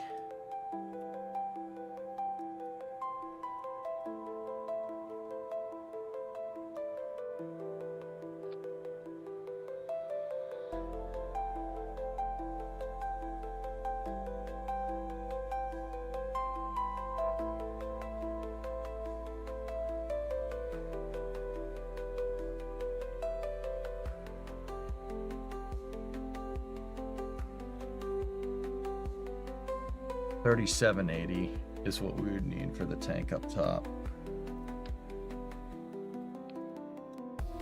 $57.60.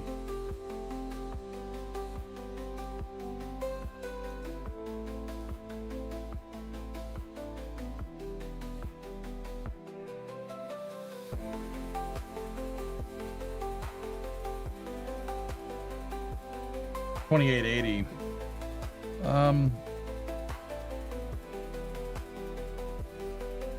I'm just trying to look around and see if there's any tanks that have that amount that we're looking for.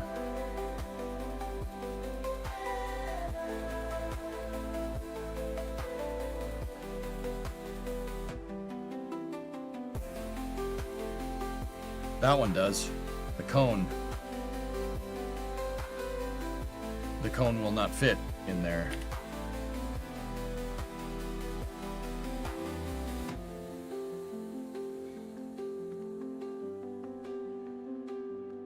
I'm good, RJ. Thank you.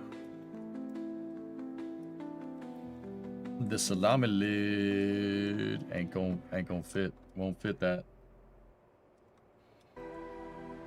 Actually, you know what? Let me just check something here. We have checking over. Like, how far can I move this tank back before it starts clipping? Oh, yeah, okay.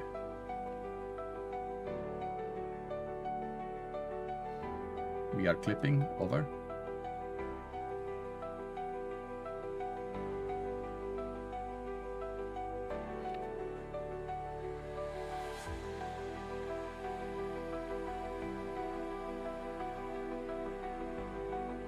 Wondering if one of my metal textures, the truss texture,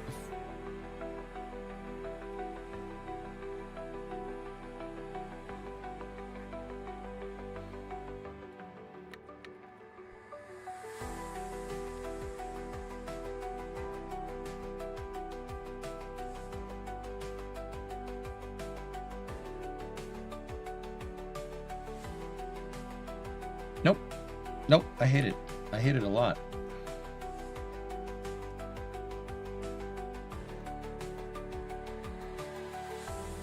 Beautiful sea fighting.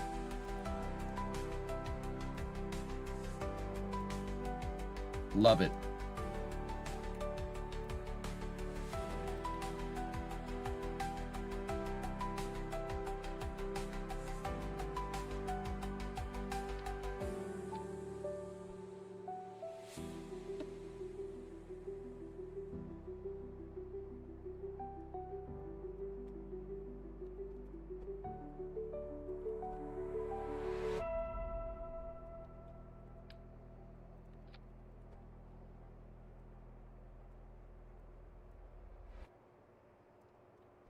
Yeah, that looks the best. We'll make this look nice with you know, like RCS tanks and thrusters and whatnot on the back. Feel like an engine plate would work there. It's not the right diameter, dude. I'd prefer to put the fuel tank there. So that fuel tank is where the LOX tank needs to be. So we need to duplicate 5760 of liquid fuel, and I have an S3 3600 is what we put in there. 1980, right? 5760. I know I just did this, but I want to see it again. 5760 minus 1980. 3780. And that's...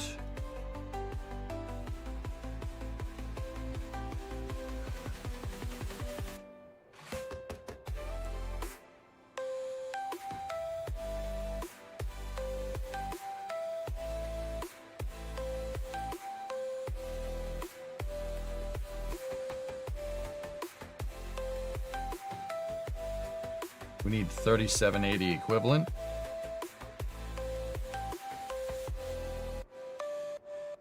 That one's 3960, so that gives us a pretty damn good approximate.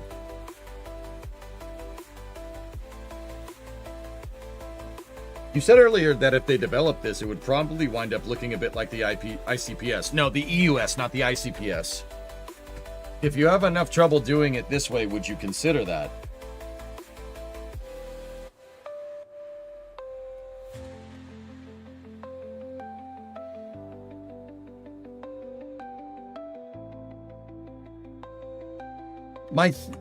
I mean,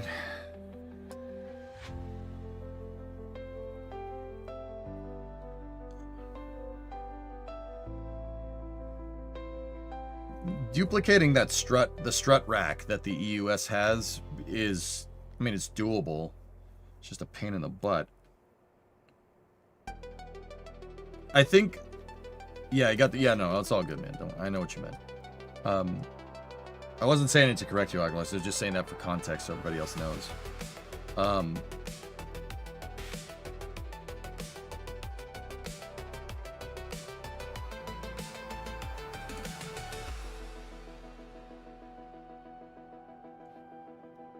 I'm fine with doing this way. I don't think this way is going to give us much more trouble, to be honest. This was the hard part. The reason why this part was a pain in the butt is because I want the stage to ride like the real one. The real one has the LOX tank and the engine and the inner tank hanging in the load path. I don't like putting my engines in the structural load path, as you know. So, yeah, just hierarchically figuring that out is what was taking me a second, but I think we got it sorted. I'm pretty sure we're all right. And then here was my solution.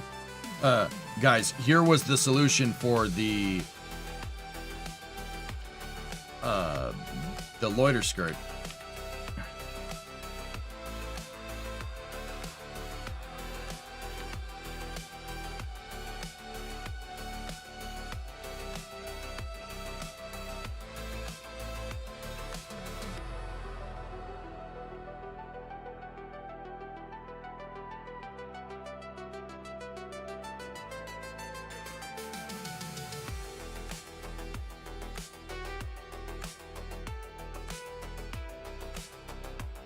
Maybe give it a wing texture. It doesn't really matter.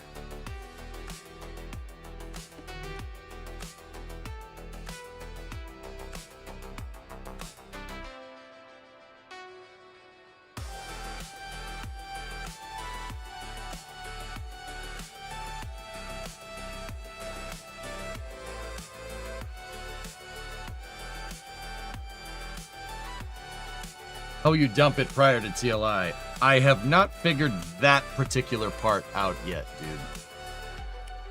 That's gonna require some hierarchy trickery, I think.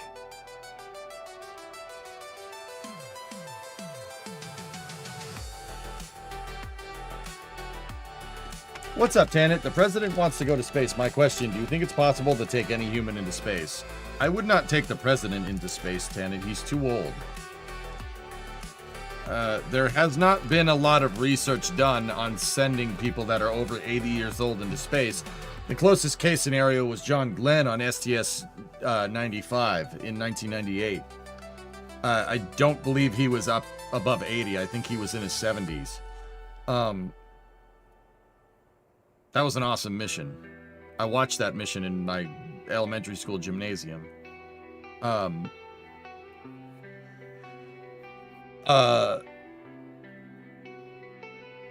Space is very rough on your body, and for an older person, that it would be very easy for them to go into cardiac arrest, especially coming back down, you know?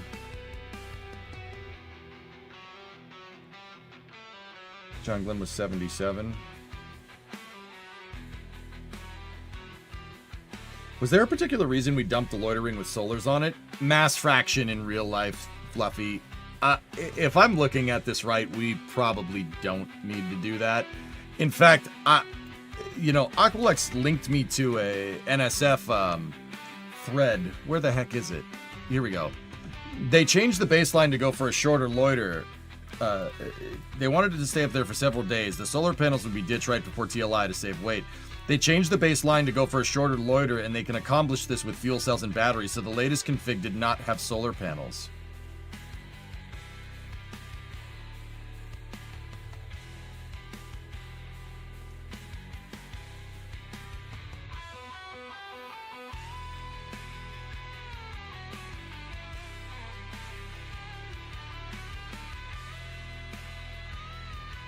But see, those horizontal flags are almost the exact.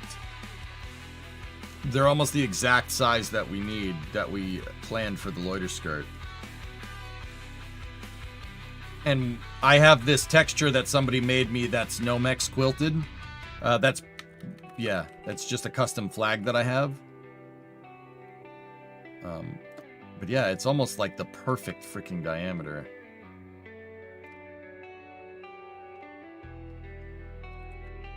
I use that texture for my shuttle's payload bay. Yeah, I'm still not 100% sure how we would jettison this. I think I have an idea on how we would do it, but yeah, this thing with some solar panels on it.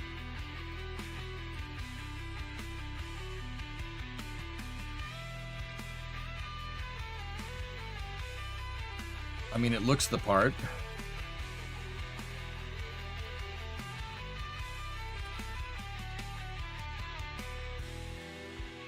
But once again, fellas, I don't think we have that mass requirement in Kerbal. I might ditch the loiter ring and just integrate it right onto the sides of the tank. Right? Like,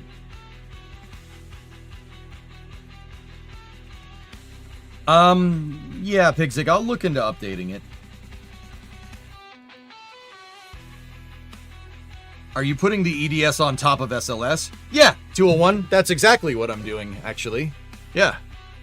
Yeah, you got it. So, it's not technically an EDS. It is an EUS-sized EDS that I'm putting on top of SLS. Because the real Earth departure stage is a 10-meter diameter. SLS is 2.4. Right? So, it's a EUS-sized EDS. That will be plenty good for Kerbal. It'll be fine. Less debris in orbit, I'd say that's worth it. Yeah, because we'd have to be suborbital to jettison that stupid ring. Or we'll just have a bunch of loiter skirts just messing around up there. Now, we could use fuel cells or we could use solars.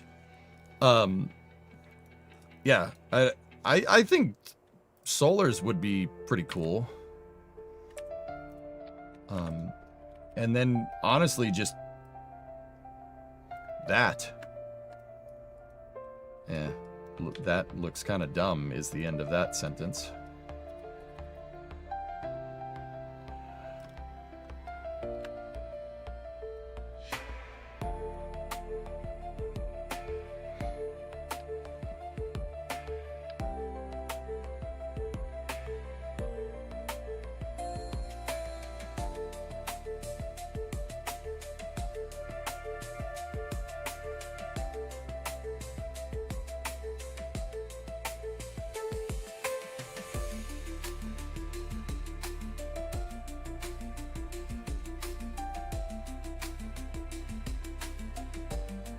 Yeah?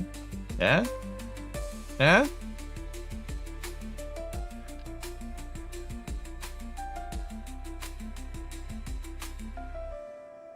I got a good idea. I got a good idea for all this. I got a good idea. How about we give our Earth departure stage solar array wings like Orion?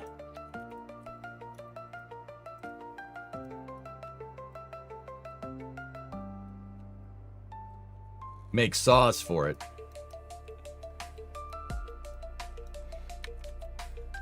How far along are we? Making good progress, dude.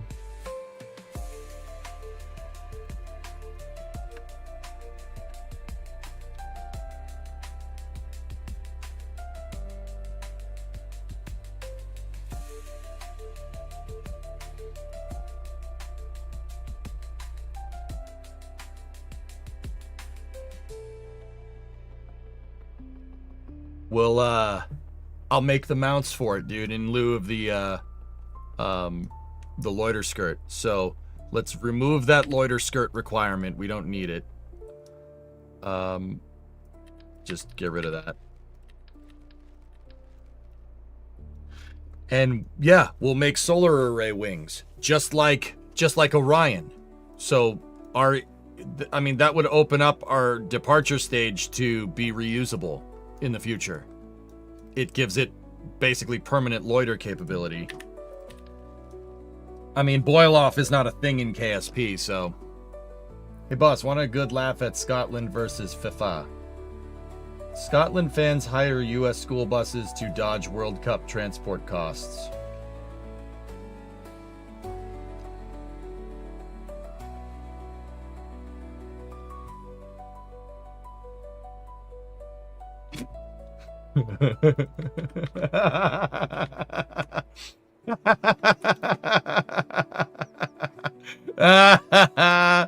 Scotland fans have hired a fleet of 20 buses to make the journey to a game in Foxborough.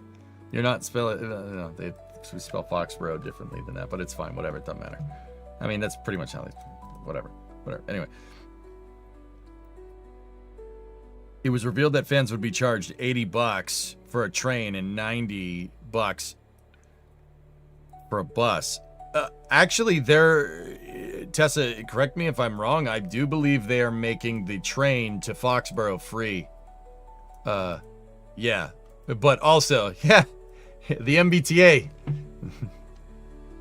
Yeah, I have gripes with how our public transit is set up, but you know, whatever. Local organizers in FIFA have criticized with the transport cost 3 times the normal price for the journey. Hundreds of fans who are basing themselves 50 miles from Boston and closer to Foxborough in Providence, Rhode Island, decided to make their own arrangements. Can you do orbital refueling in KSP? Yeah, absolutely.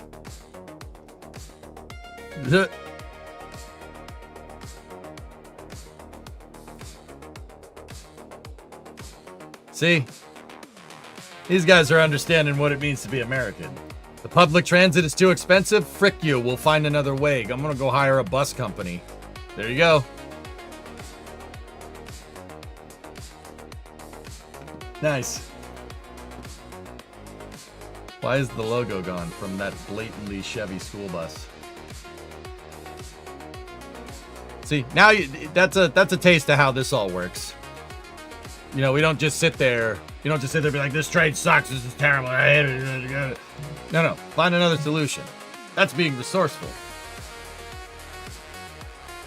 That's being resourceful, baby. That's how we do things.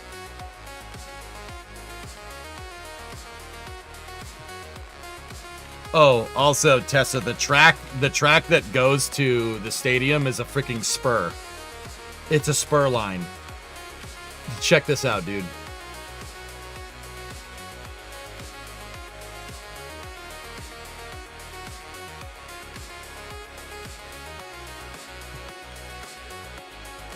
Discovery, go at throttle up. That's it. Actually, dude, they did do some work on it. They probably did work on it for the World Cup. And see, no level crossings either to get into the stadium. Nice. That was basically a dirt field the last time I saw it.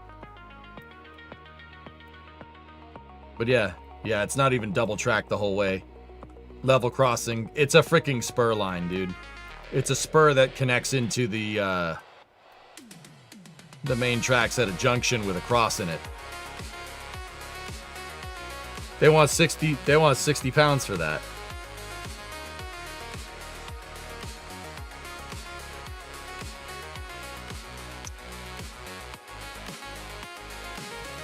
Okay.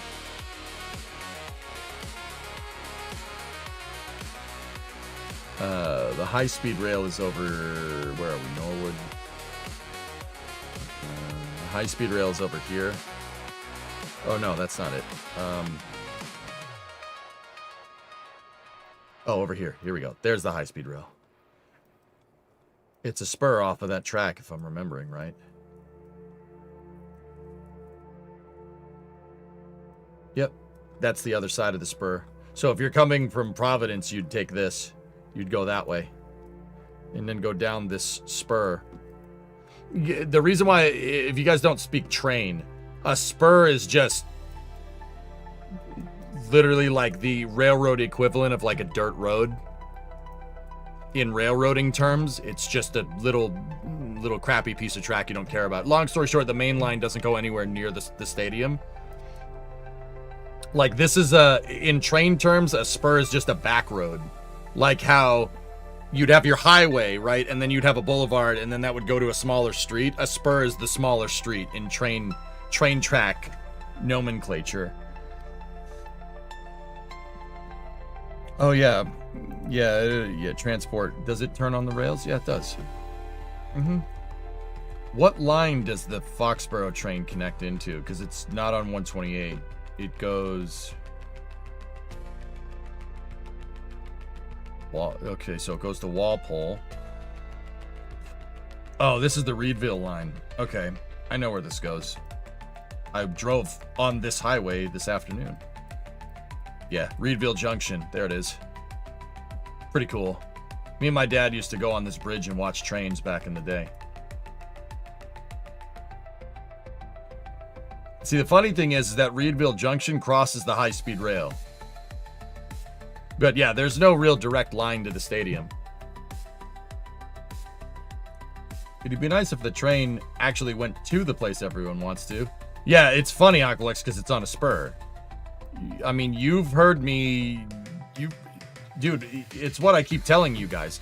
Dude, we have trains. We have a big train system. The MBTA is actually pretty comprehensive. It goes pretty far. The problem is it doesn't go anywhere. It doesn't go where you want. Like, to the stadium. That's always been my thing. We have a pretty comprehensive railroad network in Boston. We have public transit. It exists. Public transit won't get you very far out of the city.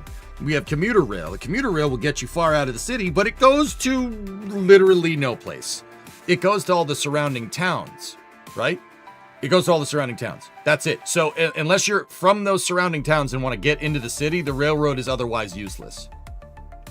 But that's the thing. Boston is spread out over all the years. Nobody you only go into the city if you're like an executive. Like, there's not, like, all the industry is dispersed around the Metro West, the South Shore, and the North Shore. Like, the places that people are actually commuting to are all over here nowadays. They're not in the city. So the train is effectively useless unless you're going into the city. Did you have a train station close to home? Yes. The train station that was closest to my house is next to a grocery store that's on top of the highway. Yeah. This is Newtonville. The closest train station is down here a little ways. Actually, that's Auburndale. We have to go the other direction. Auburndale is too far. Down here. Other way. Yeah, there we go. There's the station.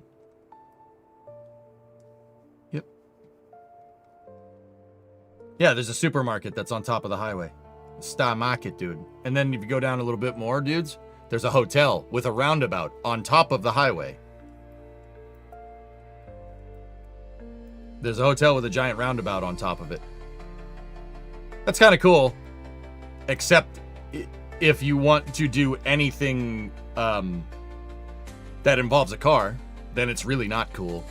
Anybody that lives around here, frick that intersection. That intersection is like death. This intersection is like nigh impossible to navigate. I had to deliver pizzas in this nonsense. But it is kind of cool that there's a hotel on top of a highway on top of a train track. That's kind of neat. Dude, seriously.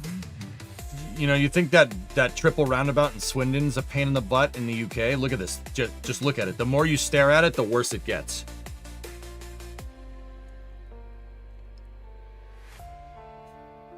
Oh, no, Tessa, this is not... Okay, so here's what happens.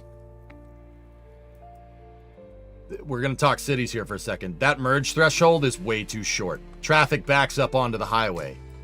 Because everybody goes up here, and instead of going into the traffic, if you just keep going in that lane, you have to turn right, because that lane ends.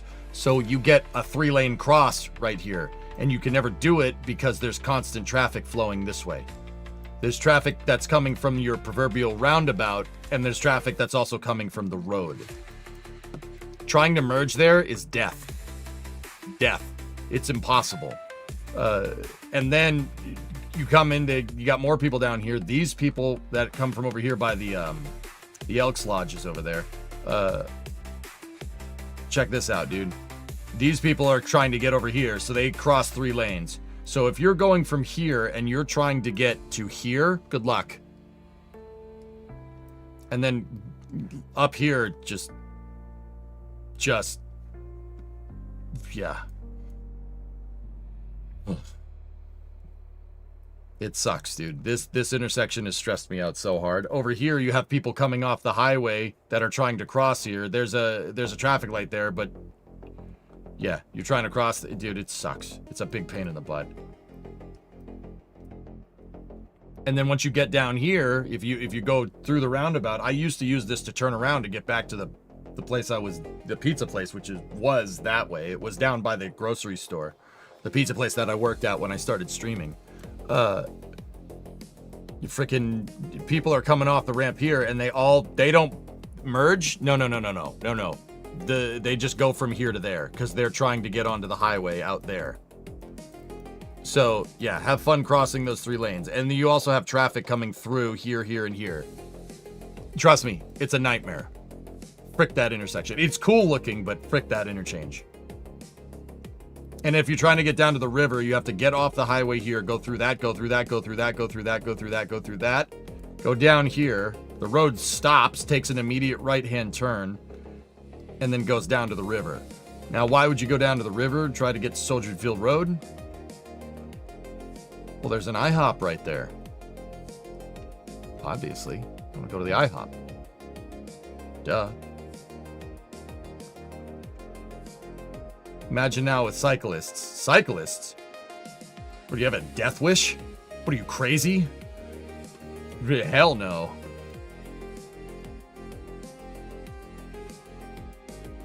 Just delete all the lanes and then turn that into a walkable area that's serviced by a train stop. And have them use another highway access and maybe beef up other intersections in the area. There's no room to do any of that, dude. It's packed in tight, dude. This is where I grew up. There's no room.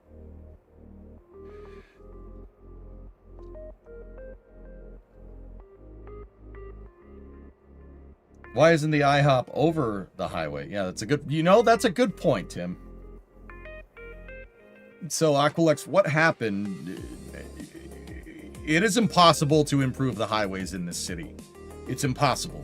The reason why is when they made that road, when they made the Mass Pike, they eminent domained probably like 10,000 homes throughout all of Massachusetts, because I-90, you know I-90, right? Yeah, I'm at the other end of it. I-90 goes from the center of the city all the way to the New York State border and then across the Hudson River. Dude, they eminent domained so many houses, forceful eminent domain. And that set up a very terrible precedent here of like, not like no new highways get built, because yeah, that's still in everybody's minds. Like you can't eminent domain. Do you remember when I used to play cities back in the day, like 10 years ago, how I had my rule about no eminent domaining a house? Don't demolish a house, build around it. There you go. I did it for fun because I thought it would be a cool gameplay challenge. That is actually how this state works.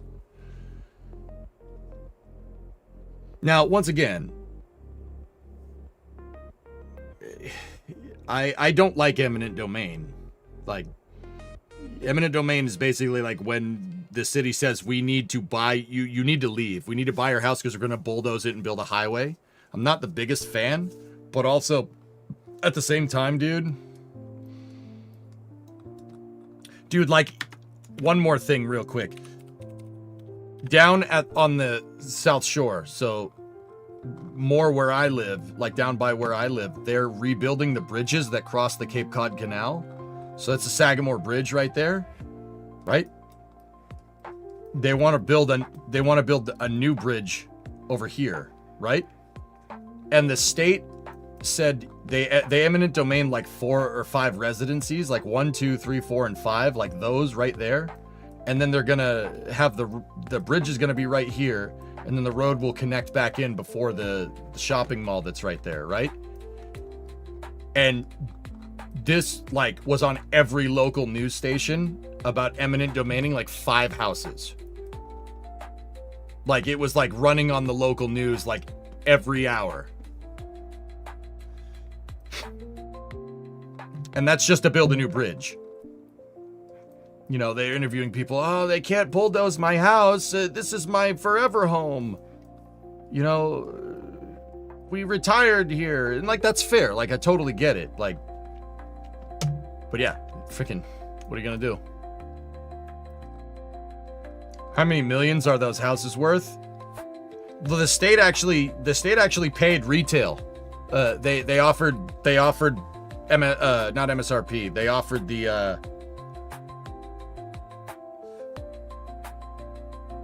what's the selling rate of a house? Like the equivalent of Kelly Blue Book. Fair market value. That's what it's called. Yeah. They offered fair market value on all this, and 3 of the people were like, yeah, hell yeah, let's go.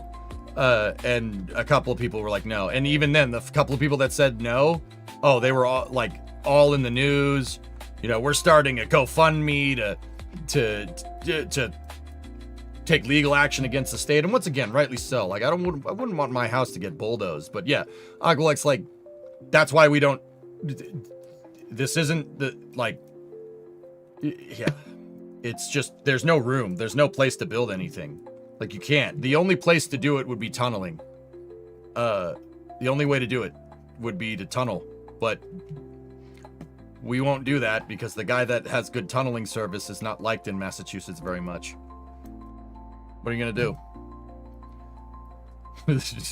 There's a guy that does that, and we could solve a lot of problems doing that, but we're not going to, you know?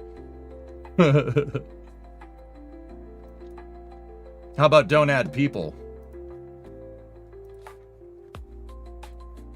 That's also an idea.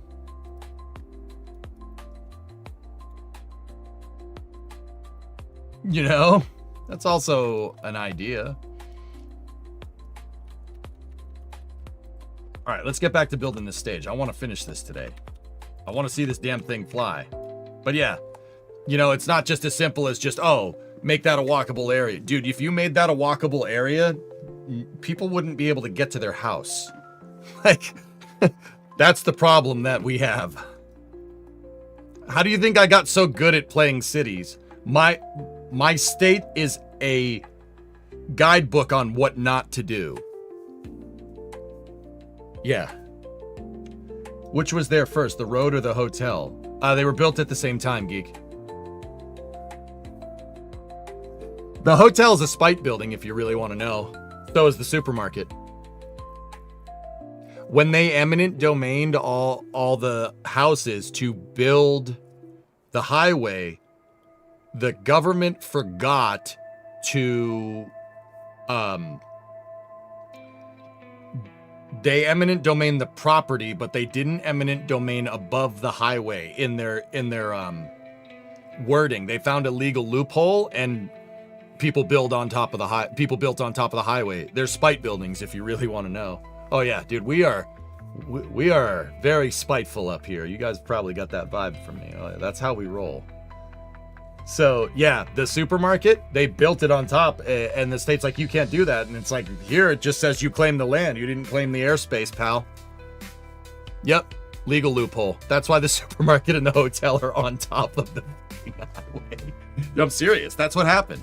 It's really funny.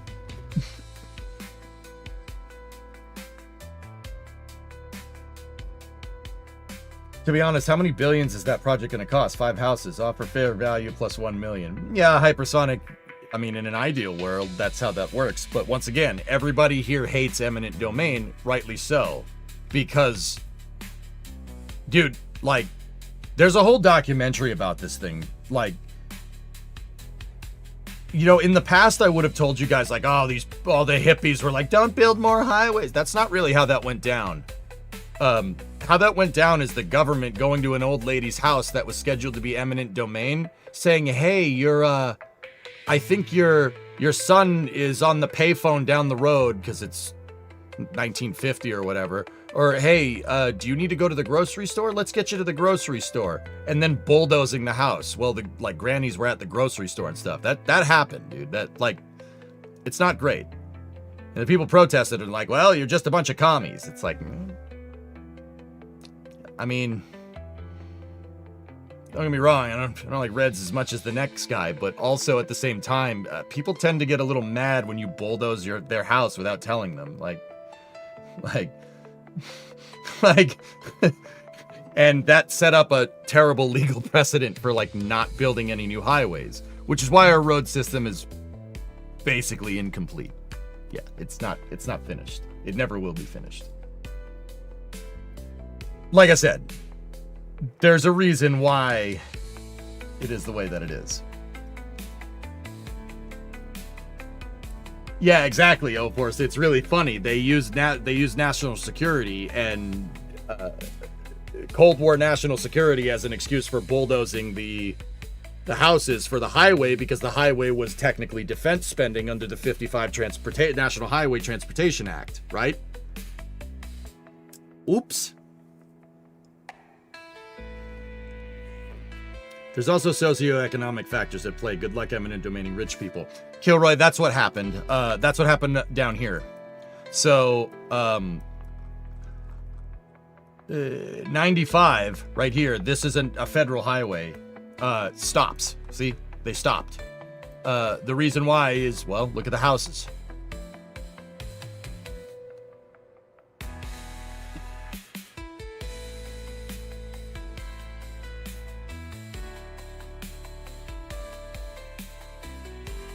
Yeah.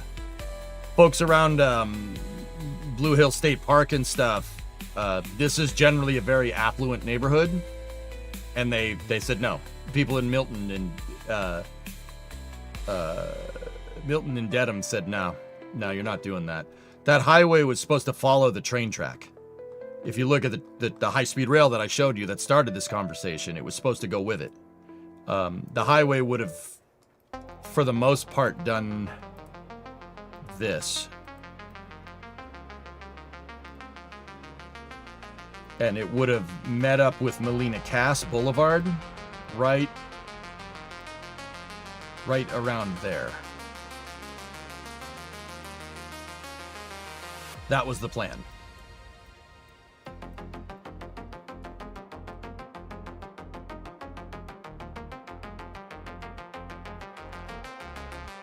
Can't they just continue it underground?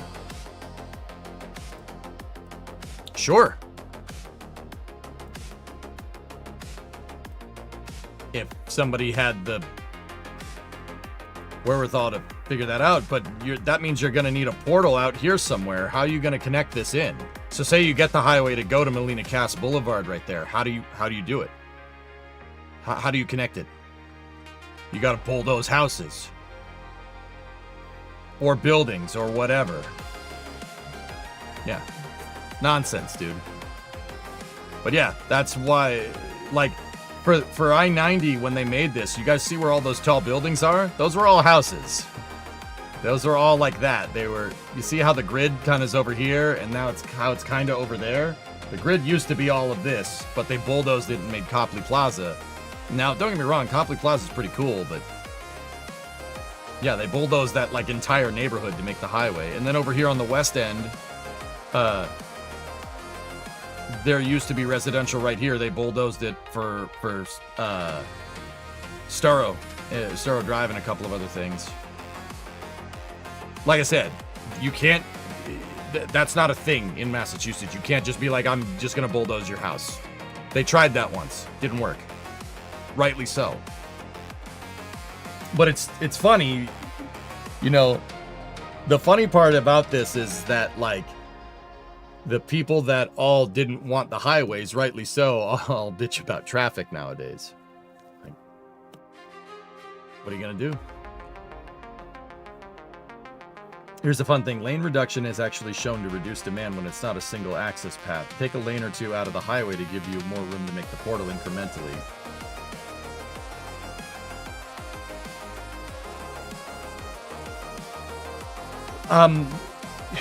Aqualex, this state is not known at the state, like, government level of, like, making sense. That makes too much sense. Someone will get mad at you. Just saying.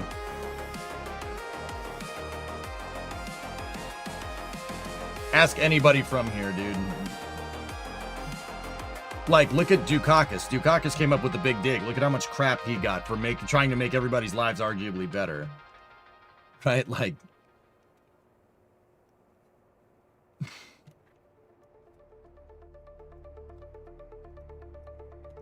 Alright, let's finish the stage. Let's train talk. More rocket build, please. Yeah, I'm working on it, dude.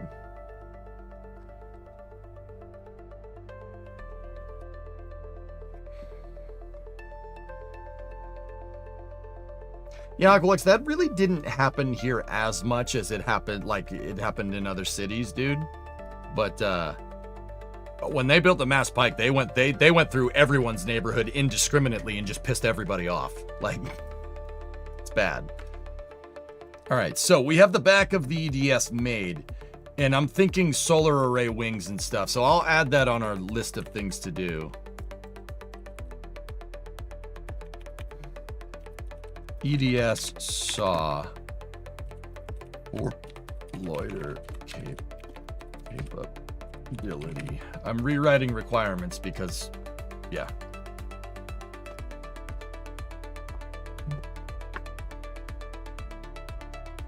Prudential Tower, Boston is painted Soviet green. Is there an observation or a restaurant up there? Yeah. I think the restaurant went out of business. I'm pretty sure it did. I enjoyed the traffic rant. The traffic rant makes much more sense when we play City Skylines, dudes. But yeah, you get the idea. All right, so now we got what we need. Now, and we have the... That fuel tank is not going to work there because the hydrogen tank front needs to be right there. The forward staging ring is there. So we need to find a... We'll go with the smaller 5-meter tank. Is the smaller 5-meter tank... That's 3520.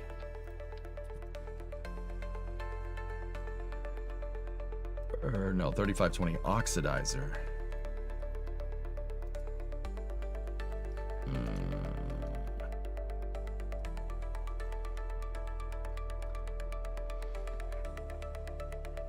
Yeah, cousin, what's up? I have an interesting question. Jared Isaacman wants Pluto to be a planet again. What's your opinion on that? It would be funny if Pluto was a planet again just for the memes, but I think, as much as I hate saying this, I think the IAU has it right. Pluto is, by all definitions, a dwarf planet. If we made Pluto a planet, that means Ceres would need to be also a planet, by definition. And what else, guys? There are tons of dwarf planets. If we made Pluto a planet, it would set up a precedent to add like 13 planets to our planet count.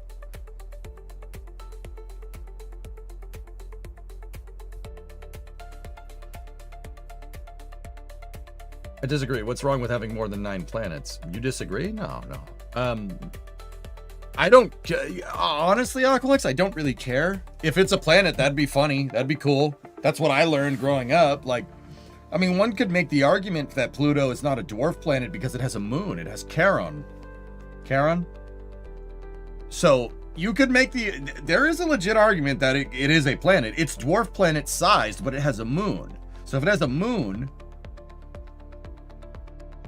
you know, you could make the argument there that it's going to be a planet, but I don't know.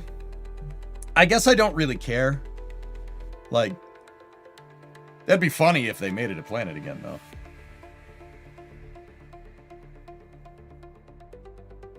Ozzy's wife, Sharon. Yeah, Sharon. Yeah, Eris, Ceres, Sedna. Yeah, if we want to go establishing that precedent, yeah. I mean, I don't really care, like, to be honest. It would be, I guess I would fall more on Team Pluto as a planet than anything, because that's what I learned when I grew up, like, which was like in the Stone Age, so.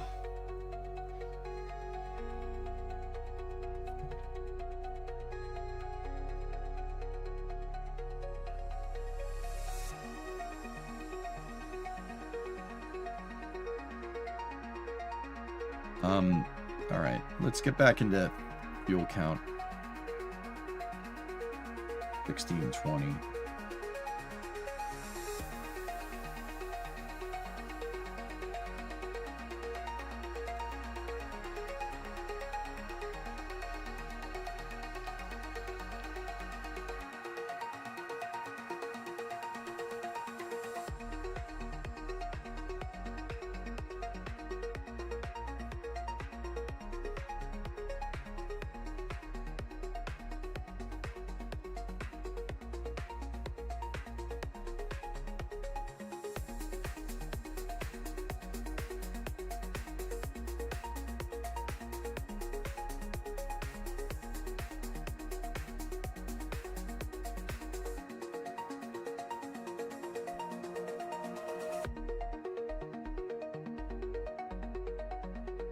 Discovery, go at throttle up.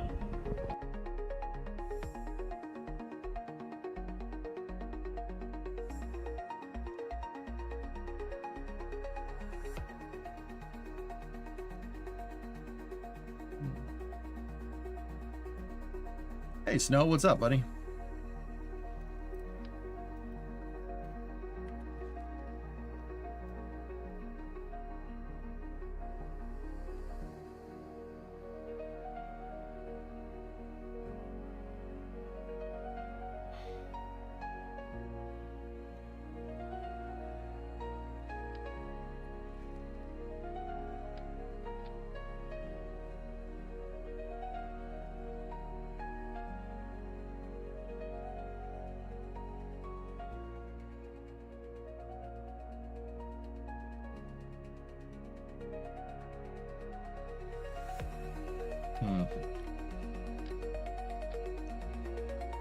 That would be nice to do that there. Fun thing that the IAU meeting had the widest input of any decision ever, with more field of study consulted than ever before. There was just one glaring omission: planetary geologists. You know, the guys who study what makes a planet a planet.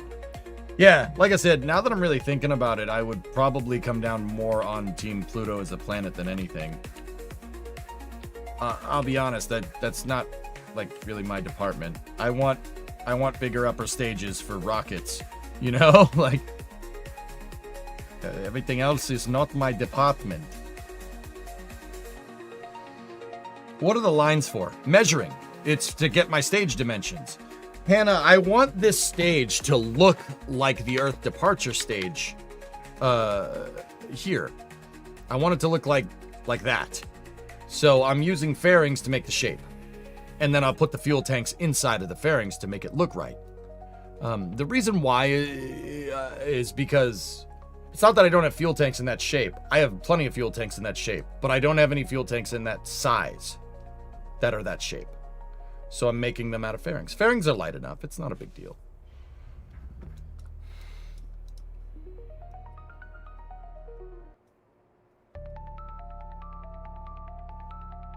Your measuring has made it to Twitter, by the way.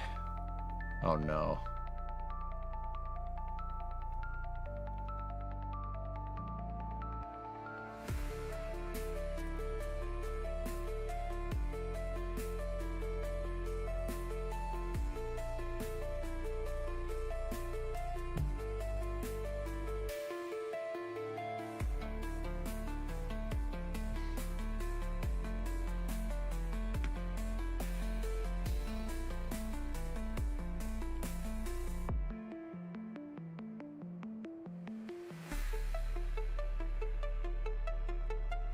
Let's try that one.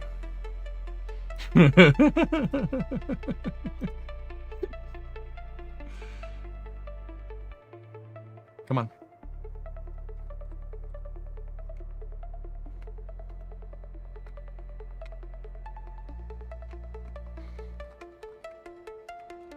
Guess not.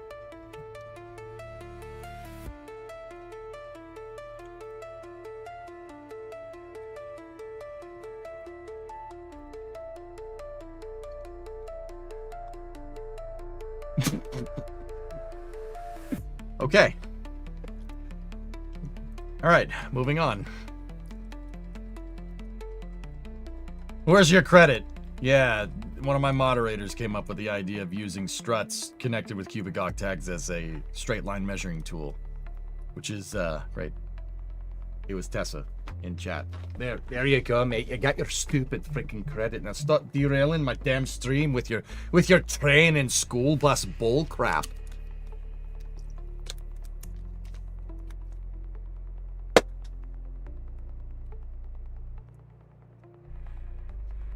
You freaking guy who's derailed my freaking stream, mate.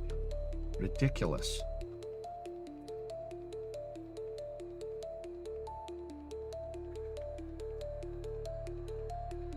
It was a fun rant, though. Yeah.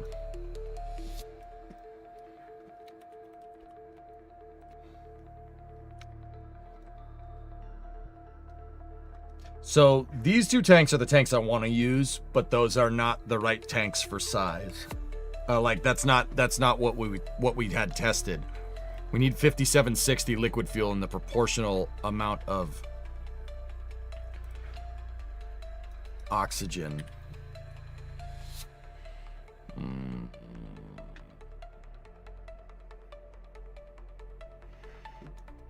Another solution would be to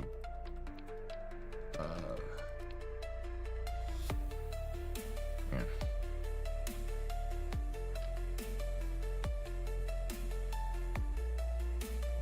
So this one would be 3240 plus 2880.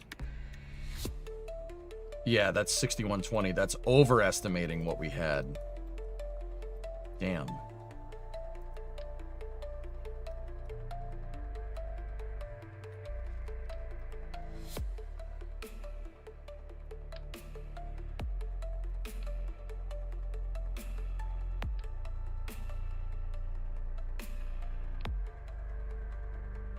$1650 plus 1620 plus 2880.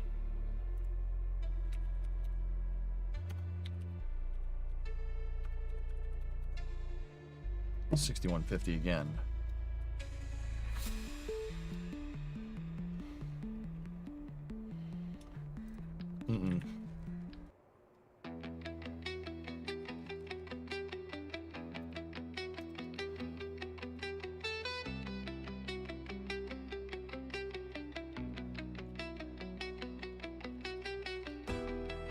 Okay, I think I know how I want to do this. Let's do this.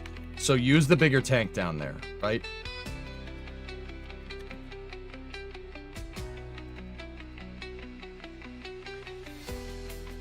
And that's 3240. So 5760 minus 3240.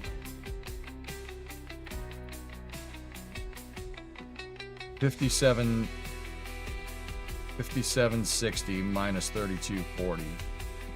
2520. Find a tank that has 2520.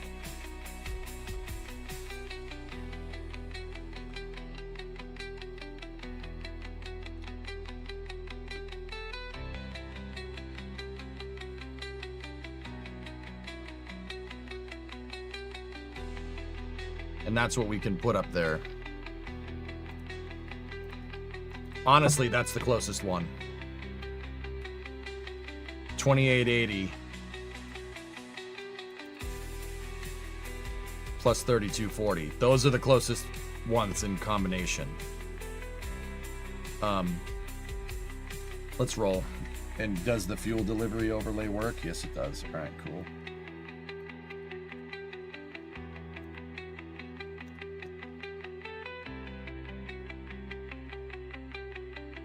All right. I'm set on this for now. That's pretty close to mimicking. So the reason why I opted for a bigger fuel tank in the back, guys, is because the rear one has the LOX tank down there. So, and then you have the hydrogen tank up there. So I know if you look at this, the LOX tank is smaller. But in real life, the LOX tank would actually, if you had a full liquid oxygen tank and a full liquid hydrogen tank there, the liquid oxygen tank would almost be as much mass as the hydrogen tank when they're both fully fueled, despite the sizes. The reason why is because you could store liquid oxygen at a much higher density than you can with liquid hydrogen. We know from SLS that if you try to store hydrogen at a high density, higher pressure, right, it's going to leak. So you need to make hydrogen tanks big, right? So if we want our stage to work correctly, right, i.e. like with the RCS, how the RCS works, etc., we would want a bias center of mass towards the back when we're dry. So I put a bigger fuel tank back there. There's a bigger fuel tank back there, and now the stage should characteristically fly like the real one. Have you seen how overpowered Oscar B tanks are for their size? Yes. They're pretty good.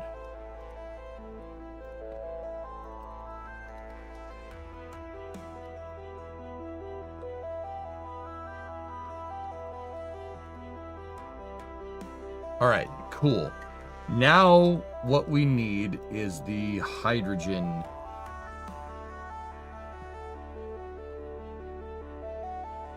The hydrogen barrel segment.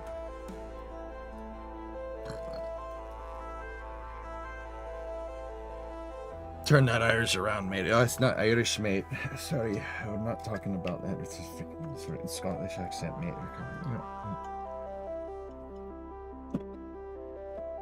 All right.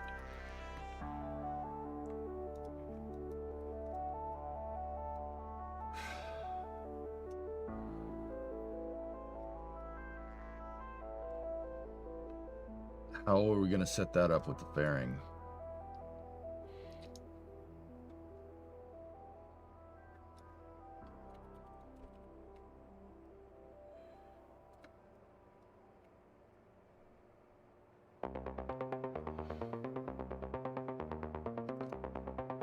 Okay.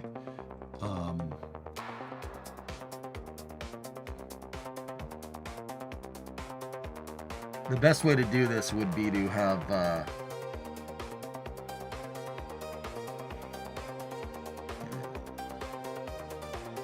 two more fairings. And could probably get away with it. That probably shouldn't be too big of a deal.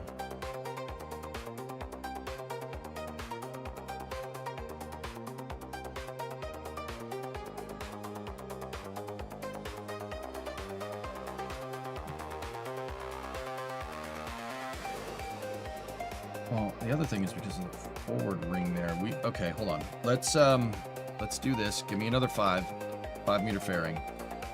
Take it out of the staging, set the auto strut correctly.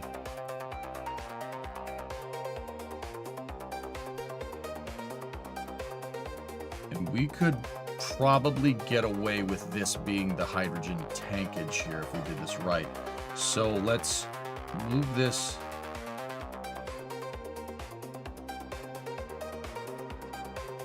Better idea. Why make a new part? I already have a skirt part like this that'll work. Hang on a second.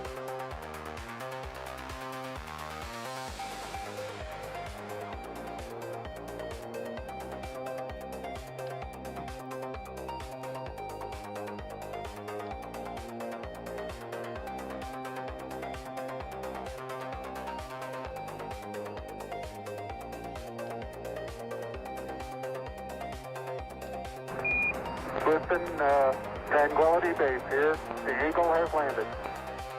Give me a bottle of anything, and a glazed donut. To go.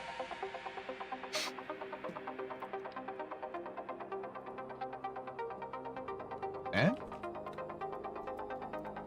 That's a reference. Oh, I'm blanking on it. And some Skittles.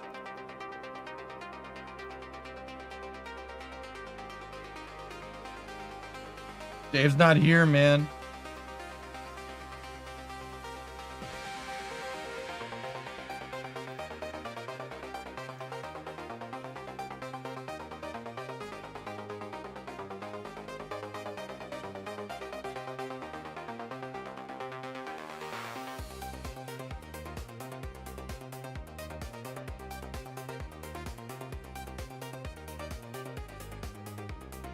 Oh, hey, Dave, what's up, man? Listen, Tranquility Base here. The Eagle has landed. Gimme some black coffee and Camel Blues. I'll crank out a moonbase in no time.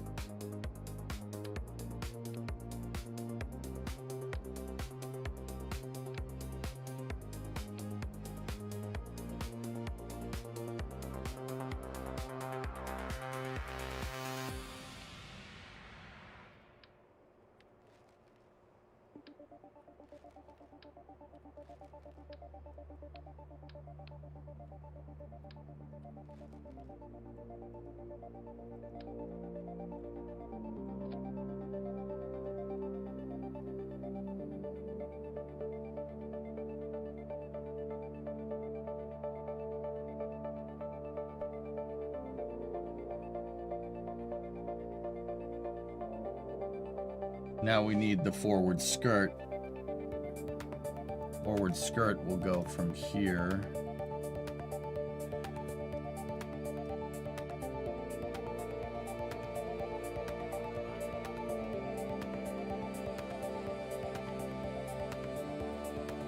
Oh no. No, don't do that.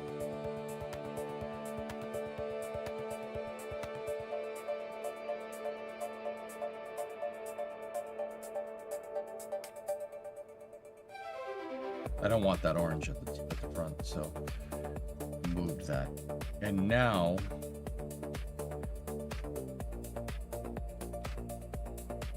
I need to turn on inner stage nodes. So I'm going to put the nose cone cap on there, turn on the inner stage nodes, right?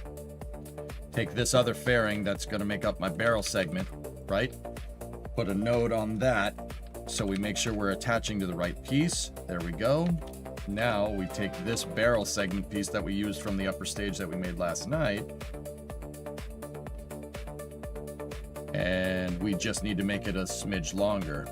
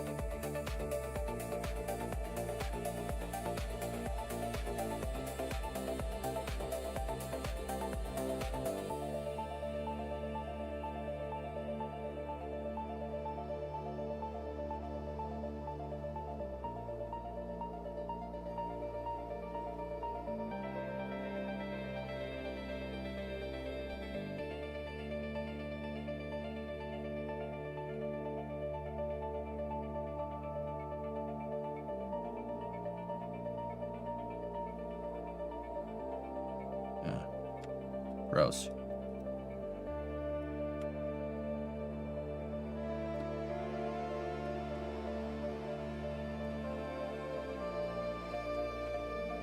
Dang floppy fairings.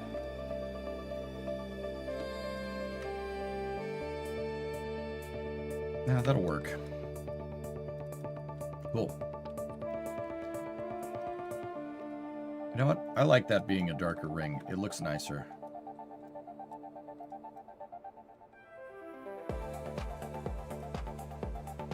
And there you go.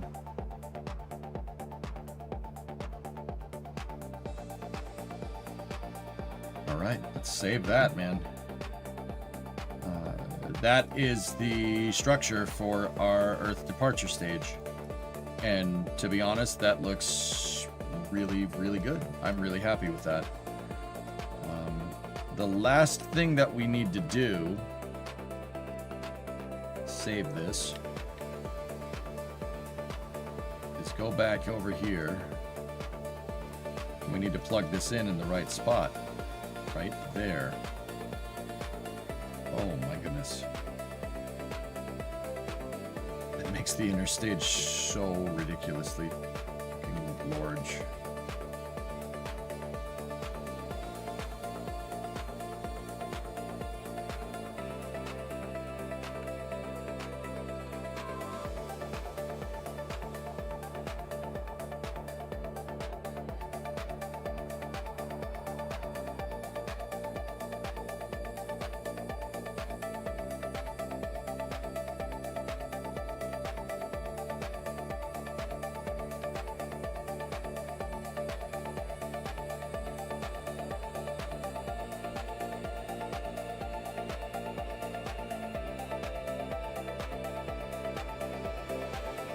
Strut's not placed the right way.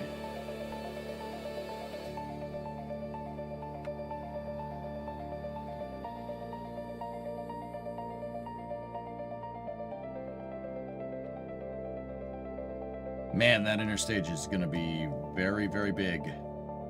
But then again, yeah, it's pretty much as big as the dang stage. Ooh. I'm not sure how well this is going to work with my same vehicle interaction stuff going on here. There's a very good chance that it doesn't, but no, whatever.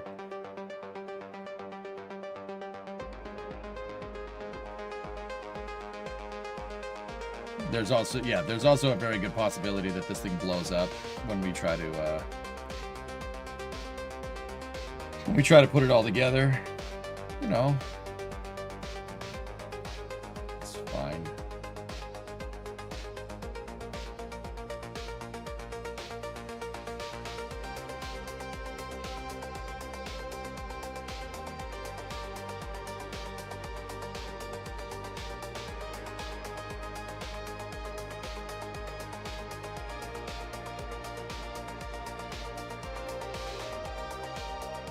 At least we know Kennard is taking the build pretty well.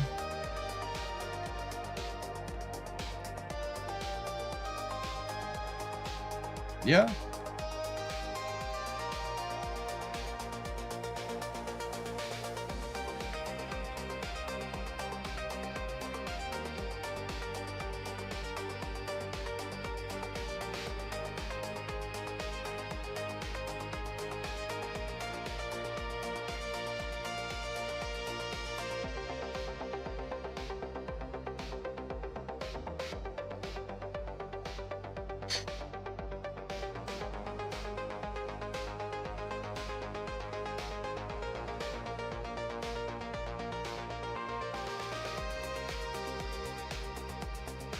Jeez. I mean, yeah, that should work. That should do it. Are you tank maxing right now? We're fairing maxing right now, dude.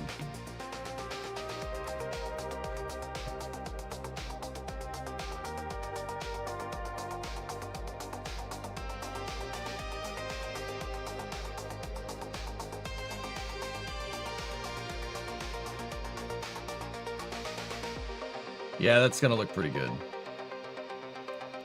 We're gonna have to figure out a good separation mechanism. Once again, there's no guarantee that that's going to work. The fairing might break it. Hey, Industries. Flight controller for 8 months. Sorry I'm late. If you don't mind, a real quick update. I'm building an Earth departure stage for my SLS. I'm building an upper stage. The upper stage I think SLS should have.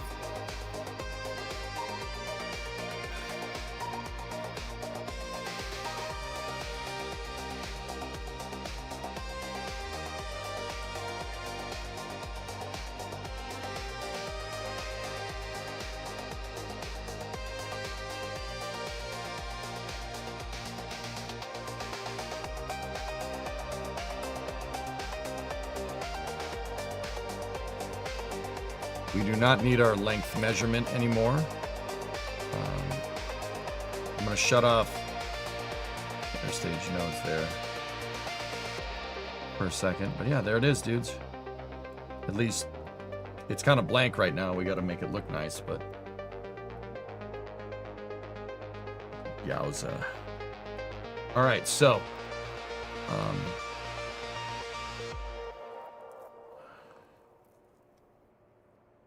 hey, Dougaloon, what's going on? We're doing just fine. What's its delta V? I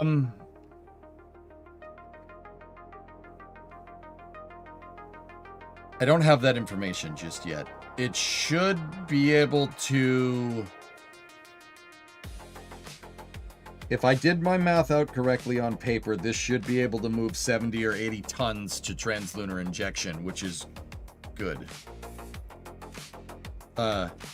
70 to 80 ton TLI. It's pretty good, man. It's pretty good. Yeah, pretty beastly vehicle.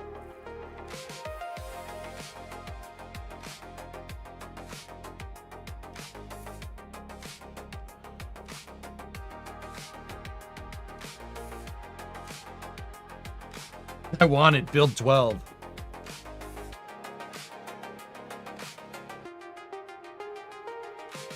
Yeah, this is why I say, like, SLS needs an upper stage like this, because instead of delivering just one Orion to the moon, with a stage like this, Orion could, SLS could deliver, like, 3 Orions to the moon. And a lander, like...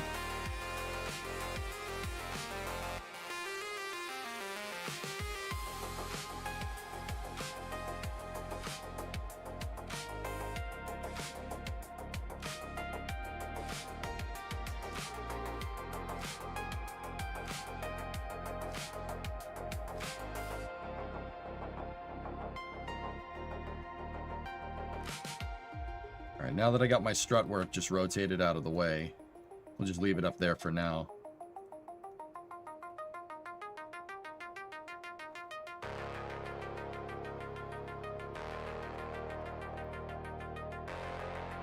Alright, so we have skirt fairing. Skirt fairing has inner tank fairing attached to it. Is grandparent strut on that? Yes. Inner tank fairing has LOX tank aft skirt fairing attached to it as well. And then the tank is attached to the fairing. And then the engine is attached to the tank.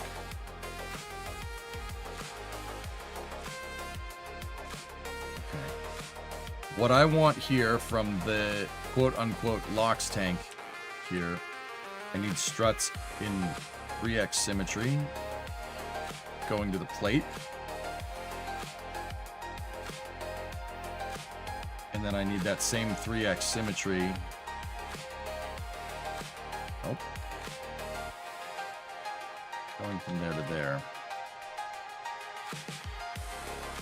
This kind of ties the whole thing back together. And then the tank is tied to the inner stage fairing here as well.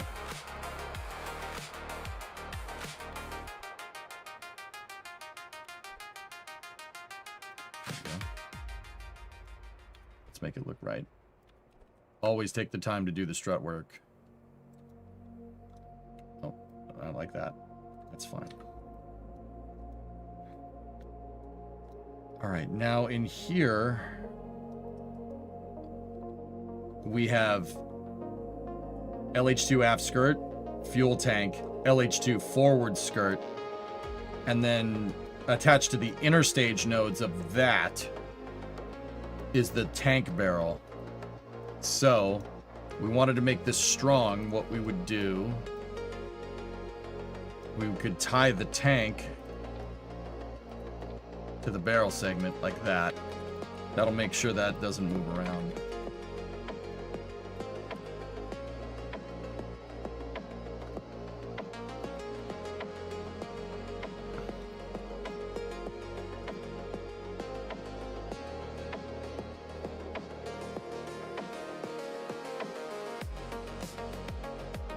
And then if we really, really wanted to be slick, what we could do is we can select the aft tank there. It's clipping through the fairing, and then we could put strut through, so we could strut tank to tank there in 3x sim.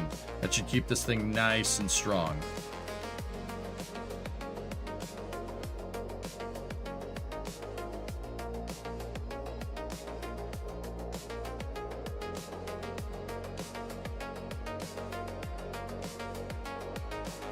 Essentially, guys, what I just did was run, if you looked at that and went, what the hell? I made that. See this on the EUS? See all the trusses connected together? I made that. But in Kerbalese.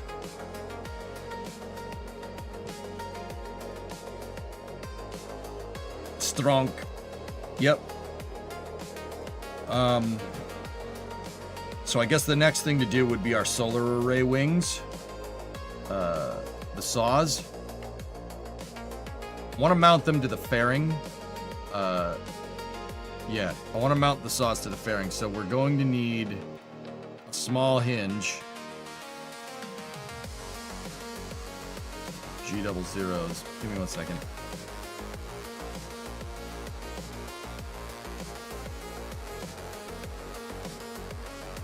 Watch this.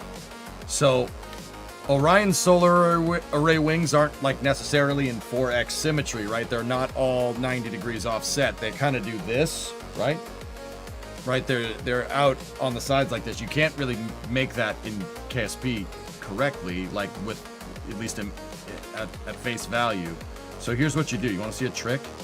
Rotate this dang thing so one of the hinges that I put in mirror symmetry is lined up. With the top, with one of the cardinal world axes, so in this case the green, right? Go up, right? Move this back into position using absolute snap, right? And mount it where you want it, and then get the solar panel. Put the solar panel on it.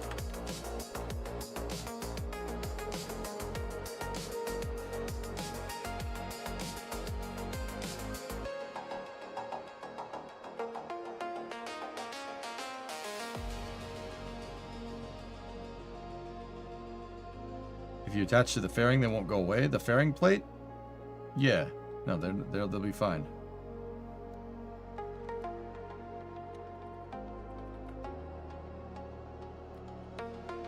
So when we go to deploy that,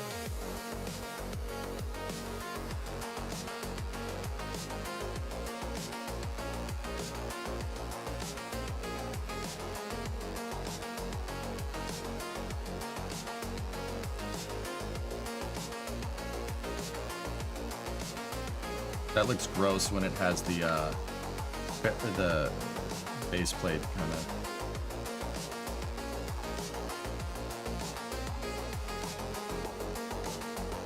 I vetoed the loiter skirt, Pigzig. I didn't like it. Oh, it's not liking my mirror symmetry. Huh. That trick usually works. Hold on. What did I do wrong here?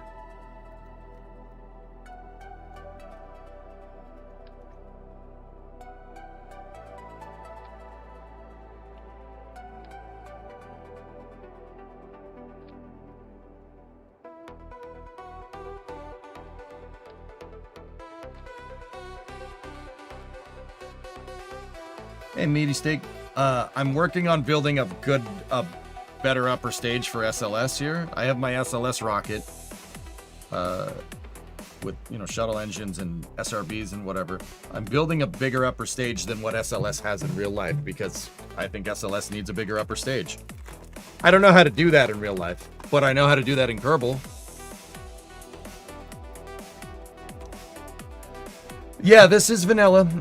Yeah, this is stock KSP. I'm using fairings to make the fuel tanks look accurate. And then, yeah. I did some slight modification in the craft file to the SRB fuel amounts and gimbal range. But other than that, yeah, for the most part, dude, she's good. No Wolfhound? No.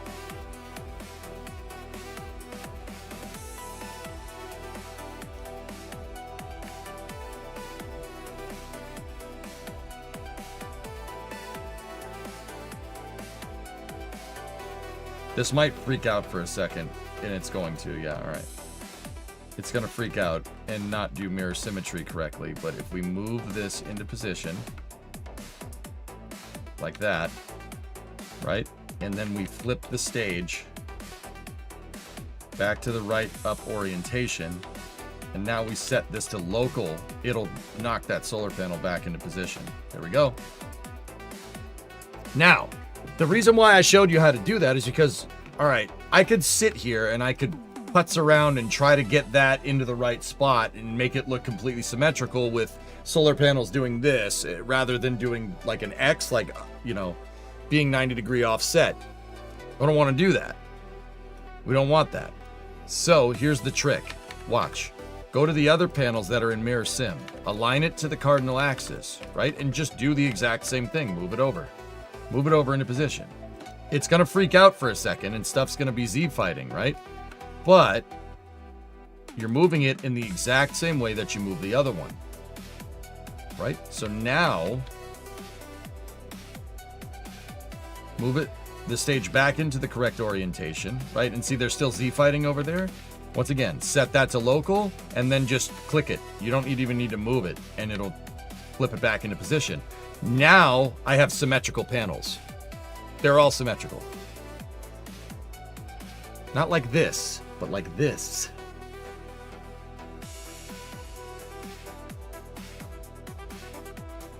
Is there a J2X analog in the game? I'm going to make the skipper into a J2X analog with a Cal controller. We're gonna hack it. We're gonna hack it to make it give more thrust. The J2X analog, I guess, in stock KSP would probably be the Rhino. Rhino's probably closest.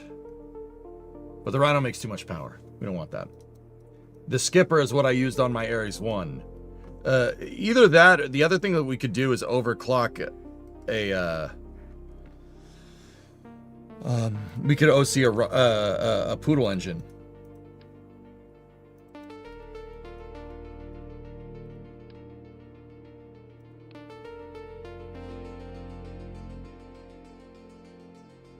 The Poodle engine, an overclocked Poodle, if I took that Poodle and made it have 800 kilonewtons of thrust instead of 250, yeah, we could, that's pretty close. But the skipper is good enough. The skipper is pretty good in its own regard. 320 ISP, which is on the higher part for most of these. I mean, the skiff is 330, right? Why aren't you using a Wolfhound? It's heavy, and it looks like Dookie back here, dude.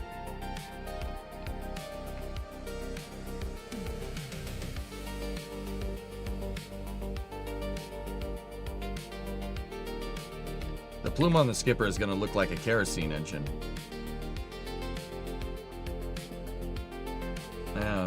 That specific impulse, though.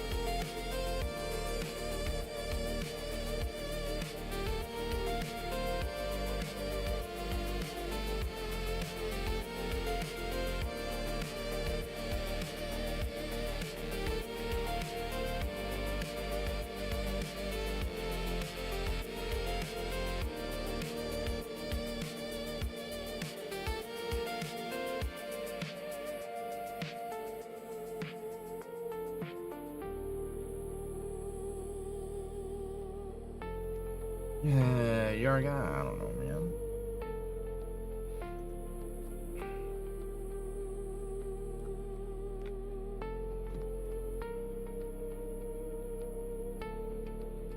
The closest analog to it is the skipper. It is, like, it...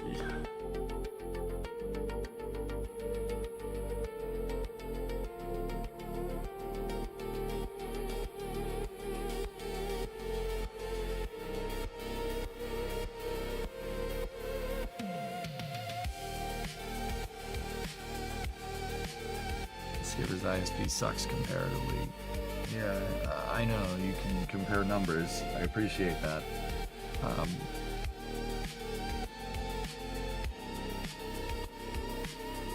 Yeah, this is it doesn't have the nozzle extension because it's an upper stage engine hip, so they didn't want to test it with the nozzle extension. That's what it would have looked like.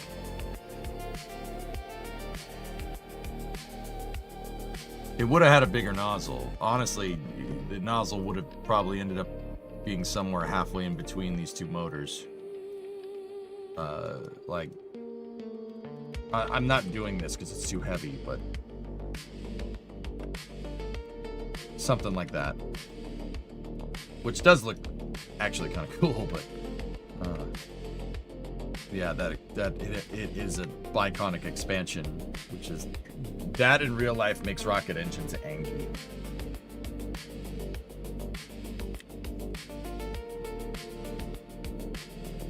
I mean,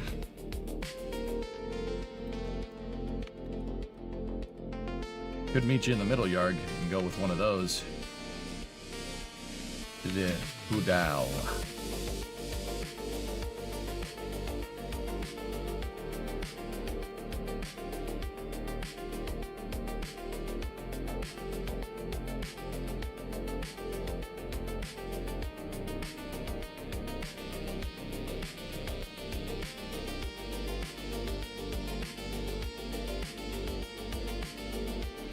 We would need to overclock the heck out of it. And then what I would want to do, guys, is go change my Ares 1X upper stage engine to an overclocked Poodle. I don't mind doing that. The Poodle is more like the J2X. I mean, 350 at 250 kilonewtons. But the thing is now that we did that, we need that Poodle to make like 300% its rated thrust with a cow controller.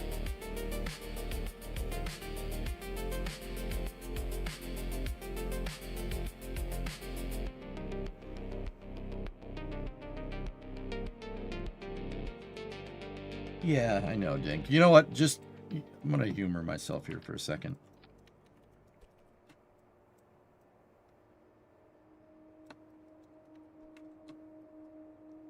That looks ridiculous. Yeah, no.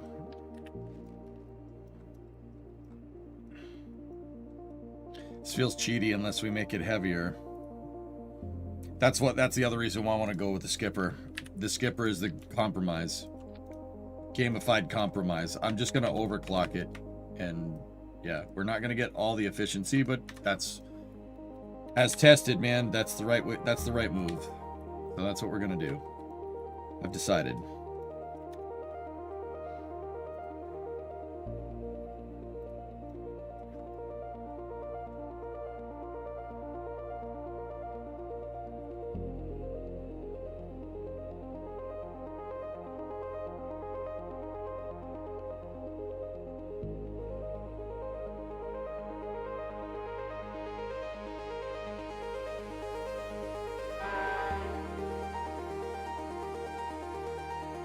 I have spoken.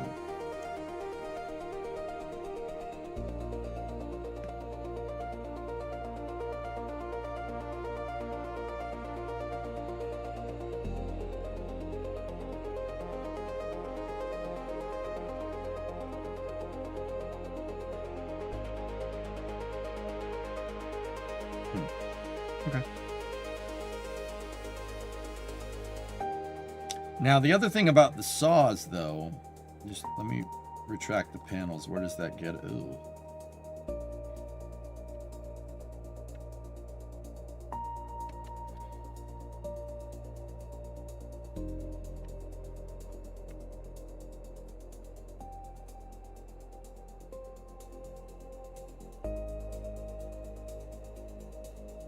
You kind of want that skirt in my build?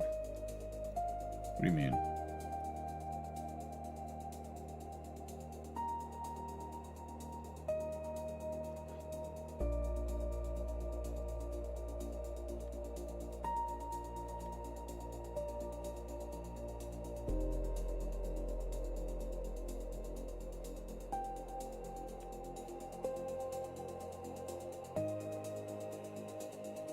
This is not restock, Soul. No.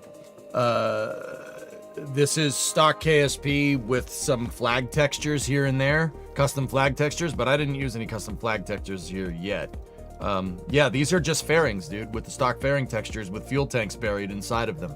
I did that to make it look right, to approximate what the tankage would look like in mass and size to a Hydrolox tank, hydrogen and oxygen tanks, because the fuel in KSP is for the most part liquid methane.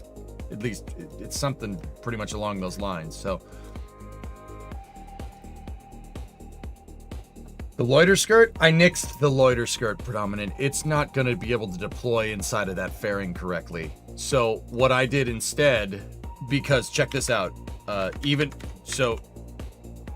this is off the NSF forums. They changed the baseline to go for a shorter loiter, and they can accomplish with fuel cells and batteries, so the latest config does not have solar panels. They were going to get rid of it. Well, they were going to put fuel cells on it, which I'm not doing. The loiter skirt they put that on there for mass.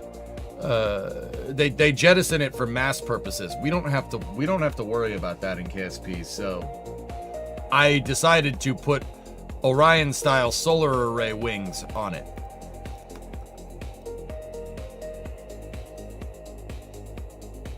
The Orion saws can angle to the sun. See?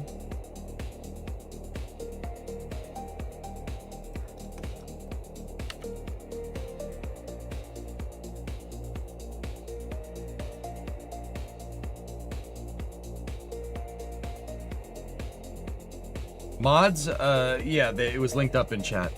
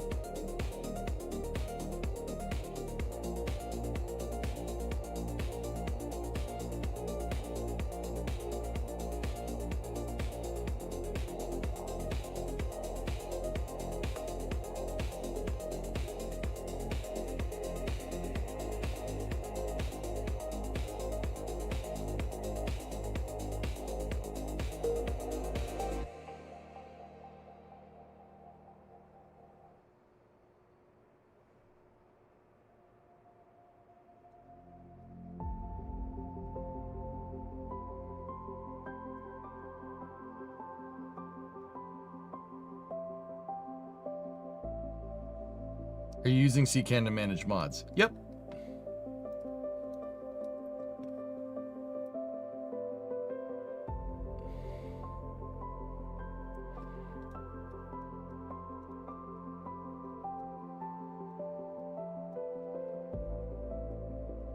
Isn't the skiff a J2? Yeah, it's a J2, not a J2X, Cody.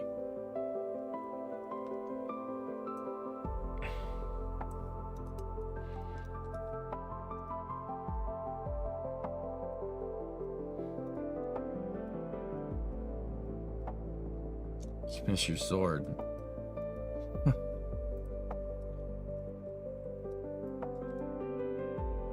Yeah. Yes. Well, I'll see what I can do, dude. We will see.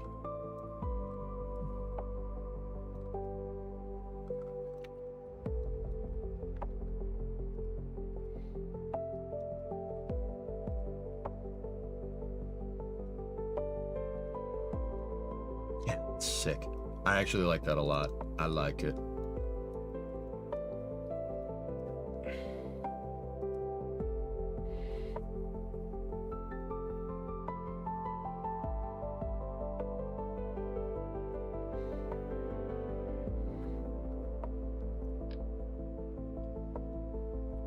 All right.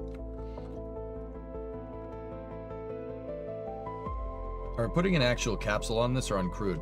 I want the ability to co-manifest predominant. So I either want a fairing up at the top, or we could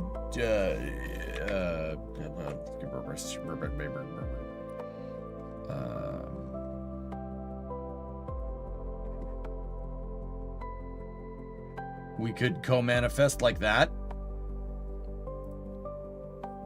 with an Orion at the top, or we could just, it could be a fairing, it could be either one.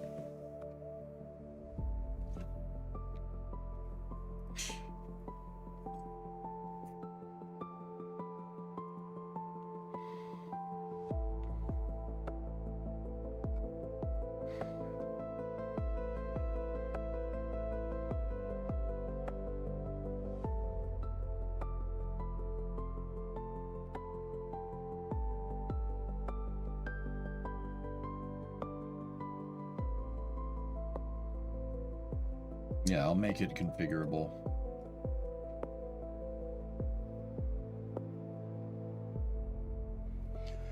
Okay, what's left on our list of things to do here? Will the first stage fly back? No, not with this design. I have other plans for reuse for the core stage down the road.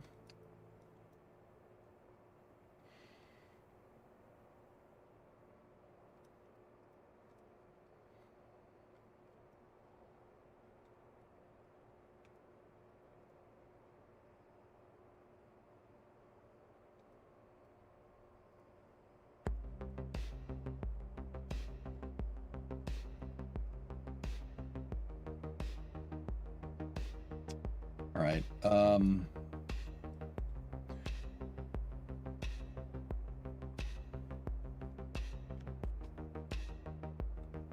I think I'm going to need one more data kit out this upper stage to get the logic for the solar array wings to work correctly.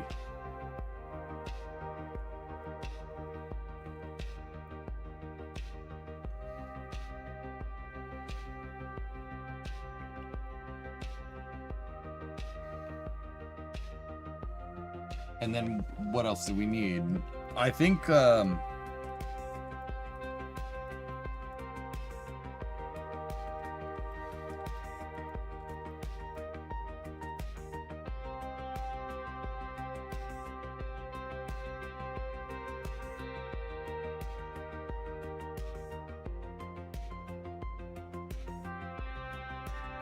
yeah, we got to do the RCS, that's right. And we have to put the tankage down.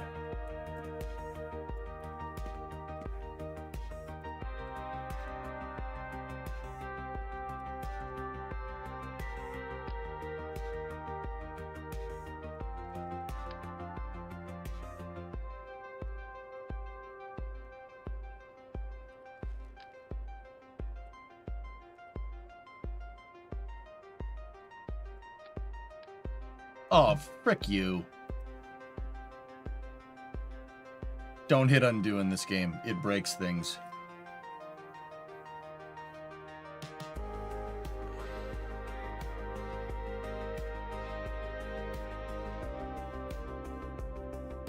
Is the bottom half of the SLS we got in real life? Yes. Yeah, for the most part. It just has a different interstage adapter.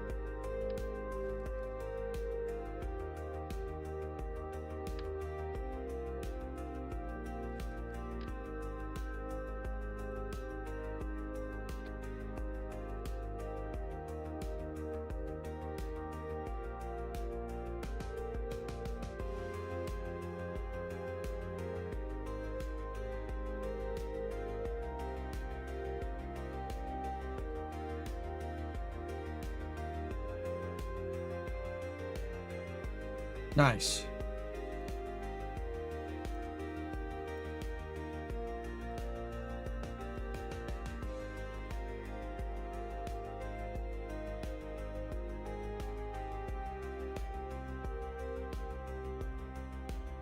All right, so now we got to work on the avionics package.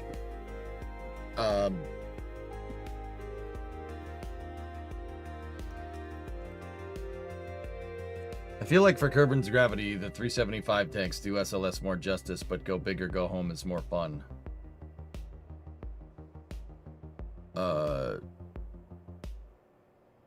This is all scaled off the shuttle parts, dude. It's all scaled off the shuttle parts. So, I mean, you can feel that way, but it'd be wrong. Yeah. I mean, I guess, like, if you want to look at it that way. I like being wrong, okay.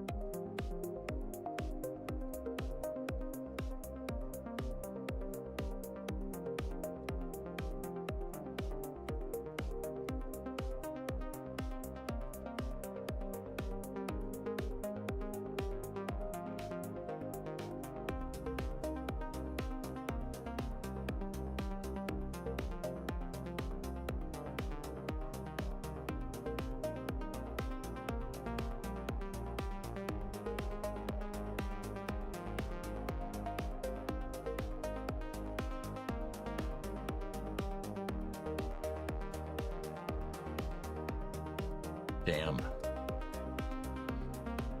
Once again, I'm very worried about the inner stage, dudes. I'm worried this is all gonna explode.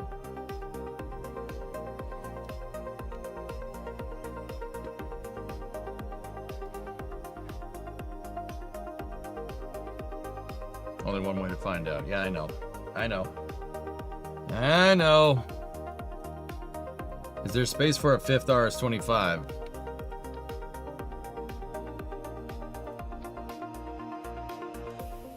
Yeah, man.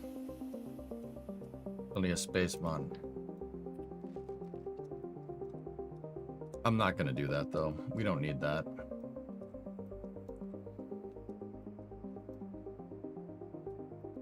Jeepers creepers, this thing looks ridiculous. In a good way. I like it with 5. Ethically, Yarg, I cannot justify dumping 5 shuttle engines. Ethically, I can't do it. Can't do it, man. Sorry. Can't do it. Ain't gonna fit. Won't fit that. Ain't gonna fit. Won't fit that.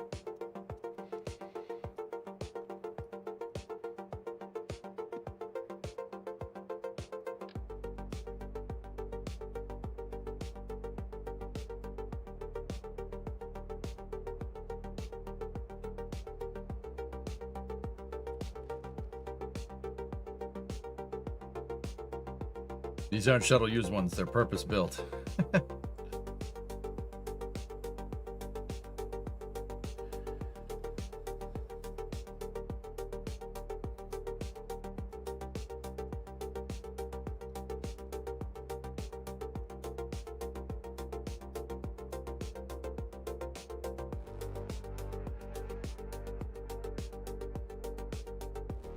Yeah, Tendo, she's a big rocket. This is a scale model of SLS. Yeah.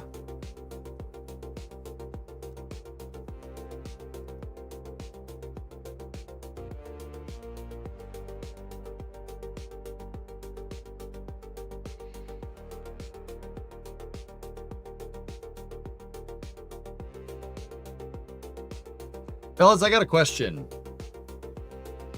You know, I I wanted to do co-manifesting with this, right? But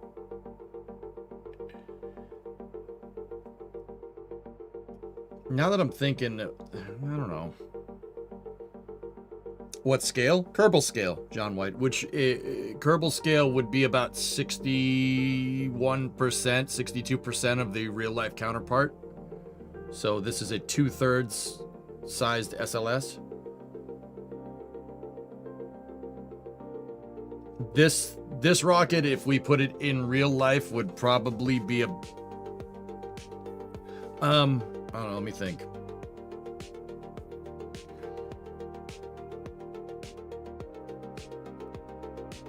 Probably be about as big as Super Heavy.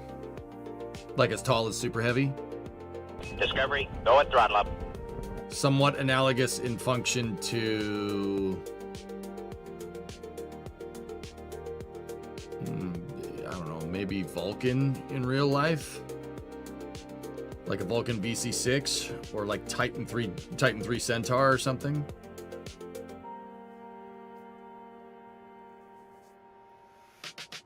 It's Kerbal, do co-manifested missions as well as big cargo. Yeah.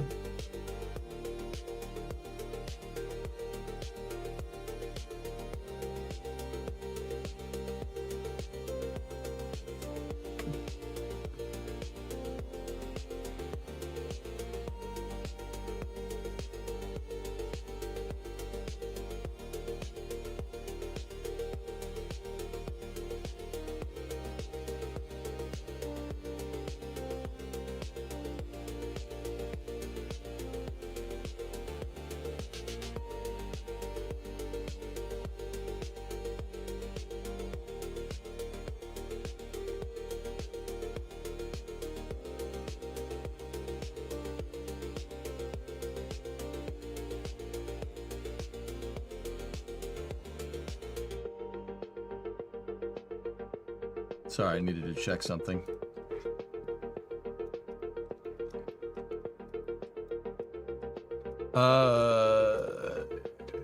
SLS is a 1.5 STO, 1.5 stage to orbit, because you're activating the upper stage at liftoff. Technically, the boosters are your first stage here. But, yeah.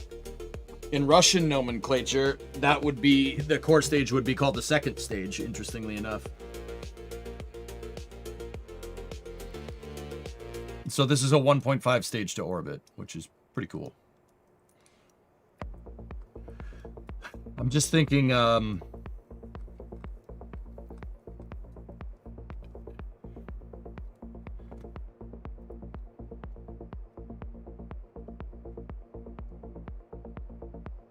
so here's where I'm at. I'm gonna build the cargo variant tonight. We'll build the cargo variant and we'll test the cargo variant because that's easier. It's gonna be easier to make that. Then what we'll do is it's Wednesday today, so Thursday, Friday we'll work on building out co-manifests and stuff. So like a lander and an Orion capsule. We still need to go through my Taurus capsule and fix it. Not fix it, but I don't know, maybe we should just use the Taurus capsule. But see, the Taurus capsule is 2.5. It's a little over 2.5 diameter, so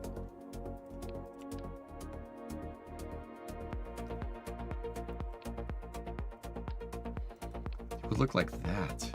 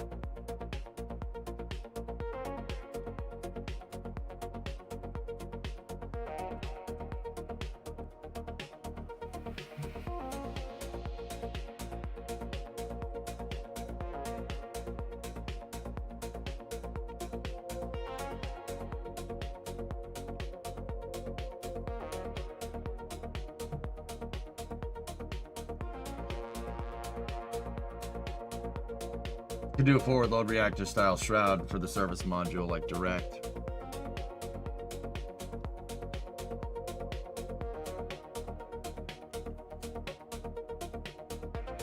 Yeah, I'm thinking about it too much. Let's build the cargo variant tonight. Let's do that. So I don't need the nose cone on that forward part right there. Save this.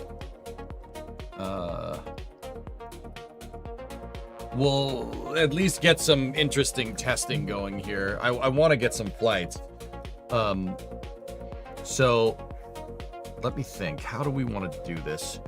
Give me fuel, give me fire, give me that which I desire. Ooh, yeah. So I think in an initial cargo variant, we're going to keep the fairing diameter the same. And honestly, it wouldn't be the stupidest idea to, I was going to say, we could make the universal stage adapter.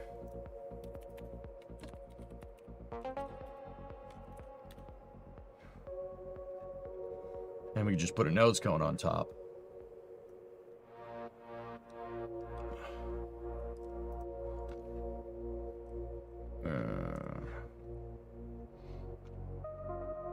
That's more or less what I'm trying to make.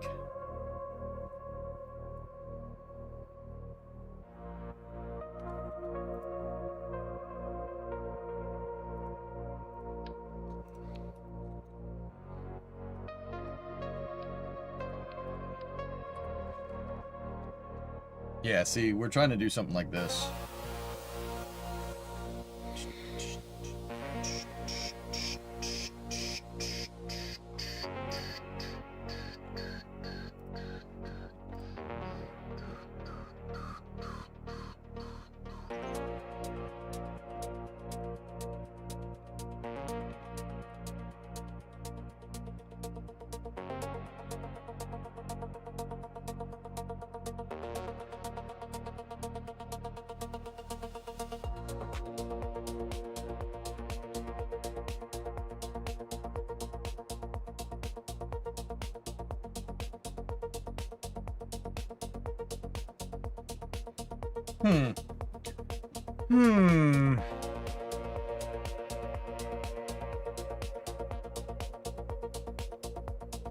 Let me check something here.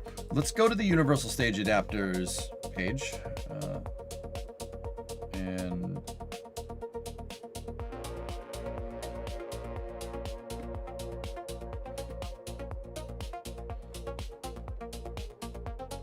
it has the measurements in here. I know it does.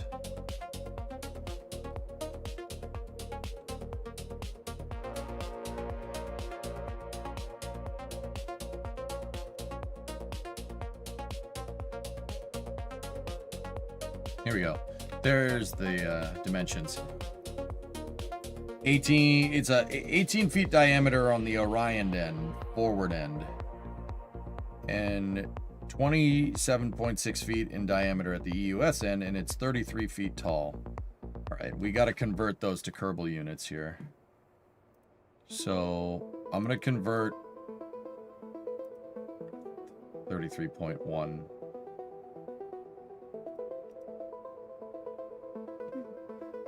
So convert it to meters. 33.1 feet is 10 meters. That's 10 meters tall. So 10 times 0.62. So it needs to be 6.2 meters tall. Let's take a look. What does that look like over here?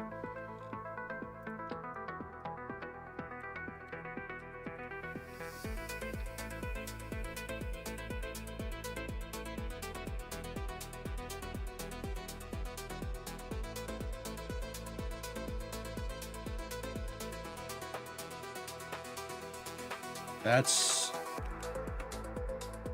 6.1, 6.2. Okay, that's how big the universal stage adapter needs to be. Neat. Huh.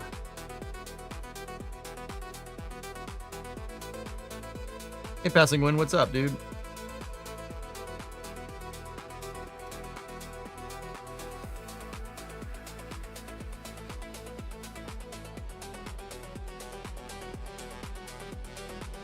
And then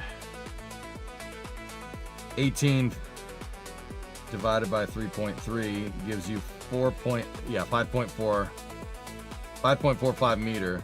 So times that by 0.62, 3.38. So at the top end, so this thing is technically 3.2 wide.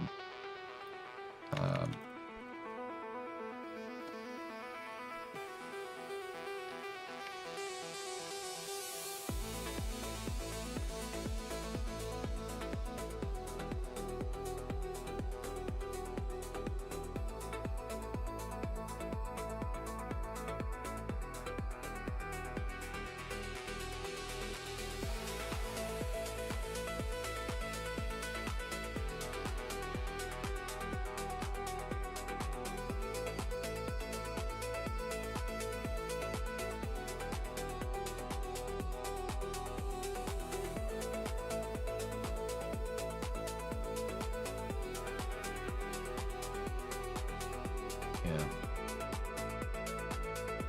Okay.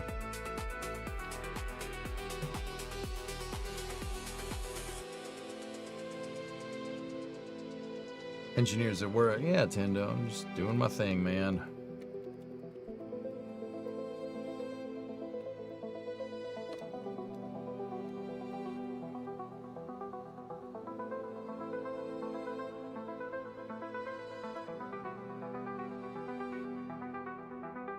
Now, the real question is that big enough for the type of lunar landers that I want? I mean, I would say, yeah, pretty much.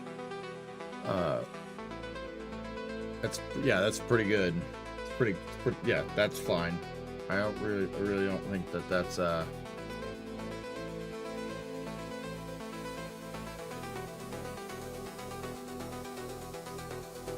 too incredibly bad there.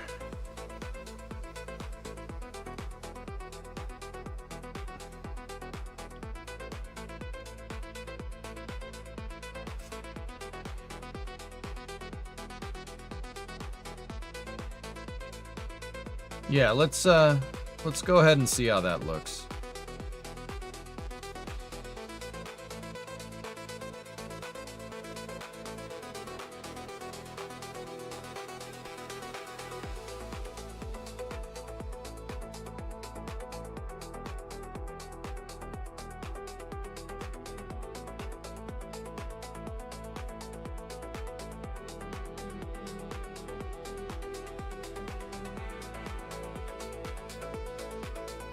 We might have to do some editing to that fairing to get it to look right.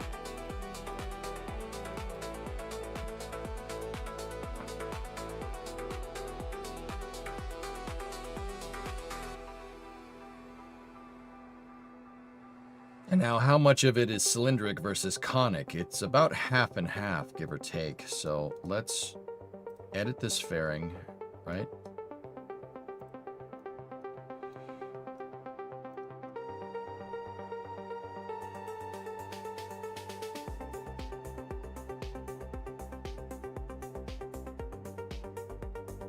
So that's what the USA would look like on there. And that gives us the diameter that I want my Orion capsule to be. I want to take the Taurus and see if we can mess with it to make it that diameter. Because right now it's 2.5, which is close, but it's not exact.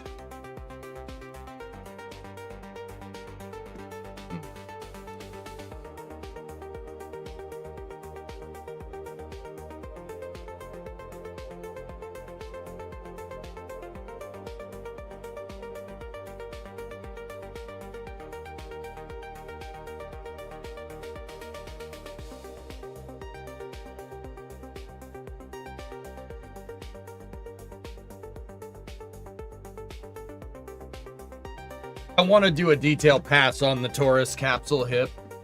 Yeah. Change some things around. I built that thing out to be good in career mode.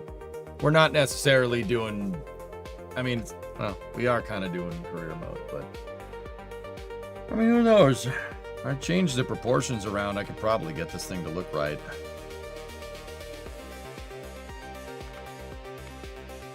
I'm not going to build a new capsule. Oh. No. What was my job before streaming? Tralalol, I am a self-taught engineer. Everything that I know about aerospace engineering, I taught myself. I've been doing this job for 15 years, man. You get good at it after a while, you know. I'm a 3D artist by trade, if that makes any sense. Build the entire Kerbal launch complex. Yeah, I've done that. Yeah, I've done that before. You ever get a real engineering job from being self-taught? I do have a real engineering job from being self-taught. This one. No, not out in the industry, no. If that's what you're asking.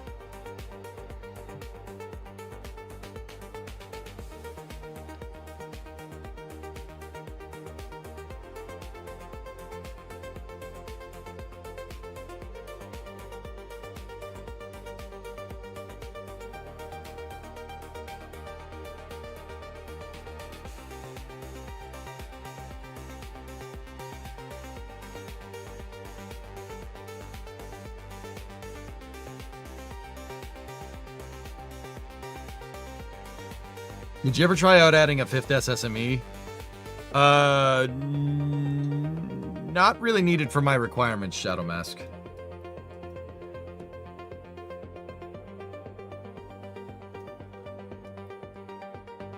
Yeah, Sharktails, it's just gonna look a little funky up here.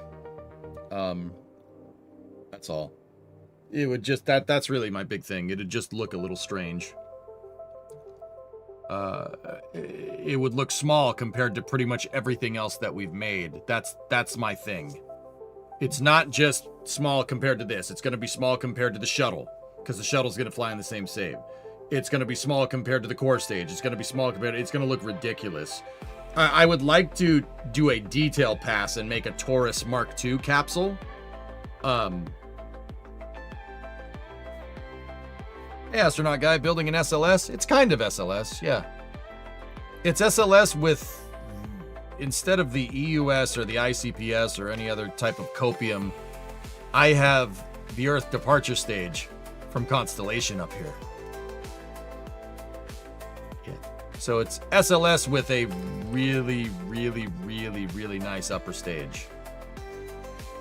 Everything else, EUS, ICPS, Centaur 5, that's just cope. That's just cope. This is the upper stage that SLS should have in real life. And then what I'm trying to figure out right now, astronaut guys, how I'm going to do the co-manifested payload. Constellation revived. Well, I do have 5-segment boosters. I got 5-segment SRBs. I did some editing on these to make them, to give them a little, they got a little more kick. A little more, you know.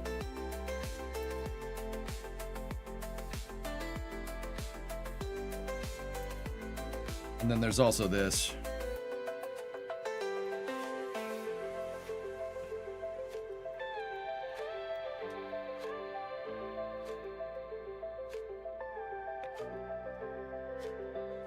Are you keeping a check on allotted mass allowances?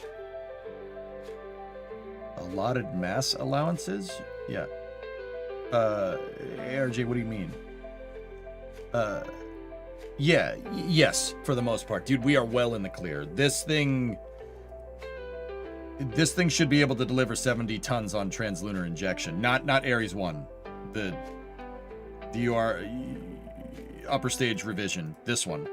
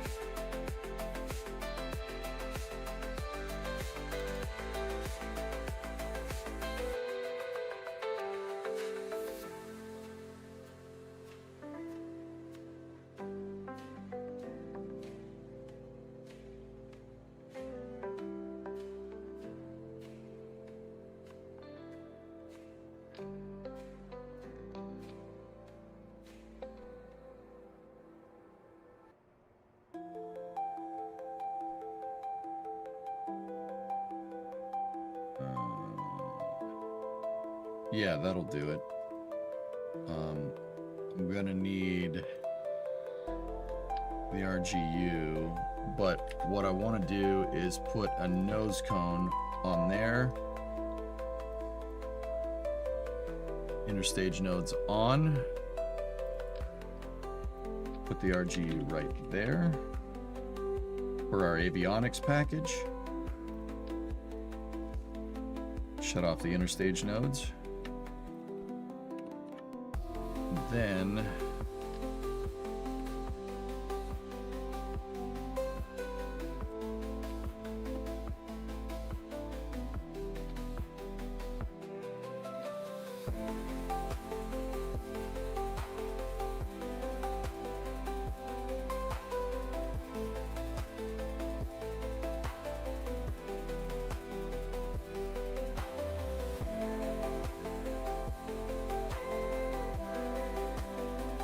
that'll do it.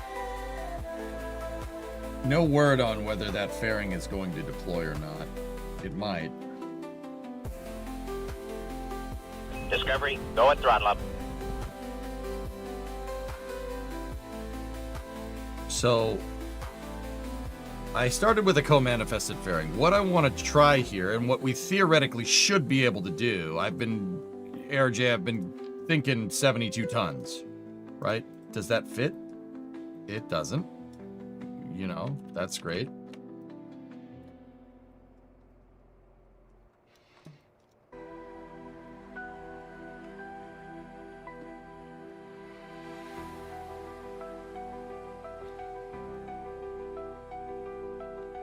Okay, I will find another tank combination that's closer to that.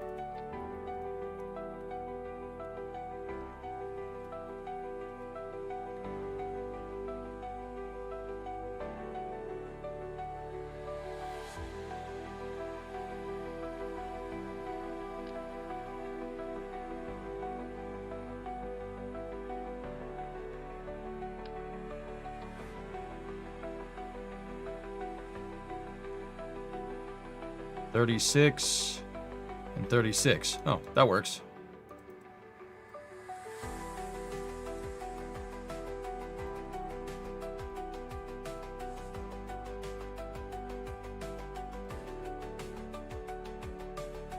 Yeah, we might need to edit the fairing around a little bit. I don't want clamshell deploy. It might work. I don't know. I'm really worried about this structure here. There's no telling whether this is going to work on the first try. Sometimes it's hit and miss, you know? And what I need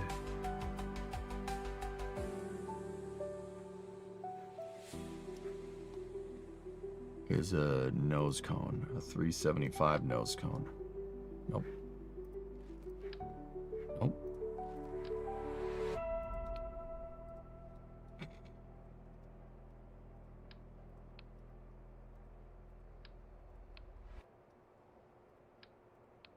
And how I want to do this. Let me think.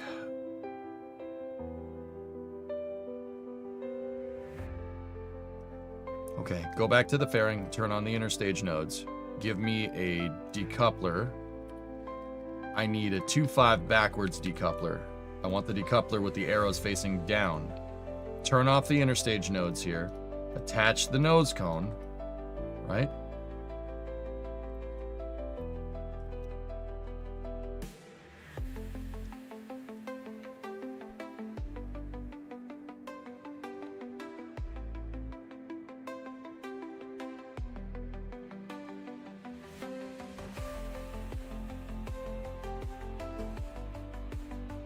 Oh, you've got to be kidding me. Ah, that's close enough.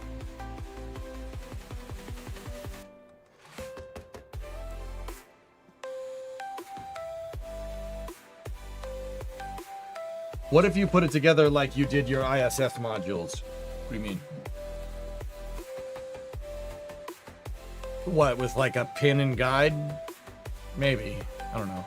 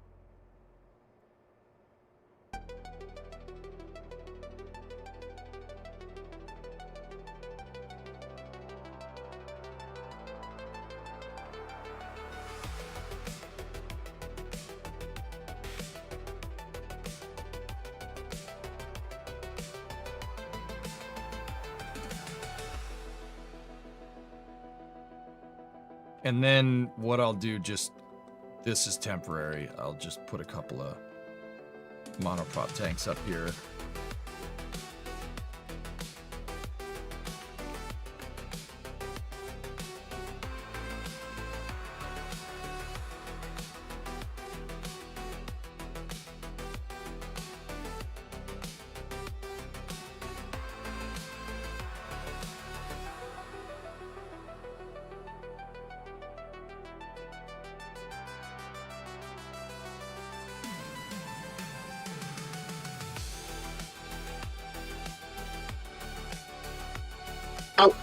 Oh, this is space. I'm in space.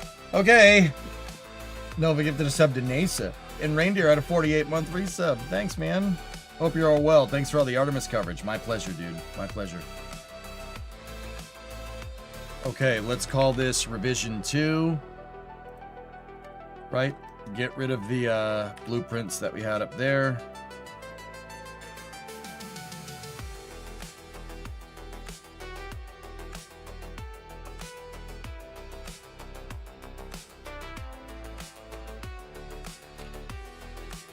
There is a very big possibility I go to put this out on the pad and it just blows up.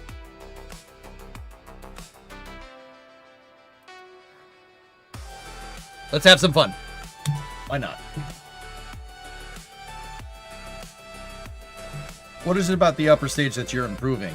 It's a higher energy upper stage. More thrust and more delta V.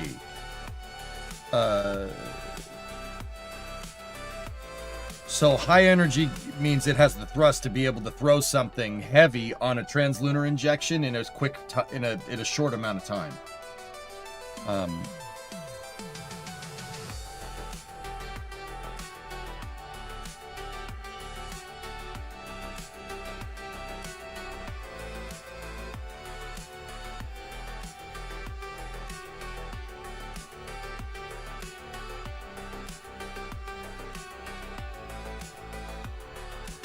How scalable are parts in KSB? If you get a mod to scale them, they're very scalable.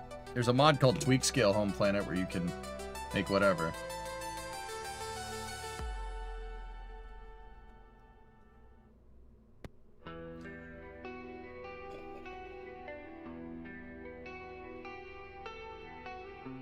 All right, let's see if it goes. Please don't explode.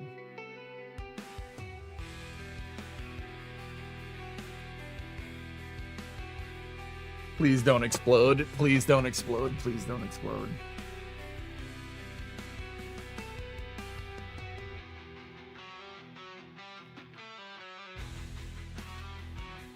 We're working on this for hours, man. I replied to you above. Don't worry about it. Give me a second.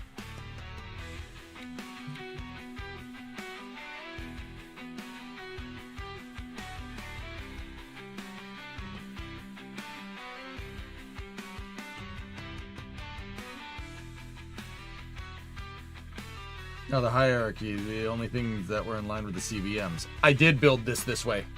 Michael X, I did build that way. The only thing that's in line are up here are the fuel tanks and the skirts. That's it. Everything else is out of line. That's entirely on purpose, dude. I'm following my 6 degrees of separation hierarchy rules. Hierarchy building rules.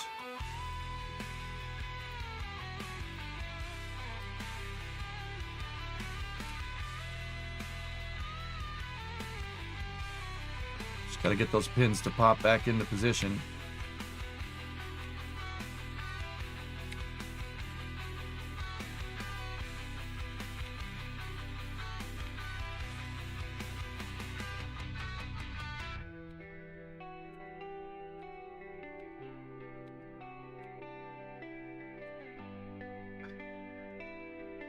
Whatever reason, dude, it's always the right SRB that pops out.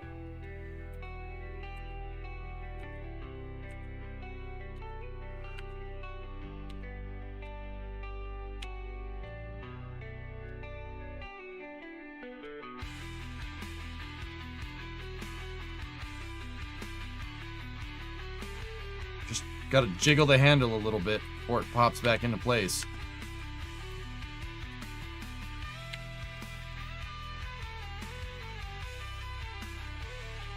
this. It has to be in those guide pins, dude. If it's not in the pins, it won't separate correctly and it'll blow up. Why are the guide pins there?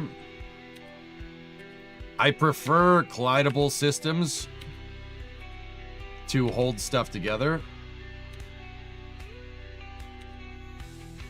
There we go. I got it to seat. There we go. I'm using thermometers as pins and colliders there. The reason why is it makes it stronger. The collider boxes are very strong in KSP. They're good for dealing with load. Yeah, and if the pins are aligned, the separator mechanism works exactly like the real one. You'll see. Okay. Activate the RS-25s. Okay, move them up into the action group so we can get a good reading on TWR.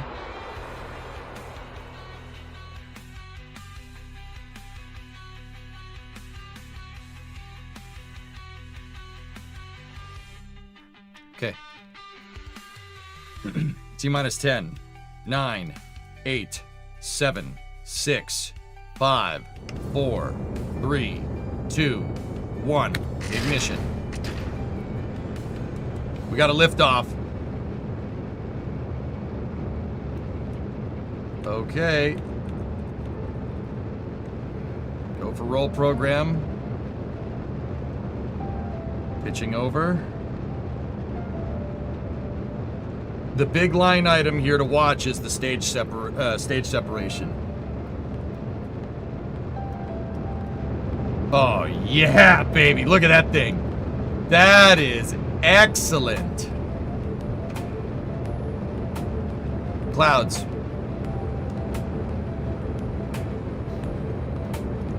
Actually, that's super solid. That's really good. It's not wobbling at all. Yeah, this is... Okay, so pause real quick. Or not pause. This is what I mean about gliders. I'm using the fairings and using same vehicle interaction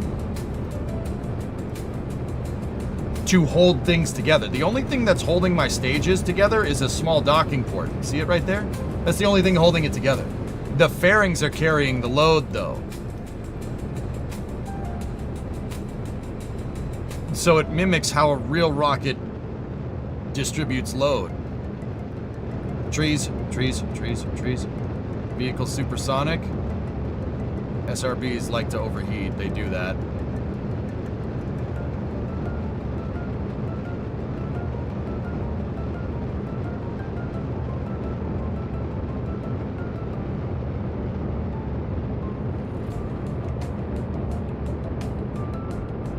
Thrust tailing off on the SRBs, standing by for separation.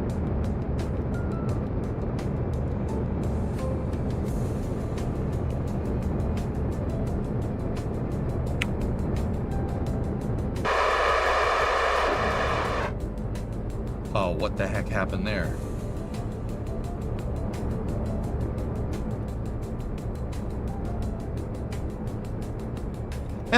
Let's just pretend we didn't see that. I think I separated them. Oh, that's right. We changed the thrust profile yesterday. Do you guys remember that? I changed the thrust profile. Yeah, so they stage at a different point. Forgot about that.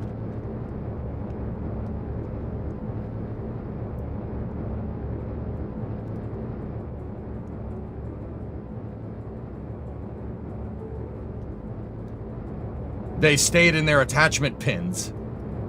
Probably not ideal, but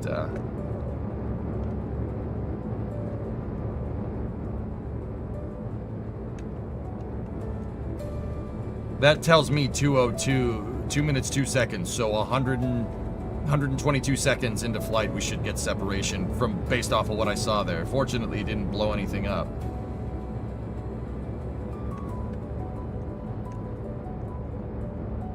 Now, with this heavy of a payload, the core stage is going to need to... we're not making it to orbit with this big of a payload.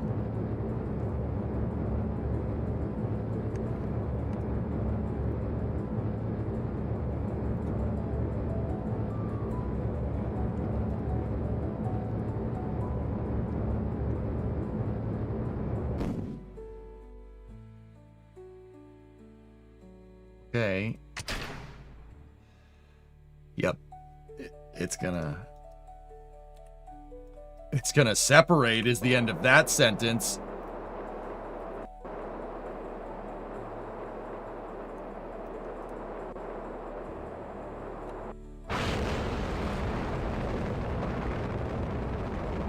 Oh my goodness. Oh my goodness, oh my goodness, oh my goodness. Control from the right point.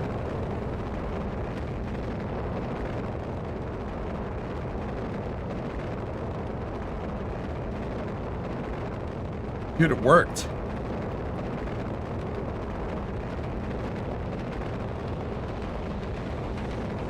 Wow. All right. The only thing left to do is that.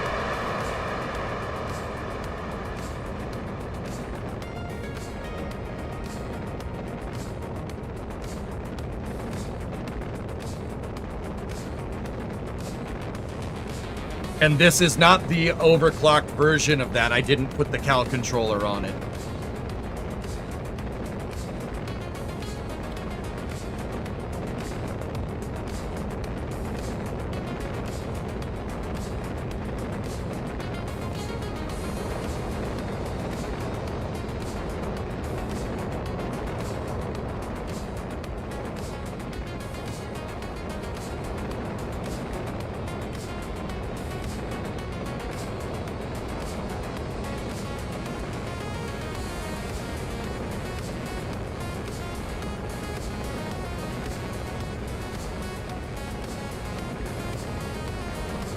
Dude, with some ullage motors and a proper separation system, that will work very well.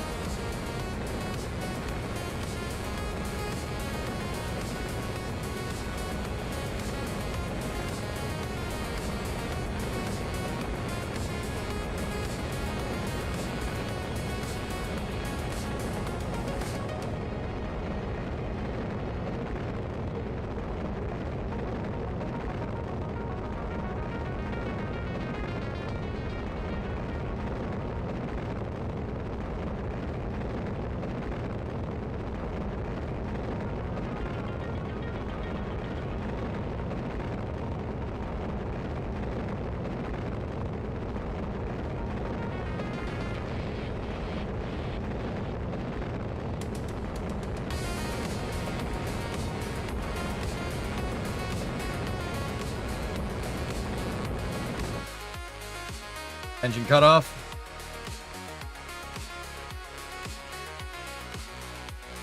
Yep. So, my projections here were being able to put 72 tons on translunar injection. Look at the Delta V. We are in the ballpark. Probably I'd say like a 10% nominal gap there, but we're in the ballpark. It'll do it. Easily do it.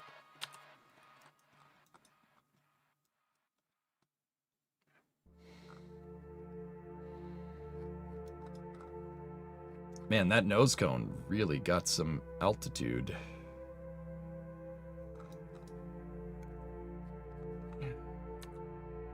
Yeah, with the overclock, it'll be even better. Nice.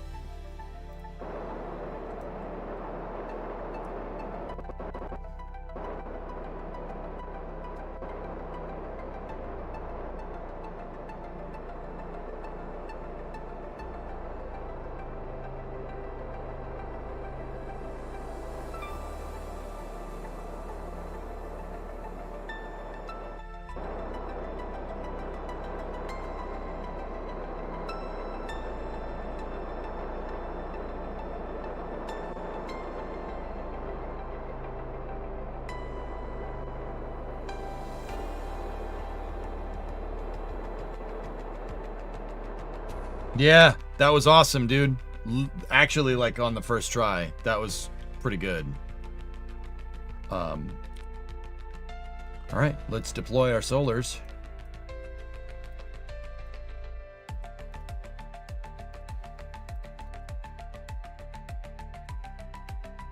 Because we almost ran out of electrical charge there.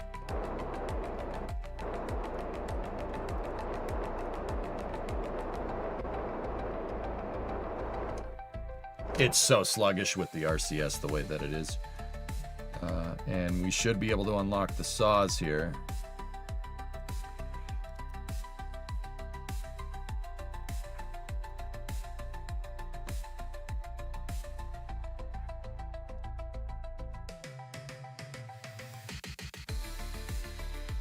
Yeah, batteries on the upper stage, probably a good idea.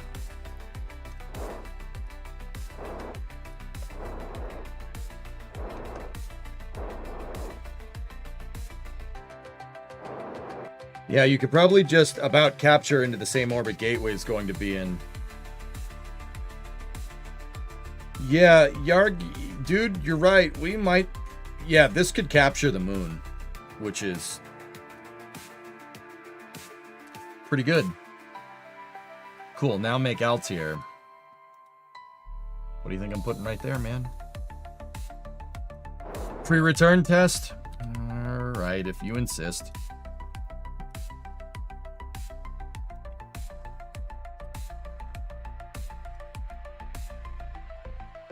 Why don't the bottom left and top right liquid fuel match up?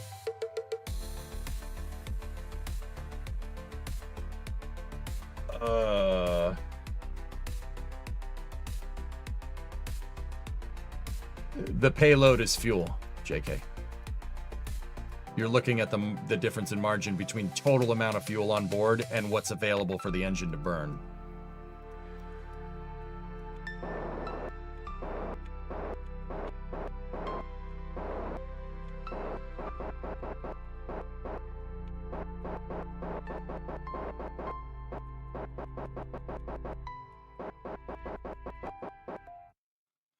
I'm going to redo the thruster pack.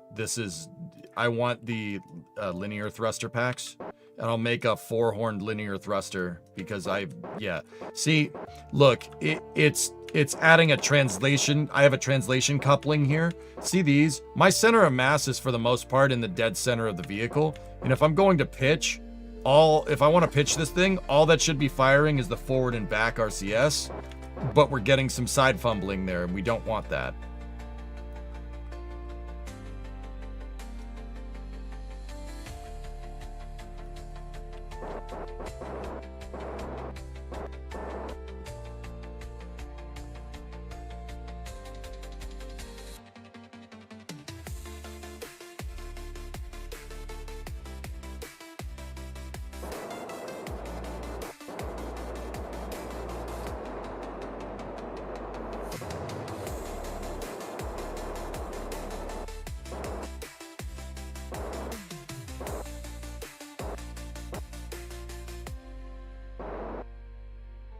Other than that, we're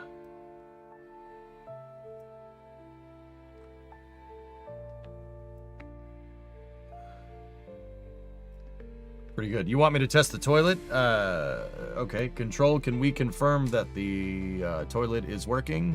Integrity Houston, toilet is powered, waste tank purged. Thank you, Control.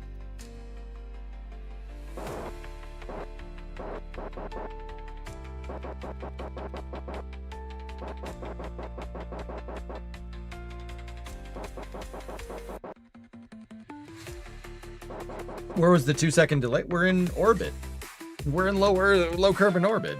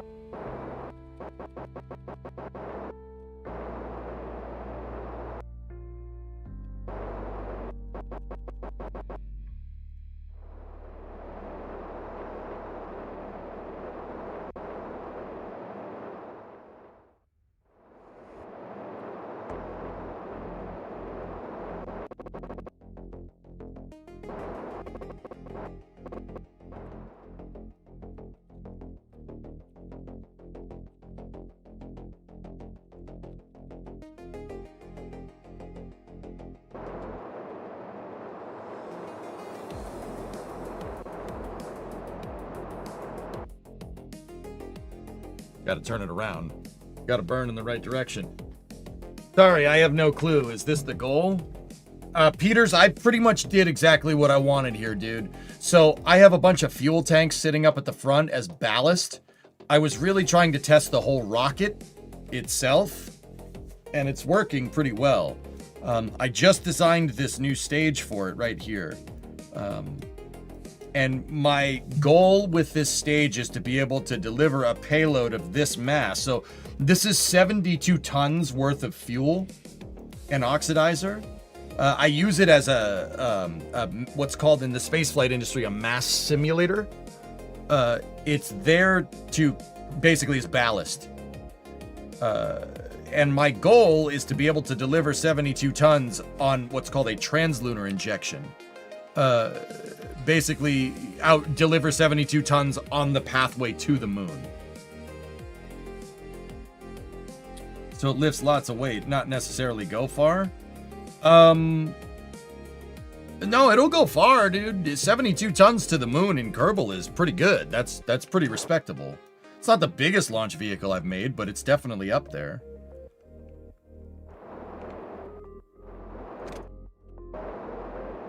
I'm just kind of shocked that it worked on the first try. Yeah, I mean, but then again, we did kind of do our homework with the testing yesterday, so it's pretty awesome. Yeah, well, let's shoot the moon with 72 tons of whatever up top. See what happens.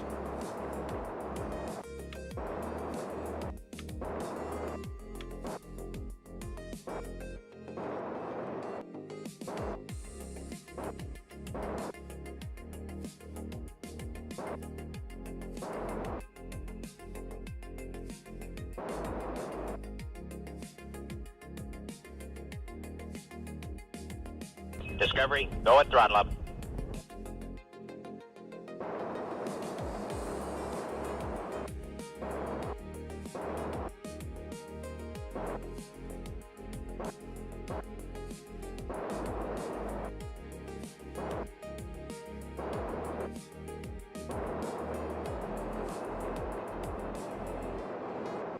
You went to the heavy launch today? There wasn't any weight on your shoulders, though? Right.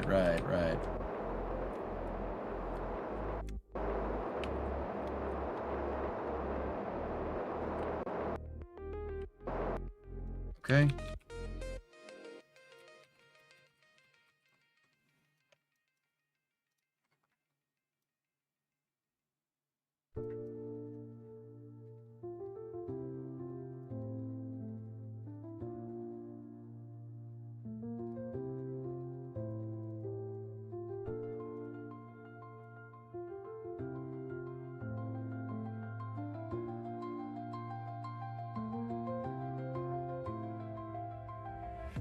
Make sure the saws are in the right position. All right, let's do this.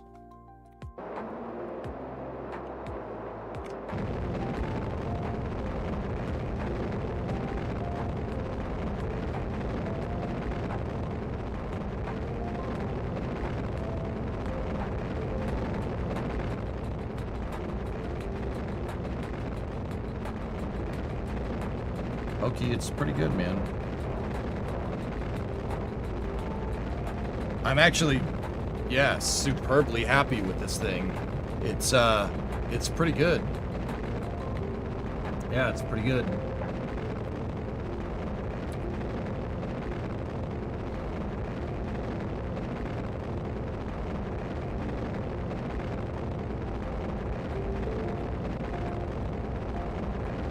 Yeah, Hokey, we started going into rating NASA technical reports about how the Earth departure stage was supposed to work, and they wanted a ring, a loitering ring back here with solar panels on it that would also shield the LOX tank to prevent boil off. Dude, look, could I have done it? Yeah, maybe. We probably could have gotten away with it, but I am not 100% sure that having a deployable ring inside of an interstage, etc., would be the wisest decision. So I was just like, dude, you know what? Let's just give it solar array wings. Let's put saws on it. Screw it. It looks cool. 72 tons, Sea Kraken. My expectation here was 72 tons translunar injection. Yeah, exactly, Hokie. What they wanted to do is put the EDS and Altair up into low Earth orbit. Then, in the time it would take to launch an Ares 1, right? They wanted to, you know, at about 2 weeks loiter time. Because Ares 1 might scrub or something. Who knows? Or the weather might not be cooperating. And yeah, and then when Orion got to it and they did the TLI burn, they would have jettisoned the solar panels, which is... okay. Yeah, it's not the stupidest thing, but I didn't want to do that. Not because it's not realistic or that I can't, it's just... I really don't think KSP is would like, the Kraken would get pissed.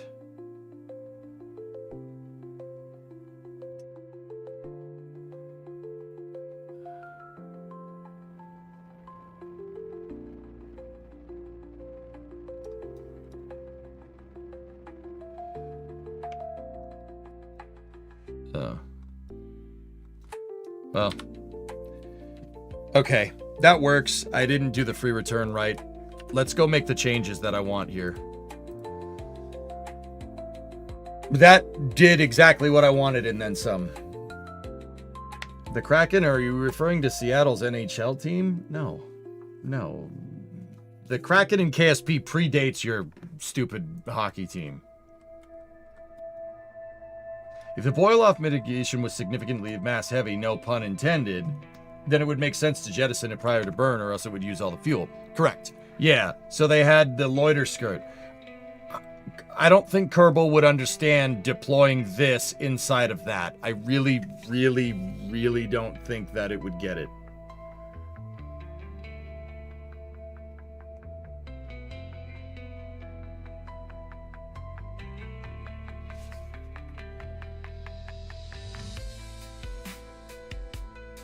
Isn't a major difference on a vacuum engine the wider nozzle? Yes, the expansion ratio is different. Yeah, Yarg, I'm sure we could putz around with it and get it right, but I vetoed that and just... Look, I have plans for my Earth departure stage, and it doesn't involve dumping it after, like, one flight. Or just dumping it after... Yeah, I have more long-term plans for this thing, okay? Let me just put it that way.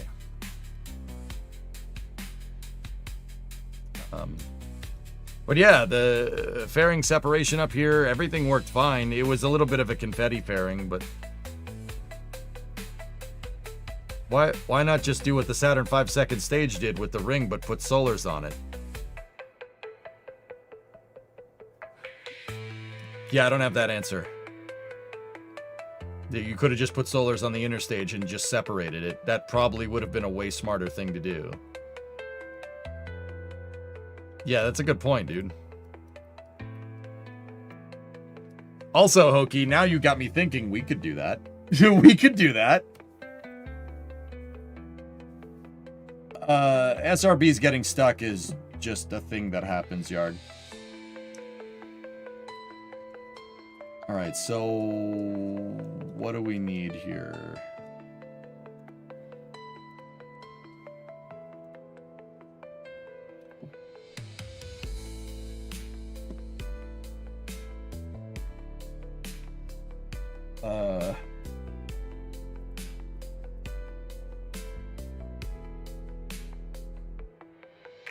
We gotta overclock the upper stage engine. Skirt didn't use structural, the inner stage did. Yeah, my guess, Sea Kraken's probably right, Hokie. I would guess that the inner stage, just due to the crazy amount of thrust that this thing, that Ares 5 would have put out the back, yeah, it wouldn't have made sense. That's my guess.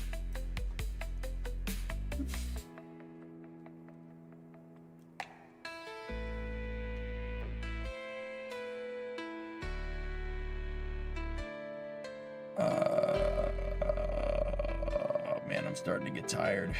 The hell was I doing? Oh yes, the overclock.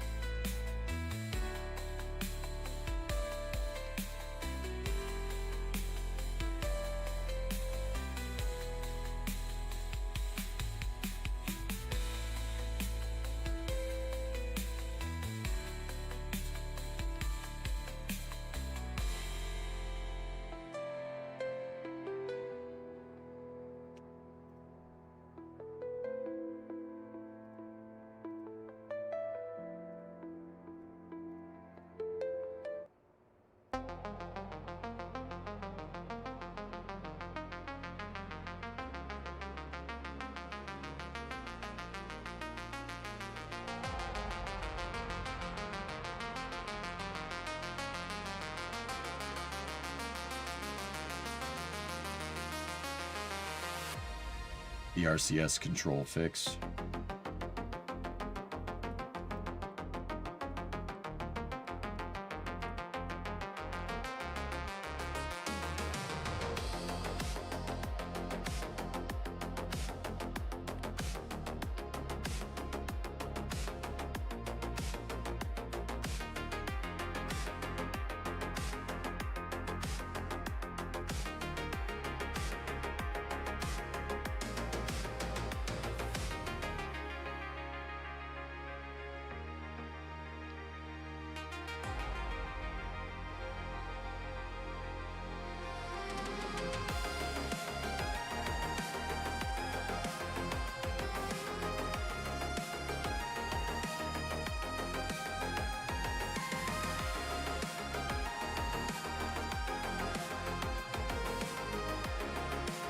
This should help with controllability.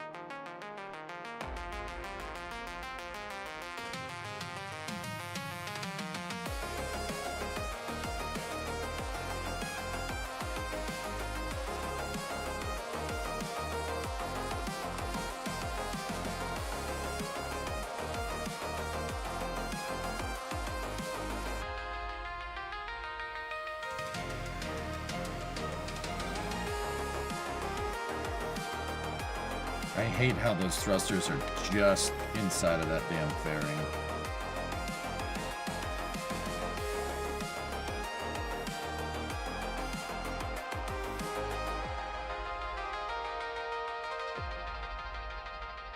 But I hate where they're at right there. That looks ridiculous too.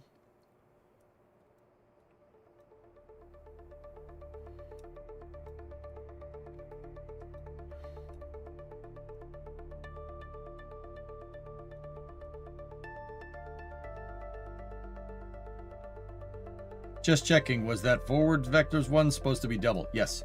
Panderific it is.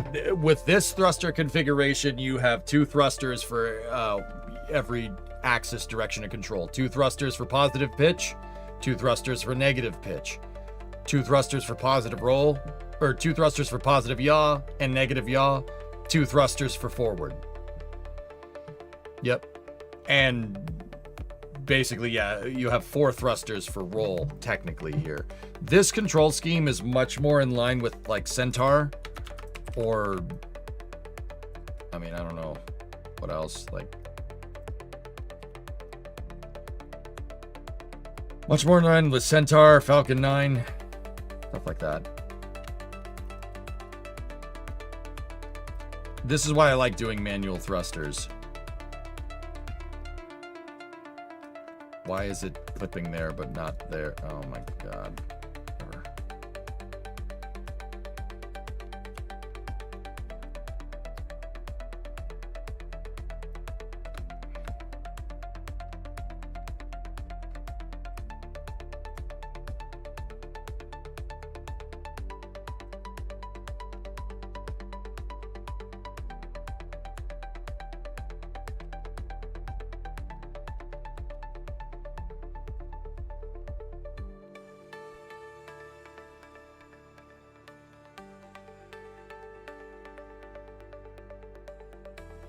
Alright, let's just leave that like that. That's fine. RCS is good. We need batteries. Not a lot, just a little right there. I need a separator mechanism.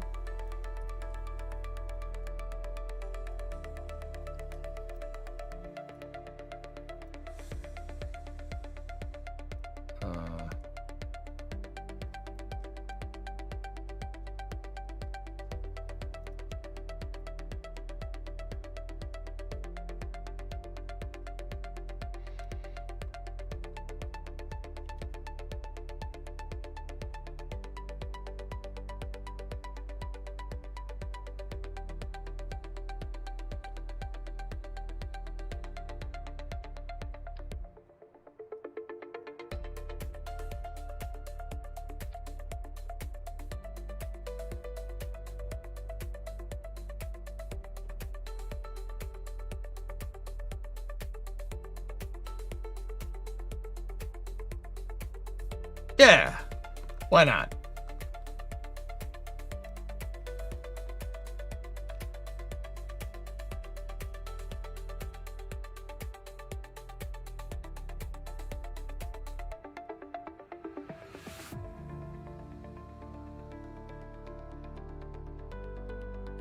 Did you already modify the thrust thingy? The thrust thingy is already modified, yes. We have increased engine output, and now we have a nice little set of separators there for staging. Actually, I don't mind that, but truth be told, I hate lugging around Separatrons because in your staging menu, it's like, oh, you got to carry all this stuff. You know what I'd prefer to do? Put them on the core stage.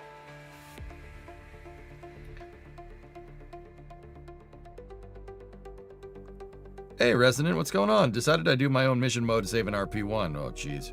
Doing an AU playthrough starting in 2016, redoing Constellation using NLS, currently making a PowerPoint to plan it all out.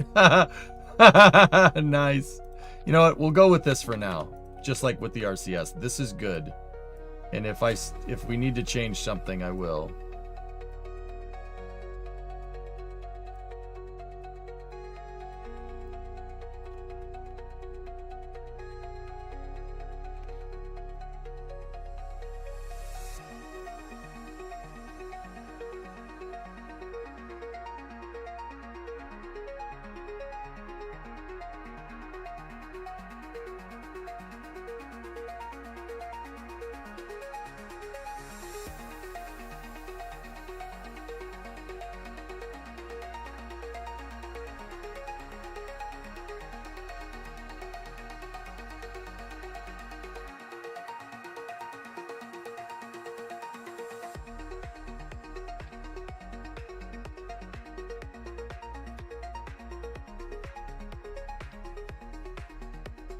So you know what I'm thinking?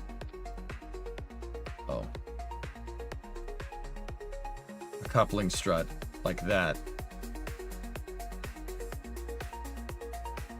Oh, that's not gonna work. You know what? Whatever. We just deal with it. All right.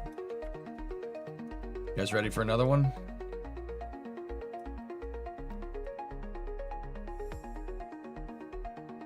Let's do a second test flight just to confirm our changes, make sure that everything works right.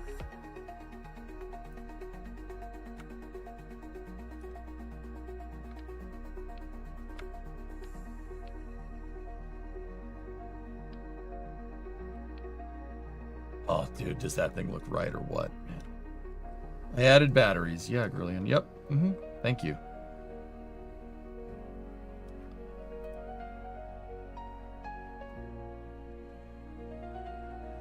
Firebird had a 63-month resub. There you go.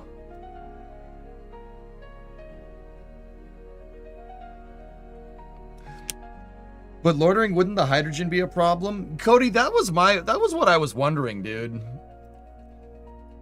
I was wondering about that, but well, whatever.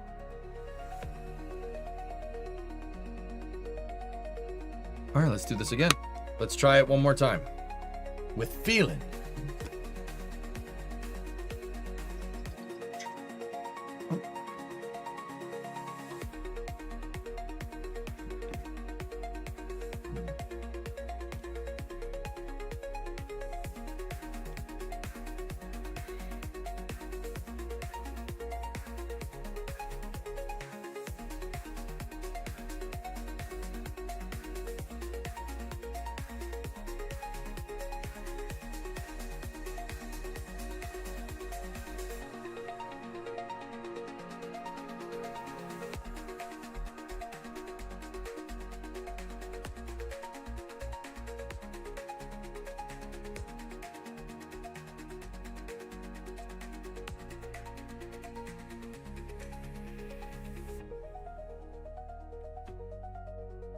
Discovery, go at throttle up.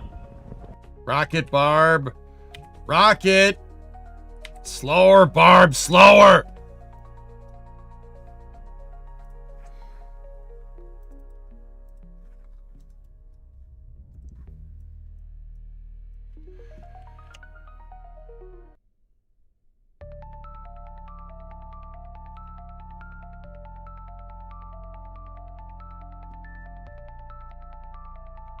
Hey, Philly, what's up, dude?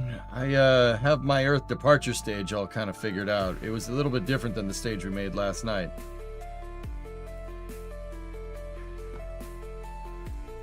I changed it around a little bit. Okay, ready? Okay, we got very good engines. T-minus 10, 9, 8, 7, 6, 5, 4, 3, 2, 1.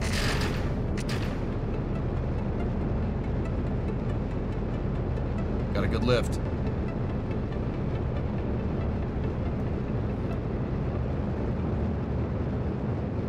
Roll program.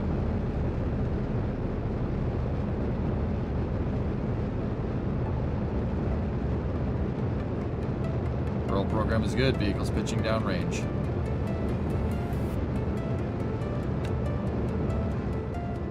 If I saw what I saw before from the first flight with the SRBs, we stage those at 2 minutes and 2 seconds. That's when we give the call for separation.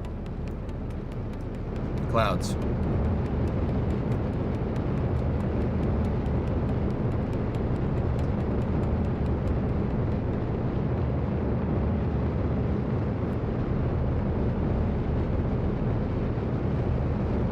Dynamic pressure looks good.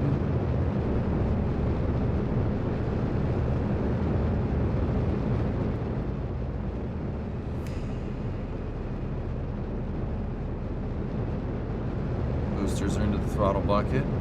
Pitching over.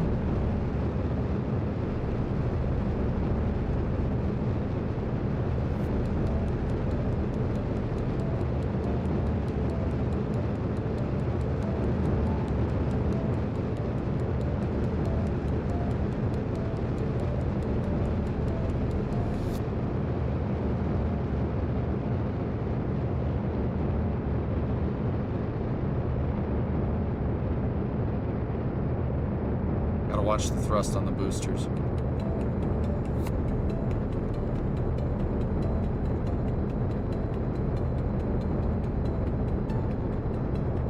Thrust tailing off on SRBs, standing by for separation.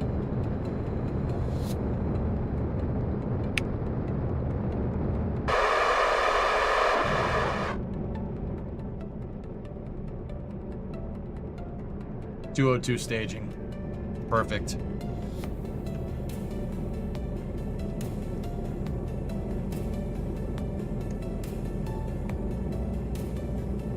That was great. Perfect, dude. Actually, like, super good.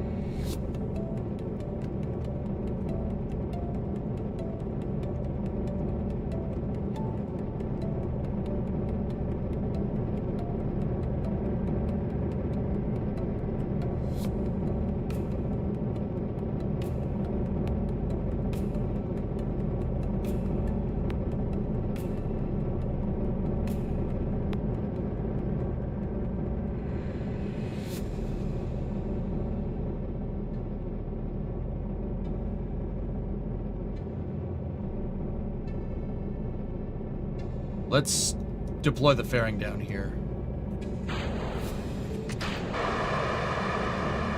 Fairing separation, nose cone separation confirmed.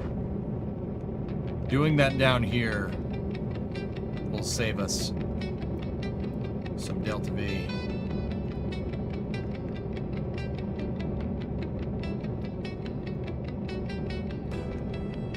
Damn, dude. That is a big stage. Put clamshell on next time, I beg you.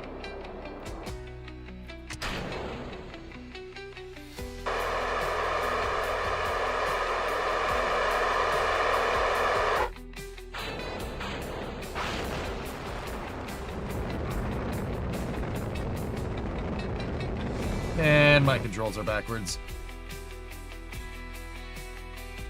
Don't worry about that. You don't need to worry about the controls being backwards.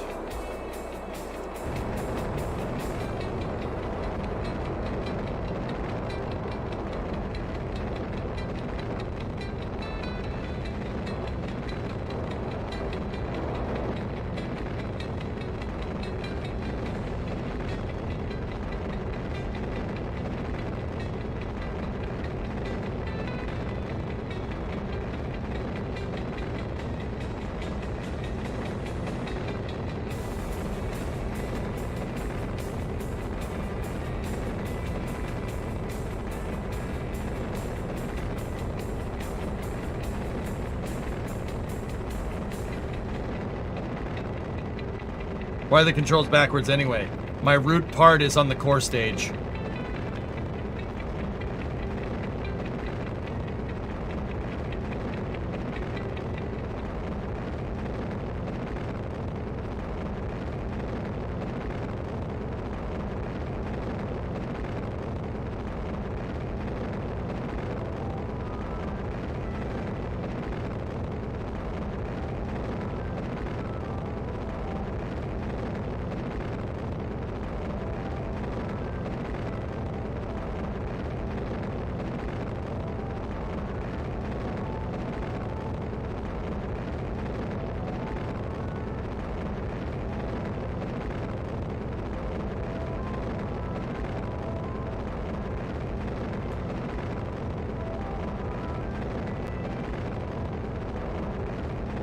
Stand by for engine cutoff.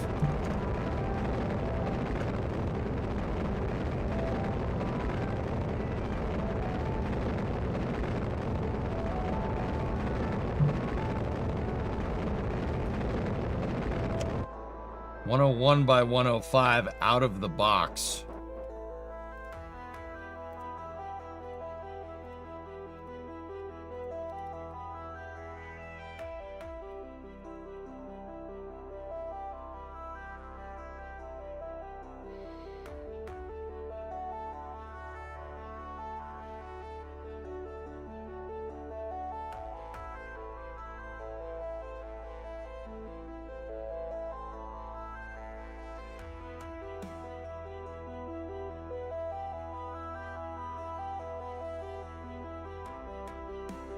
Oh, my Delta V is completely screwed up right now because we overclocked the engine. Yeah, overclocking gives you very, very wonky readings and stuff. Yeah, ops, it's good, man. Yeah, she's good, man. Real good, actually.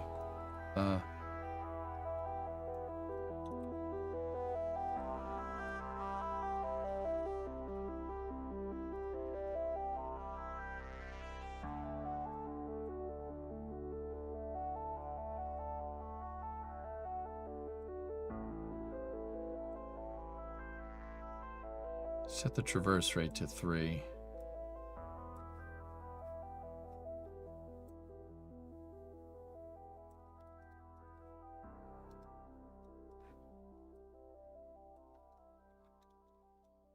Yeah, baby.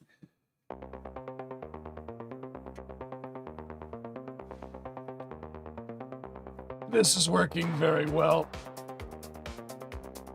Pretty happy.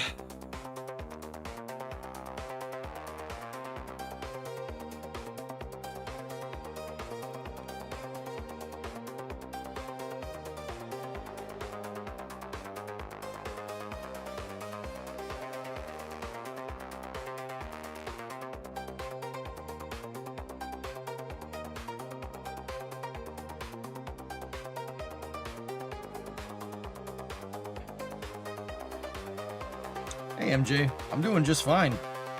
Yeah, everything's great.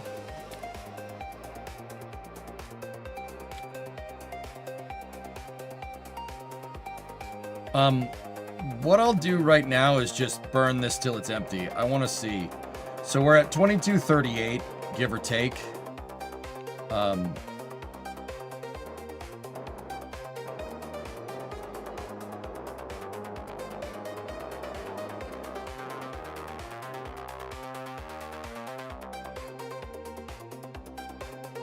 Let's just...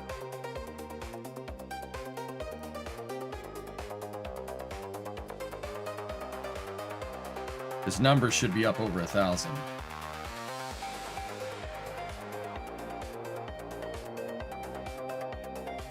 Let's set it to about 1,500 meters a second, see what it does. 1,500 meters a second should be well into solar orbit.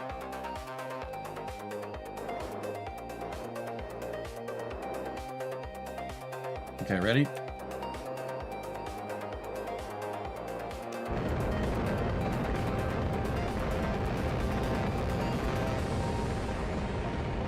Now just let it burn. I'll be right back. I gotta pee.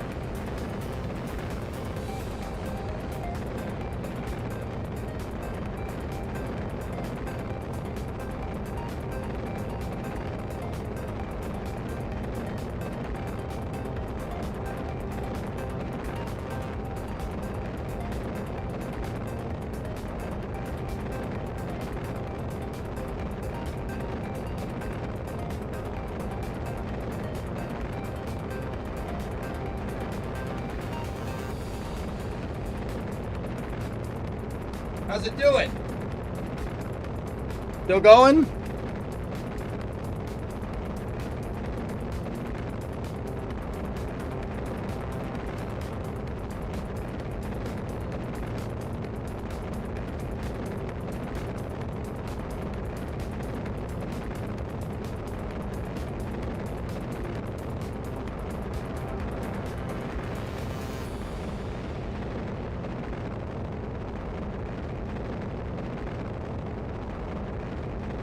It's having a blast.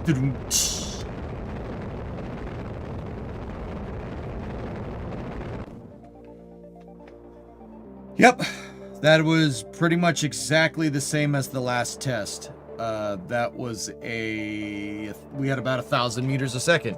That's pretty much spot on. What's our trajectory looking like right now? Oh, dude, forget shooting it to the moon, dude. We could almost shoot 72 tons to Duna. Wow. All right. Yeah, this is a really nice upper stage. I'm pretty happy with it. We almost shot 72 to doing it. That's pretty damn good.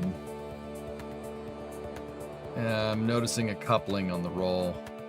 Or not a coupling, it's the SAS doesn't want to. It's being a butthole.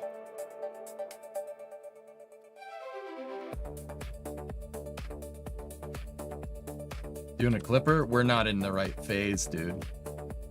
Yeah, we're not in the right phase. But that's still pretty damn good. All right, cool. Saw what I wanted to see. I'm pretty happy with this stage, dudes. Yeah, it's fine. I'm actually kind of shocked that we put that thing together and it works, like on the first try. That's pretty good. You boys still got it.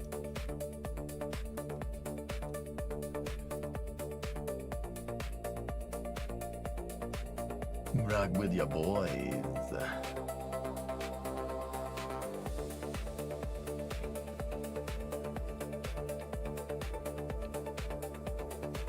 Can we add a Nerva? No, that comes later. What payload do we have that's 72 tons that needs to get to Duna? We most likely won't be shooting a 72-ton payload to Duna if we're going to use the Earth departure stage for something like that, if that makes any sense.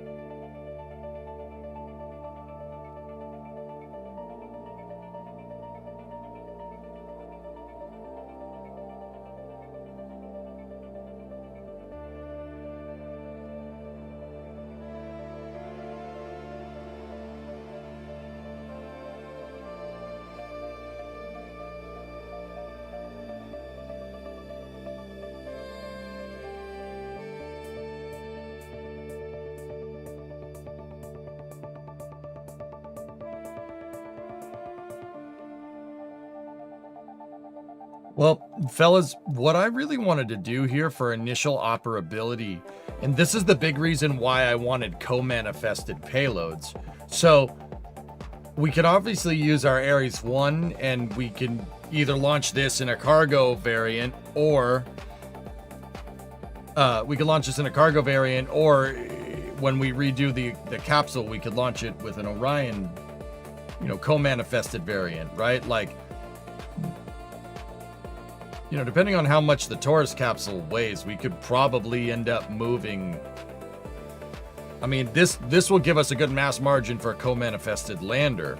I mean, my capsule, the Taurus capsule is not, even with our revisions, it's not going to weigh, it's not going to have 36 tons of mass. There's no way. I mean, it might. So like, even if I did give it 36 tons of mass, that still means that I have 36 tons for a lunar lander, which is excellent. That gives good operability. Now, I still want to use Ares 1 for launching Orion, my Taurus capsule, into space. We have to fix the Taurus capsule. That is our objective tomorrow. So we got our Ares 1 more or less working, right? We got our SLS Ares 5 hybrid ridiculousness lifter working. My shuttle works. We know the shuttle works. Want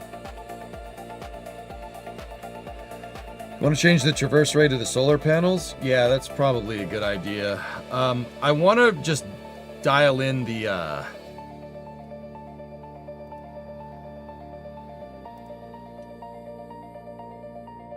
3 is fine.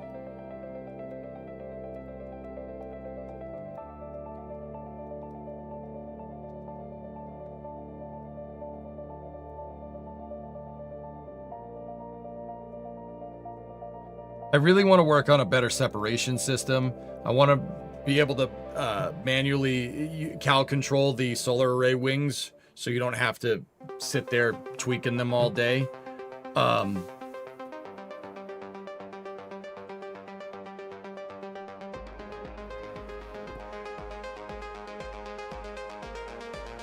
But okay, so my other plan.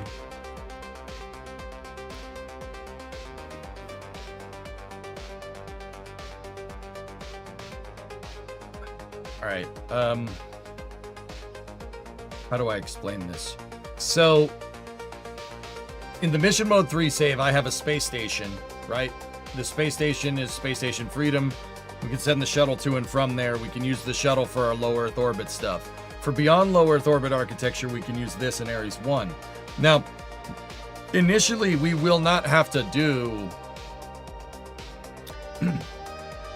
because I, once again, have given this co-manifest payload capability. Like, eventually I want to be able to put the capsule and a payload up there, right? And that's how we'll use it, basically, at the start. I don't want to do exactly what Constellation did, but we could. We have the option to do it if we need it. I mean, we could do it. It doesn't really matter. I could make a fairing for this, and we could just... Yeah. We could...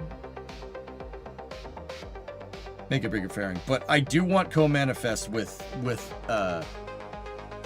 this vehicle here. I want co-manifest capability, and the reason why I want it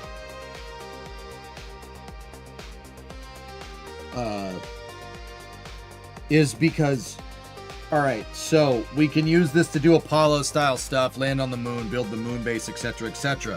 What I want to do with the departure stage is this. Hold on. I want to use the departure stage, and this was a big reason why I wanted solar array wings.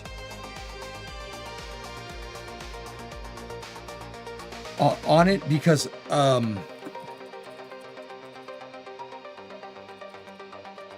co-manifesting this gives me basically the opportunity to do the Skylab transfer vehicles. Yeah, that's what it does. I can... So Apollo didn't just build Skylab because it was fun, ha ha ha. No, they built it because it was supposed to be a prototype transfer vehicle. I'm going to do that with the Earth departure stage, and an Orion capsule instead of a CSM in a Skylab. This gives... So the reason why I want to do this is because with the co-manifest payloads, we can do Apollo style stuff at the beginning, right? And then after that, I can we could use Ares 1, Ares 5, use it like Constellation to get heavy payloads out to the moon, right? You could do that. And then we can use the co-manifested variant while we're doing moon exploration stuff. If Mars or if Duna or Eve comes into phase, I take the co-manifested vehicle and we convert the EDS into an orbital workshop, and we do Kerbals do flybys of Duna and into Eve. That's the plan.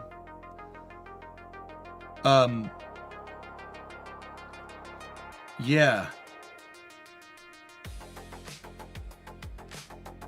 And then we'll have it, we could put it into a Duna cycler or an Eve cycler. Eve cycler would be a little weird, but I'm pretty sure we can get that done. So the reason why I built it this way, guys, is because in Kerbal saves in the past, I've built out a moon base. And then I'm just like, no, this makes it so I don't really need to engineer another rocket. I don't need to engineer another rocket to go further, right? This architecture is a stopgap. It prevents a stopgap. It is a stopgap. It prevents a gap. So I can start working on, we could do flybys, right, with Jeb and everybody else, and that's cool. But if we want to move to lander architecture, right, what I want to do is take what we learned from this module right here, like the transfer module with everything, with all the science and whatnot all over it, right, with the upper stage behind it. I want to take that adapter, right, And if we're going to do more Duna stuff, like if we're going to circularize around Duna, we do our nuclear-powered core stage idea that we had. We do the nuclear core stage. Where I take that, whatever this is, we'll call it the transfer module architecture, right? We take that, and instead of attaching to a stage, we turn the core stage into a gigantic nuclear transfer vehicle. And instead of 4 shuttle engines, we put 4 Nervas at the back. And then, yeah, we put like radiators and Gigantor solar panel arrays on it. And then we can attach an Orion to the front. I could send a shuttle up to attach whatever modules I need to it. And that is our transfer vehicle architecture for landing on Duna. What did they want to do with it? So the idea behind this, Bob, is that you have an S4B, right? It has solar panels on it. And then where the LEM is, right, you have basically the docking adapter. It's Skylab, right? But instead of the dry workshop in the hydrogen tank, right, you fill it with fuel. You fill it with hydrogen, with liquid hydrogen. And your waste tank is your LOX tank. And then you burn with the stage. And when the stage, you put it on a transfer, a flyby for Mars or Venus, right? So you have a crew that does a Venus flyby, right? They don't land, they just fly by the planet. They don't circularize, they just fly by the planet and come right back to Earth. The idea is that you have the S4B. Basically, you take Skylab and you fill it up with fuel. It's called a wet workshop. So take this, right? Take this, put an S4B at the end, and fill the Skylab space station up with liquid hydrogen, right? And when it drains, you just open up the airlock, and boom, your spent stage is a space station instead of discarding the stage. The Skylab is a prototype transfer vehicle. That's where the Apollo program was going to go. After, like, you know, you could send people to the moon, or you could send people to Mars on a flyby, or Venus on a flyby. From here, what they would have done with this is start coupling nuclear-powered S4Bs together in space and have this at the front. So this with another S4B, a nuclear S4B behind it. It's pretty good, and they would have used that to make nuclear tugs to go back and forth between the Earth and the Moon. That's not the most efficient way to do that, but you know, with a Saturn V, it's fine. Like, it's not that big of a deal.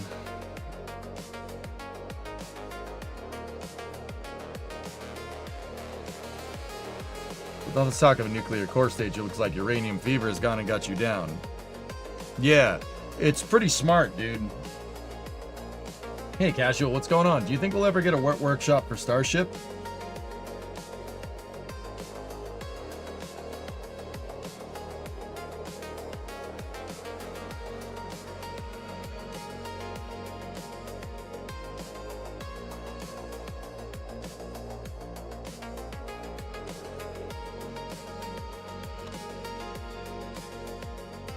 Couldn't you use the shuttle? Just use the cargo compartment as the living and working area. Well, with the shuttle, Zarfine, you're pulling all those wings with you, and the shuttle doesn't really have enough Delta V to get anywhere beyond low Earth orbit. Now, the cool thing is that, you know, the architecture that I'm building out, you have, you know, I don't know what we should call this thing. It's not SLS, it's not Ares 5, but it's kind of like halfway in between, but whatever. We have this, and then I have my shuttle and Ares 1 in this whole save. Like, what I want to do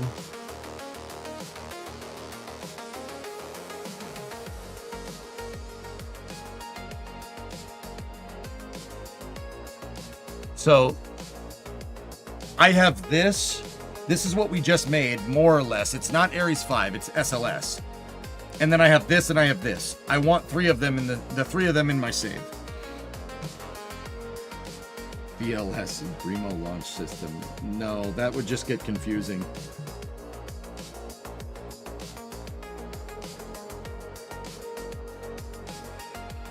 I don't have the Saturn V. But, yeah, the shuttle is not really good at sending any people beyond low Earth orbit. Now, I have that. I have my shuttle. Here's the shuttle.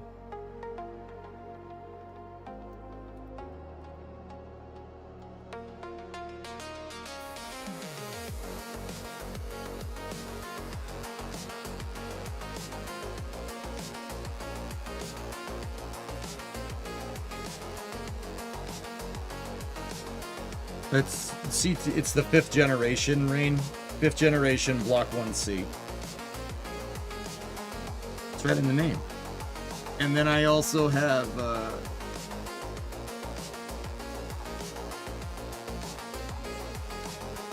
this. We have Jebstone.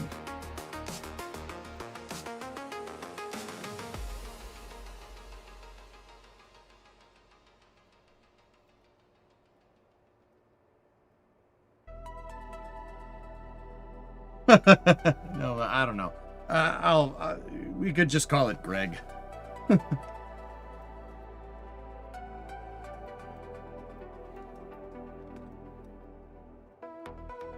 Hey Ziggy, welcome back, dude.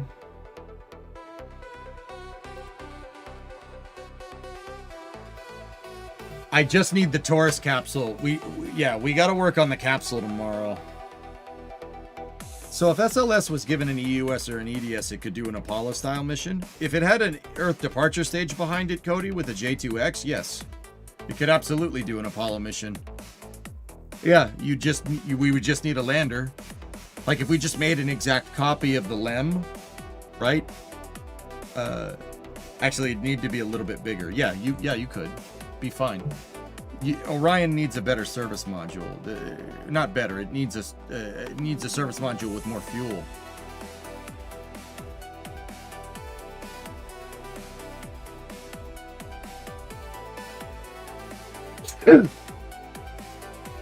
I'm alright.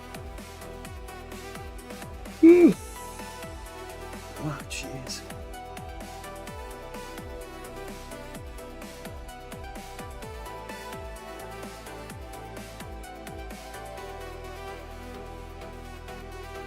Here's the thing I don't get. Why did NASA build the most powerful thing they've ever flown?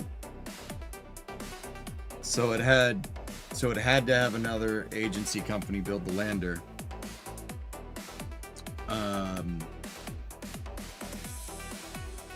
Bless you. Thank you. What do you mean, Reigns? Why did NASA build the most powerful thing they've ever flown and build it so it had to have another agency company build the lander? That wasn't the original intention. The original intention was to have SLS build Gateway, and then SLS's co-manifested capability would be able to assemble a lander at Gateway with Orion, and then you could land. If that sounds like a really stupid way to get to the surface of the moon, yeah, it is. But it's not necessarily there for just,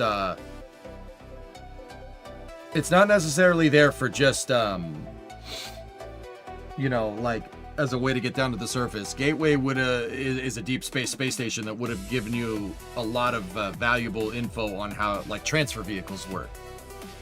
Like a long duration habitation module. It's a good idea. It's not necessarily a bad idea.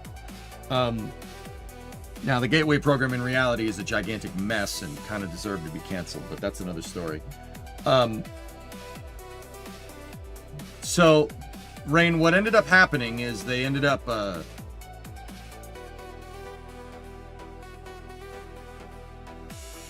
we didn't fund SLS correctly. I know that sounds ridiculous, and I know that people are saying like, oh, SLS is so expensive. The reason why it's so expensive is because it was flat funded.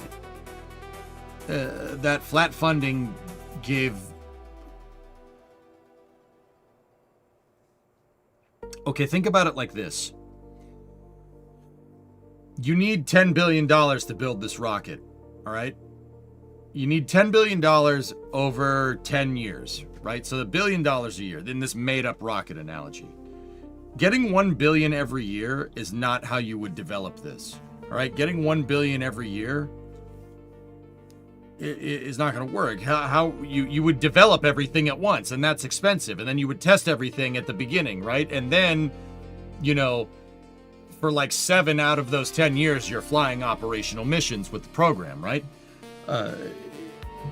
So you're not going to get $1 billion a year. If you had 10 years and $10 billion to build a rocket, right? The first 3 years would be your most cash intensive, right? You'd have like $2 billion the first year, $4 billion the next year, right?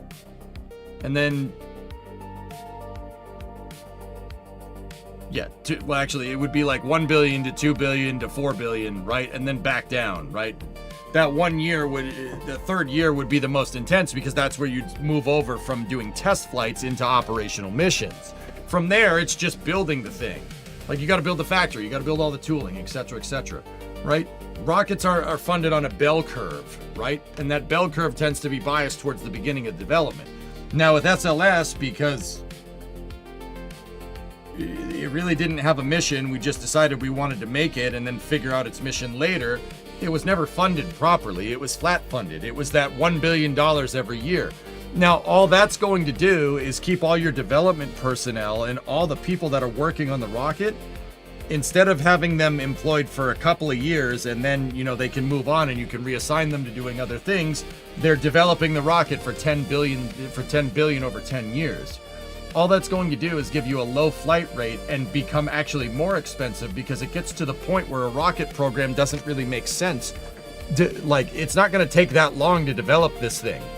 When you underfund something like that, you're going to increase timelines and increase cost, right? So, like, once again, in the analogy, right, you have, you know, if you have 10 years, $10 billion, right? If you're developing a big rocket, right, you'd spend most of your money in the first 3 years, and then the rest would just be operations, because flying it is way cheaper than it is to actually develop and build one of these things and do all the testing that you need to do. SLS was never funded like that. It was funded like, okay, Congress just said, like, okay, you get $1 billion for the next 15 years. And what that ended up doing is really staggering the development.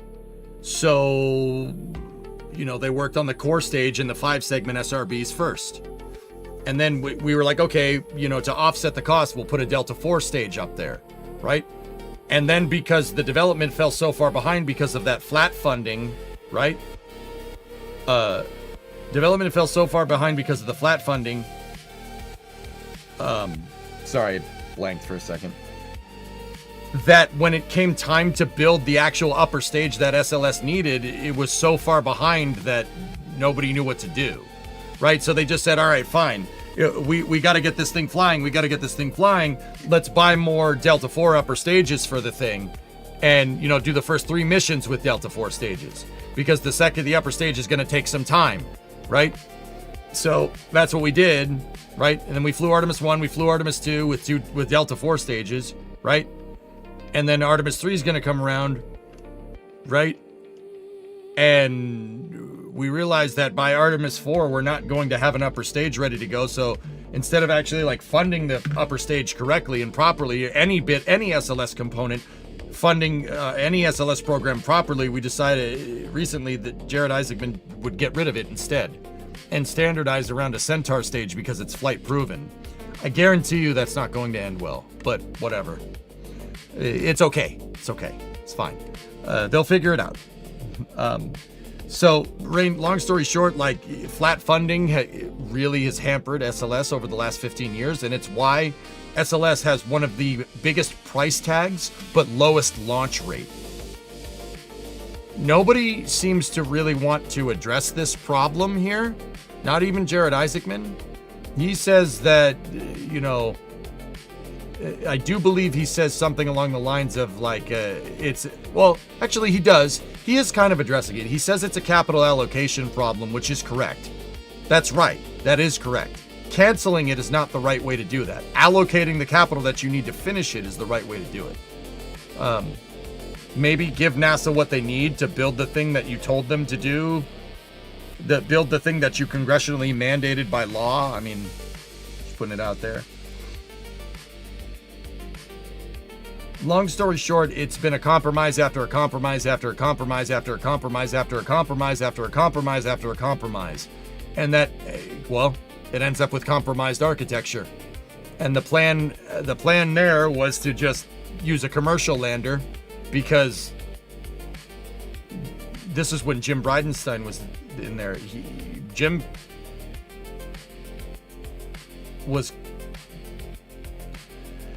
The right way to say it is that he realized that Congress wasn't going to give them the money for an in-house lander, which is... So he got some money for a commercial lander instead to try and offset the cost. Something that I would argue was not a smart decision. I did call it a good idea at the time, but the lander architectures that were proposed was Starship, right? And the national team at the time, so that's Blue Origin, Lockheed Martin, Northrop Grumman, and Draper, and then Dynetics with their saddlebag Alpaca lander. None of them were anywhere near what the budget that was given for the HLS program. They had to go with SpaceX because it was the cheapest option. So, Rain, long story short, this all really comes back to, well, honestly, not funding this stuff properly. Isaacman is right. You know, the capital allocation at NASA is terrible. Nothing gets funded properly, and this is why stuff takes time. That is the single biggest problem. I've said it in the past. The money is there. NASA gets like $25 billion a year. You telling me you can't build a super heavy launch vehicle with that kind of money? And now I get it. Not all of that money goes to SLS, right? But also at the same time, like,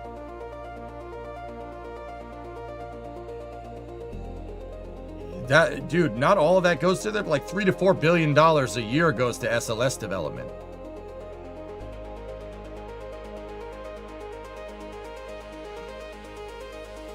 But once again, if, say, like, this is cost, right, and this is time, right? An ideal program for SLS would have been funded like this, and then go over the hump, and then down here, where this little gap is just operations, right? SLS was funded like this. Right? You see this area right here? If you try to shoehorn this into this area over 8 years, cost will go up. It'll go up. Why did I draw an A? Exponentially. That's why SLS is so damn expensive. If we had just given it the funds in 2014, 2015, 2016, they would have been on time. And, you know, people have the gall out there to say, like, haha, you know, the legacy contractors suck. Like, okay. What are the legacy contractors supposed to do? They know the rocket isn't going to launch anytime soon, so what do? You fire all your personnel? No, you got to keep them on retainer. Why do you think this got so expensive?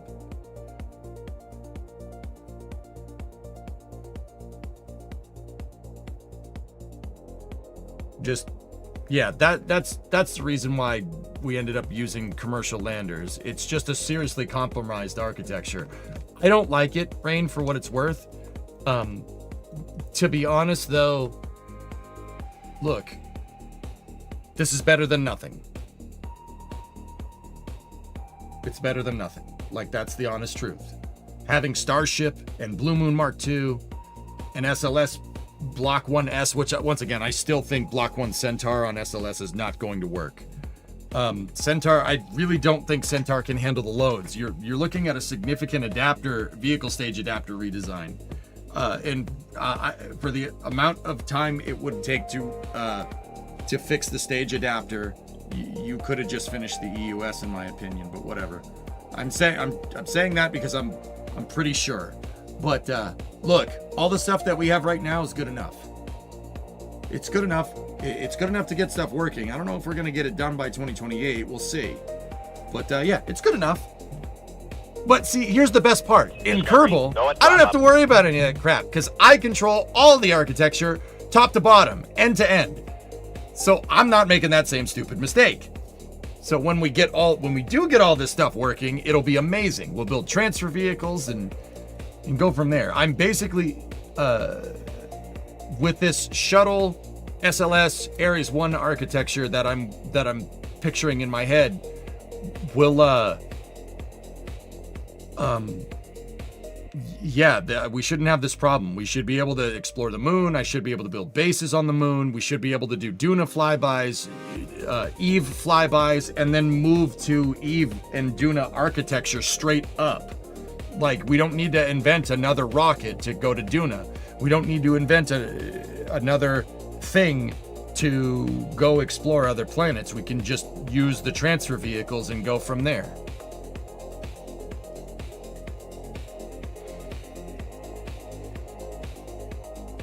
Wasn't there early studies for using Centaur with Orion years ago, which were dropped for EUS and ICPS? Centaur cannot handle the loads, dude. It can't handle the loads. It can't. I'm telling you, like, I do not understand why somebody proposed this idea, Tesla Max, because of this reason. There's no way a Centaur 5 can handle it. Guys, it's not even a judgment call. You'd need a forward load reactor, and you would have to redesign the entire stage. Like, not redesign the entire stage. You need to redesign the entire adapter to have a Centaur forward load, a CFLR. You'd need the CFLR deck, or else it's not going to work. It'll be like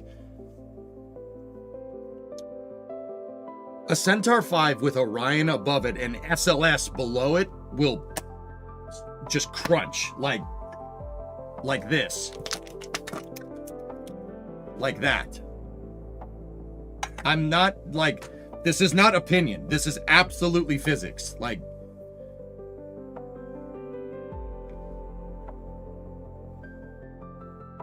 I really think that Jared Isaacman will figure out that in pressure from Congress that that's not a good idea. I'm calling it now. And if I'm wrong, I will be the first one to tell you. You're not putting a Centaur up there without a significant redesign to the adapter. It's not just build a cone and then put Centaur and Orion on top of that. Can't do that. Doesn't work that way. So Delta's upper stage is superior to Centaur? In that it can take the structure, yeah, sure. Hey, Yusuf, what's up? The Centaur numbers you were looking at were for unpressurized. What do you mean, Trevor? I do not use tweak scale bleaks now.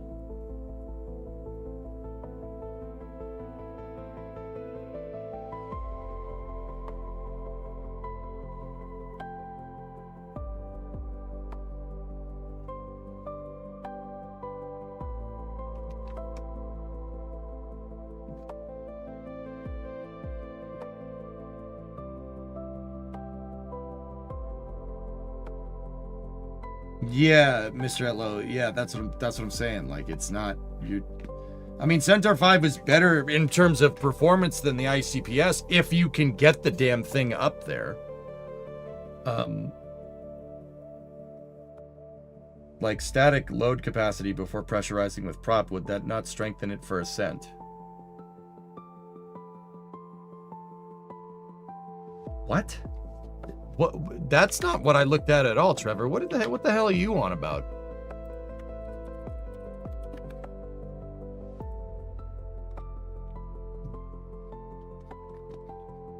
Look.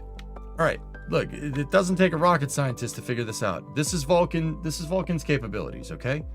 Look, the Vulcan VC6 variant, right? Maximum payload capacity to the ISS, all right?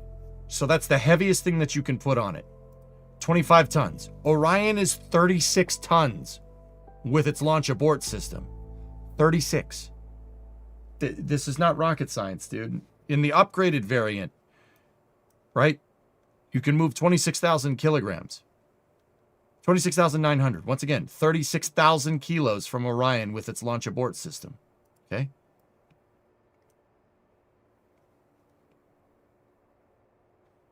Like this This is not rocket science, dude. The numbers don't number. And this is Centaur being able to, this is Centaur being pushed up with 2 BE4s and 6 GEM 63XLs. So the GEM 63XLs make 2,000 kilonewtons a pop. So there's 6 of them. So that's 12 meganewtons.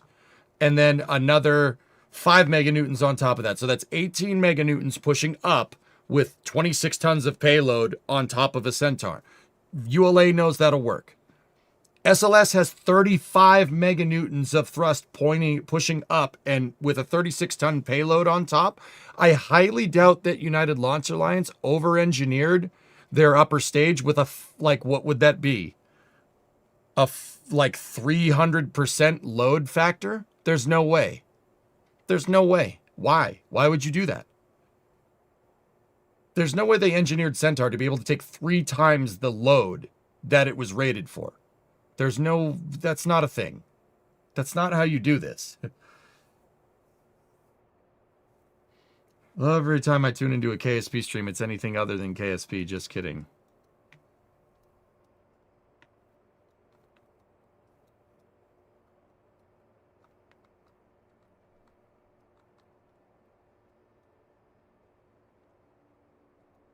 It was barely engineered for 100% load. Remember that one that popped in testing? Yeah, exactly, Philly. They found an edge case and blew up one at Marshall Space Flight Center. Yeah.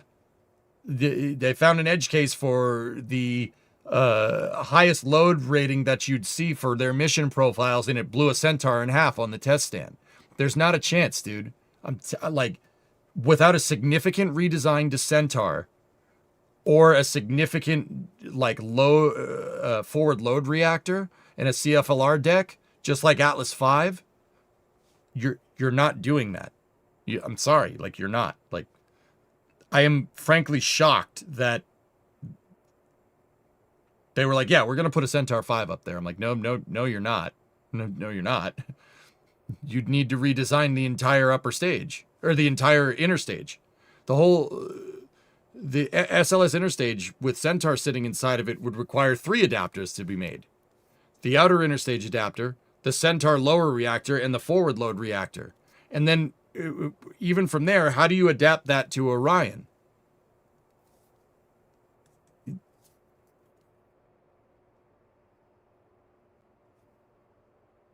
Now you're getting into redesigning the service module aft fairing on Orion as well, which is stupid. That's, I'm telling you, they're going to do their feasibility studies, and they're going to find that that's a bad idea. Like, it's the same reason why, you know, Jim Bridenstine a long time ago proposed putting Orion on top of Falcon Heavy, and that's not happening. Orion would crush the upper stage. Like, I don't have any better way to say this. So why does flat funding increase costs? I get that it will take longer, but shouldn't it still cost similar? Okay. Cody, let's say I'm paying you to mow my lawn, all right? How long does it take you, and say you know, like, say I'm paying you on a daily basis, right? Say I pay you $10 a day, right? If you mow the lawn, and it takes 1 day, probably take less than a day, you get $10, right? Now I say, I want you to mow the lawn. I want you to get it done in 2 days, right? How much would you ask for? You'd ask for $20, right? Does it take that long to mow the lawn? Does it take 2 days to mow the lawn? No, it doesn't. So now to mow one lawn, I have to pay you double. Right? It does not take 2 days to mow a lawn unless I have a really big house. But let's just say I don't. Let's say I have a normal size house and it takes like an hour. Right?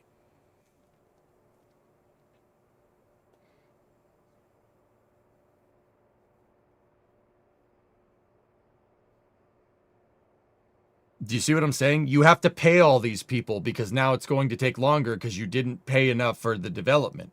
You have to keep all these people on salary when the tasks should have taken a lot less time. You're not taking a pay cut, are you? Getting the right amount of funding in the wrong amount of time ends up ballooning the cost. Like, underfunding is terrible for a program. So if not Centaur 5, what do you think will happen? ICPS DCSS is long gone. Blue Origin isn't showing great reliability. SpaceX really doesn't have anything else in that class, etc., etc. Feels like Centaur is the only option outside of restarting the EUS, which is as good as a pipe dream. Steve, I still think we could restart the EUS. There's only been a stop order for like a month. We could restart it right now. That's fine. I would probably do that, and I would probably allocate the capital to get it done fast.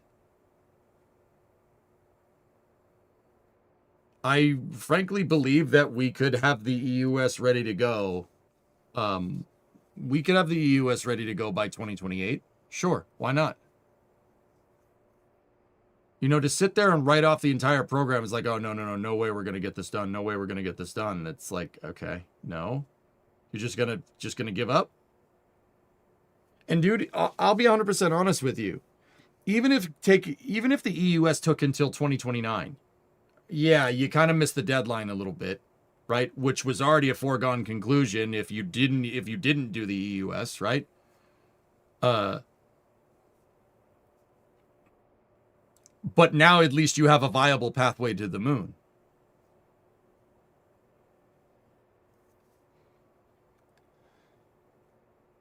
Can you explain what all the lines on the bottom of the VAB are for? They're there to look cool.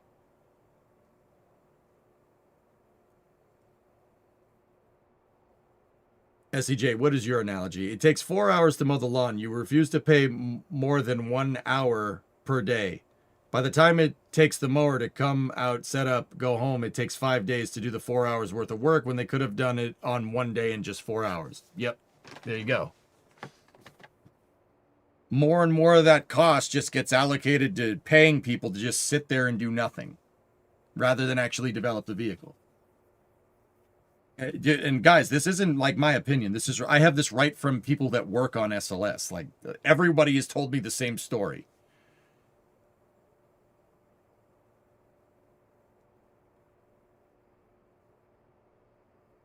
I feel like re-engineering Centaur 5 would take about as long as it would to continue with the EUS. Bingo. That's my argument, Tim.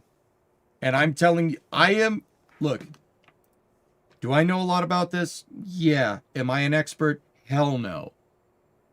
But I know enough to put my hat into the ring. I know enough to throw my hat into the ring. I know how Centaur works. I've been,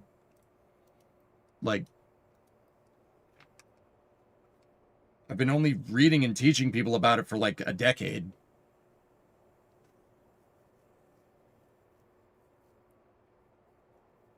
So it's the companies taking longer to get more money, or is it a NASA Congress thing? It's Congress not giving the contractors they need to get stuff done correctly. And then everybody has the gall to blame contractors and say, oh, legacy space sucks. It's like, yeah, okay. Okay.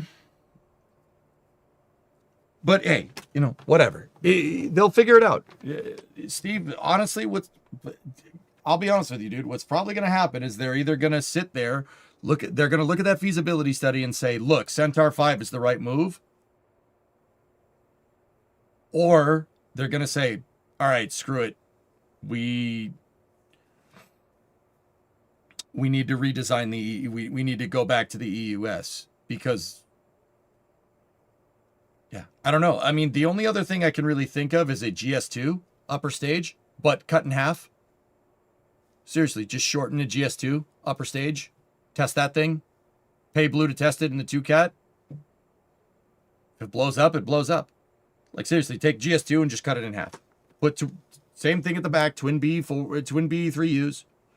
Same thing up at the top, 7-meter fairing. Or make the fairing adapt to Orion.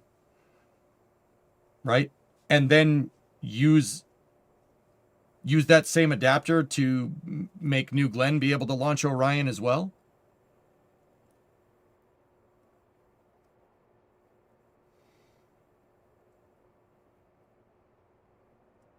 And then go from there, dude. That'd work. Use New Glenn as your Ares 1, and then use SLS in a cargo variant with as your Ares 5. That'll work just fine. With it, so an EUS and a lander on top, right? Send the EUS to put the lander on translunar injection, and actually have an Orion go to it, and then yeah, go from there. That'd work. My only fear is we've seen a lot of those GS2s pop. I don't think they're mature enough.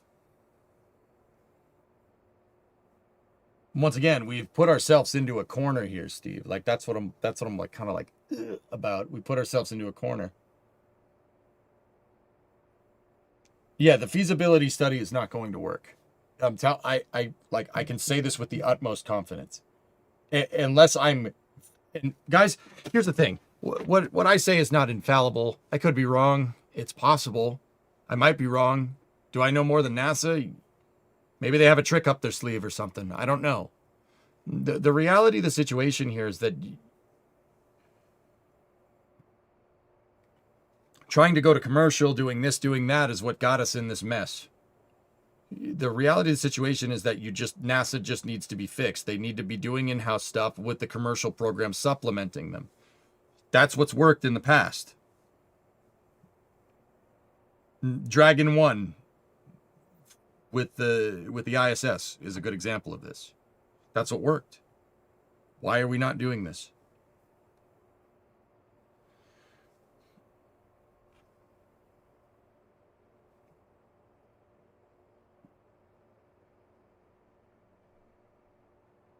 I think ULA has no choice but to make the ICPS work. Well, good luck with that. The ICPS production line was scrapped. But yeah, once again, I'm not saying that you couldn't put a Centaur 5 on top of SLS. You could, but it would take some time. It would take some time to re-engineer everything. And in the time that it takes to re-engineer everything, you could have just finished engineering the EUS and then not had to worry about SLS not having a good upper stage. And now you get co-manifested capability. So you could just build Gateway anyway and still use the commercial landers on top of all of this. Like,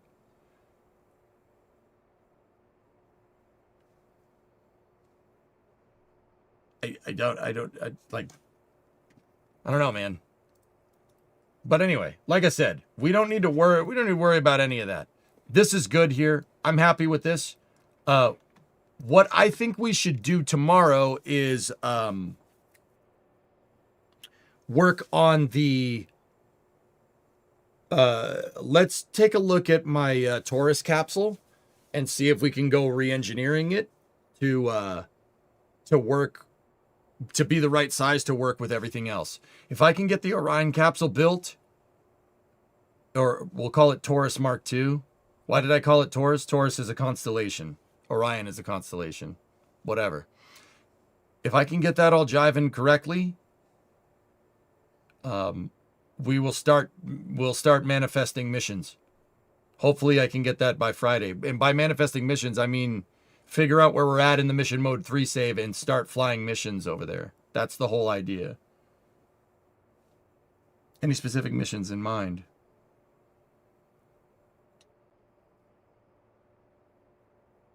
Build a moon base. That's what people want to see, right? I asked people after Artemis 2, what did you guys want to see me do in KSP? And the vast majority of people said build a moon base. So,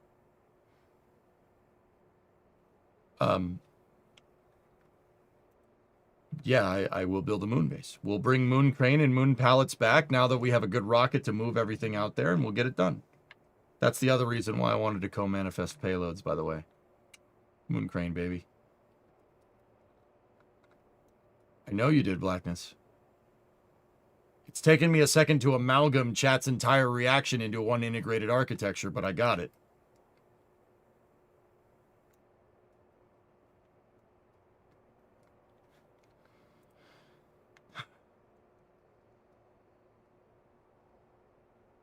Yeah, moon crane would work very well, actually, with this whole architecture. It would work really good.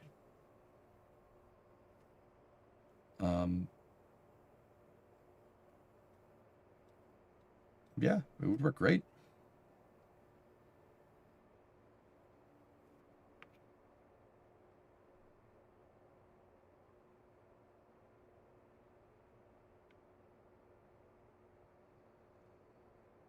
I'm just thinking. I'm thinking a little bit more about all this.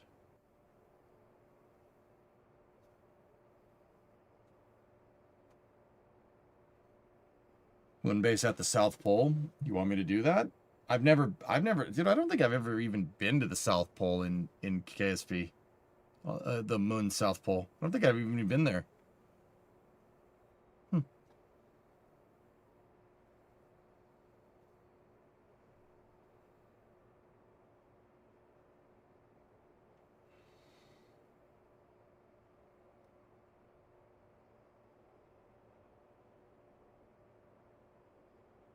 Earth departure stage at the Lunar Space Station. We could do that, sure. I would need to develop a couple more components like the EDS transfer module. But yeah, other than that, it's good. I've been there recently and it's got a lot of real funky terrain and a few spots that can kill you if you walk there. All right, Dan. Well, I got to redesign the capsules, so let's do that. But yeah, I'm getting kind of tired, guys. I had to get up at like 6:30 to drive into the city because dentist appointment, and my mouth is freaking killing me, by the way. I had 2 teeth drilled and a freaking crown. 2 fillings and a freaking crown. My face hurts. It's been hurting all day. That's why it's been tougher for me to lock in, but yeah, I'm gonna take a little time here and just chill for a second. You're a master at hiding it. It feels like I got punched in the face. Like this is all, it hurts like all up in here. Like all up in there. Go have a little Morty nap. Yeah. Weather guy, we can raid somebody. Let's see who's up and about. But yeah, dudes. Actually superb progress here on SLS. We got that whole Earth departure stage works great.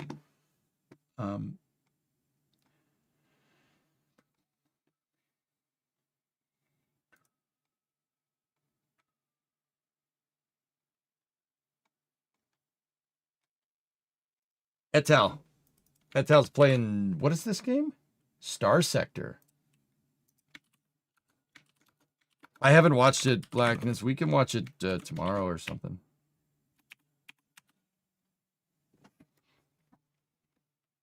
All right, dudes. Let's go see what Italics is up to on the Twitch side. Starlink is in 41 minutes. Too late. Too late. I already started the raid. You guys weren't quick enough. All right, so I will talk to you guys all, yeah, tomorrow. Tomorrow should be regular schedule. I don't have any dentist appointments or anything. Just, I'll be on sometime between 12 and 1 o'clock. Let's just go with that. I think I got everything under control. But anyway, go see what Etel's up to. I'll talk to you guys all tomorrow. Thank you very much for watching. Have a good night.